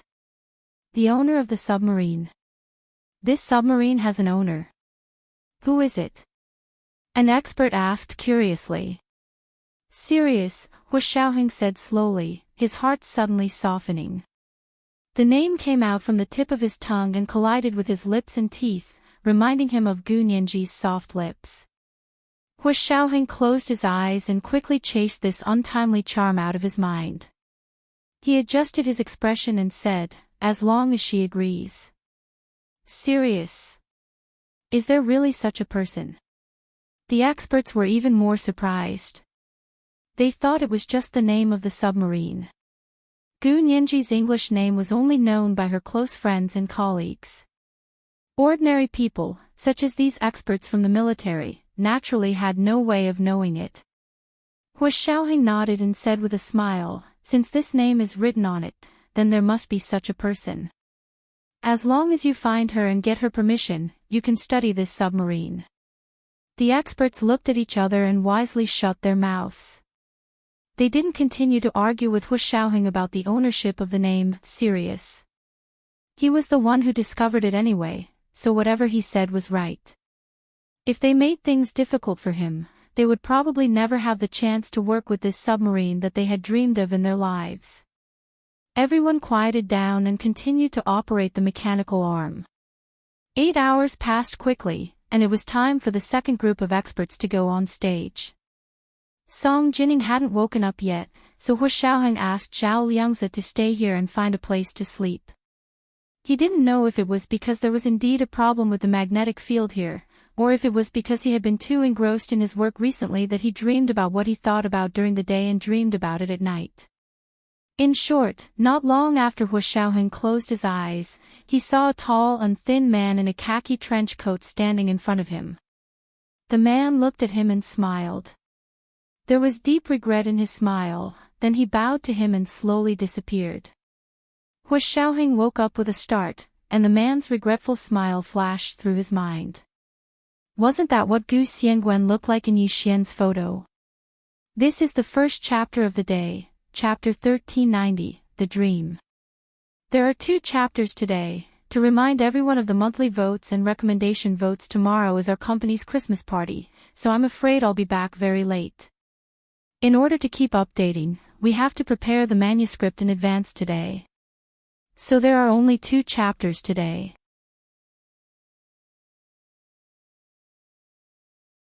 "8 p.m., the second chapter. Mwah.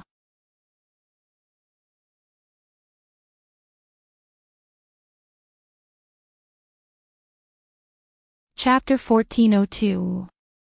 Hu Xiaoheng's face gradually turned ashen as he recalled Gu Xiangwen's every movement and expression in his dream. He rushed out of his cabin and ran all the way to the monitoring room. The dark blue sea outside the cabin rippled with the wind. The bright moon and stars reflected in the sea were shattered by the waves and scattered in the depths of the sea like pearls. Hu Xiaoheng finally stopped when he pushed open the door of the monitoring room. He calmed his breathing and stood at the door.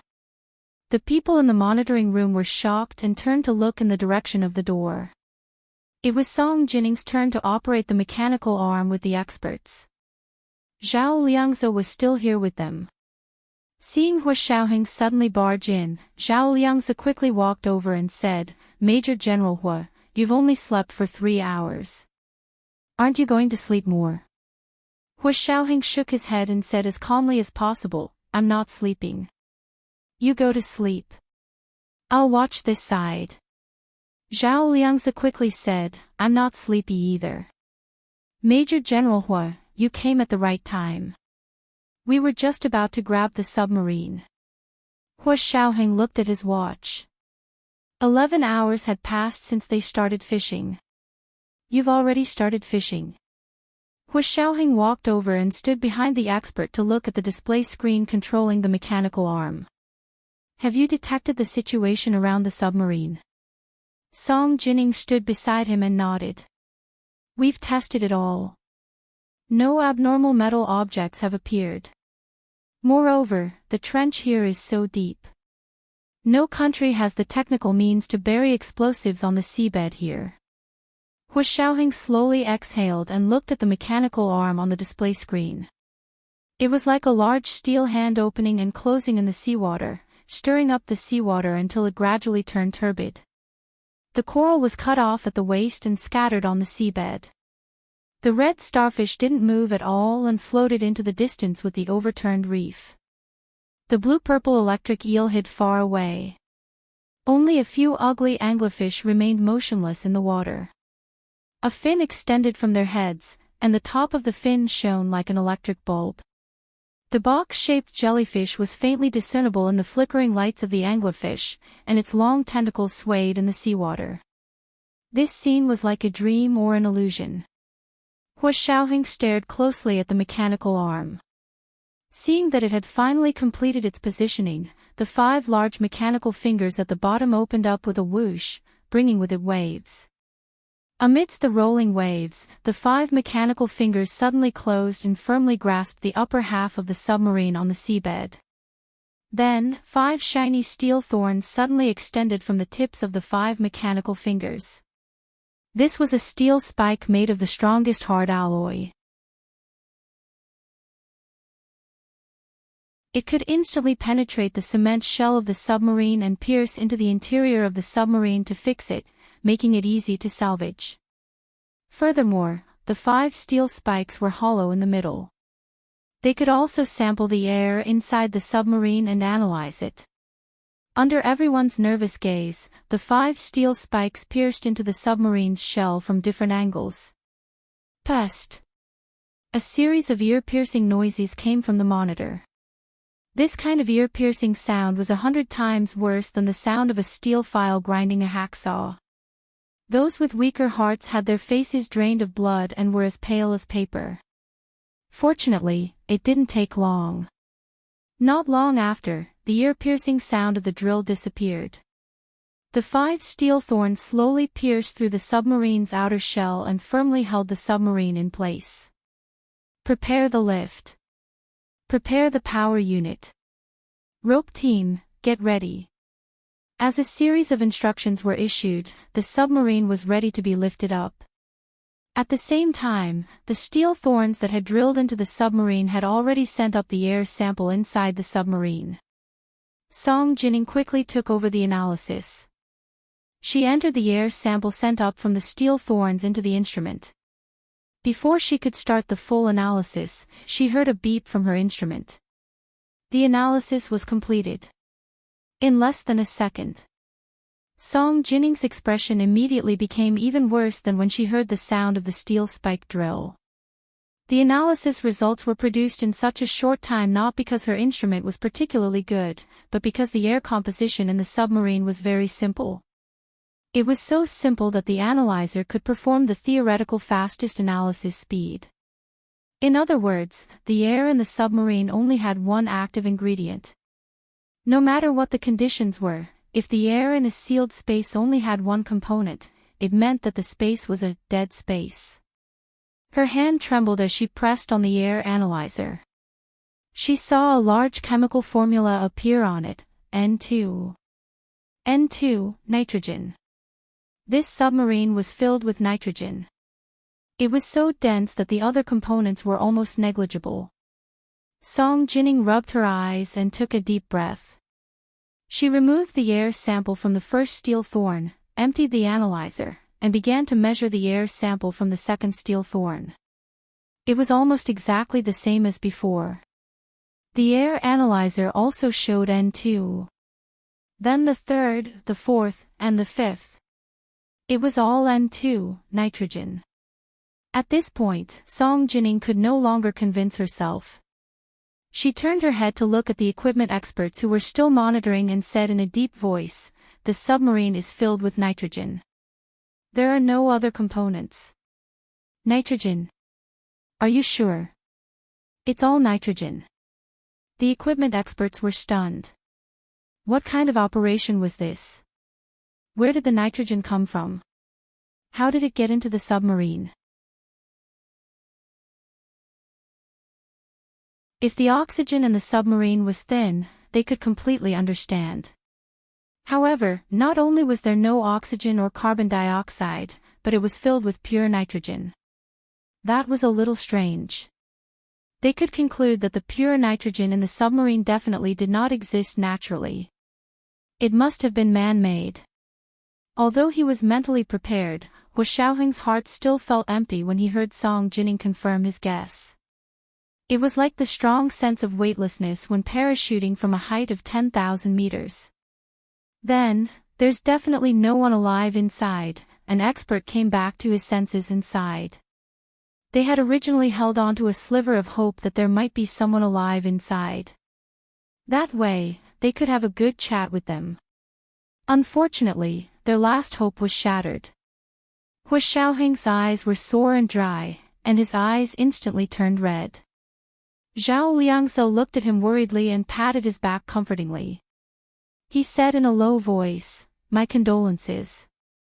Hua Xiaoheng raised his head with difficulty and swallowed the tears that were about to fall. His voice was especially deep and thick. "It's okay. Continue." The experts looked at each other, but none of them were gossipy people. They quickly looked away and focused on their intense work. Song Jining shook her head regretfully and turned to look at Hu Xiaoheng. She whispered. What do you plan to tell Nianji? Hu Xiaoheng's face was as dark as water. He walked to the window of the monitoring room with his hands behind his back and stood still. He looked out the window at the vast night sky. After a while, he said, we'll talk about it after the submarine is salvaged. Maybe there was no one inside. Or maybe Gu Xiangwen wasn't inside. He wouldn't give up hope until the last moment. Song Jining knew that Hu Xiaoheng was just being cautious out of habit. However, the outcome had already been decided. Whether he admitted it or not, it was there. She turned around to look at the analyzer and suddenly said, since the steel spikes on the mechanical arm's fingers are hollow, can you put down the pinhole camera and take a picture of the situation inside the submarine? No way, right? Although the pinhole camera is called a pinhole, that refers to the aperture. Its real size is still too big compared to the steel spikes on the mechanical arm's fingers. An equipment expert rejected Song Jining's suggestion. Otherwise, they would have installed cameras on the 5 steel spikes on the mechanical arm. Zhao Liang's heart skipped a beat. He quickly said, I have a custom-made pinhole camera. It's different from other pinhole cameras. It's especially small. Maybe we can give it a try. This was the special equipment that the Special Operations Forces had equipped for field personnel. It was many times stronger than the pinhole cameras that were the size of a dollar coin on the market. Zhao Liang's pinhole camera was not only a literal pinhole camera, but he had also installed an AI system with a simple self-recognition function. In other words, this was an intelligent pinhole camera. In other words, it was a little robot that liked to peep everywhere. This was the second update of the day, Chapter 1391, N2. A reminder for everyone's monthly votes and recommendation votes moi. You're tuning into the LoveLore Library YouTube channel. We're so grateful for your support and don't forget to subscribe to join us on this incredible journey through captivating stories. Your generosity through donations truly makes a world of difference, as it's the primary source of revenue that allows me to expand and enhance this channel for you. Thank you from the bottom of my heart for being a part of this adventure.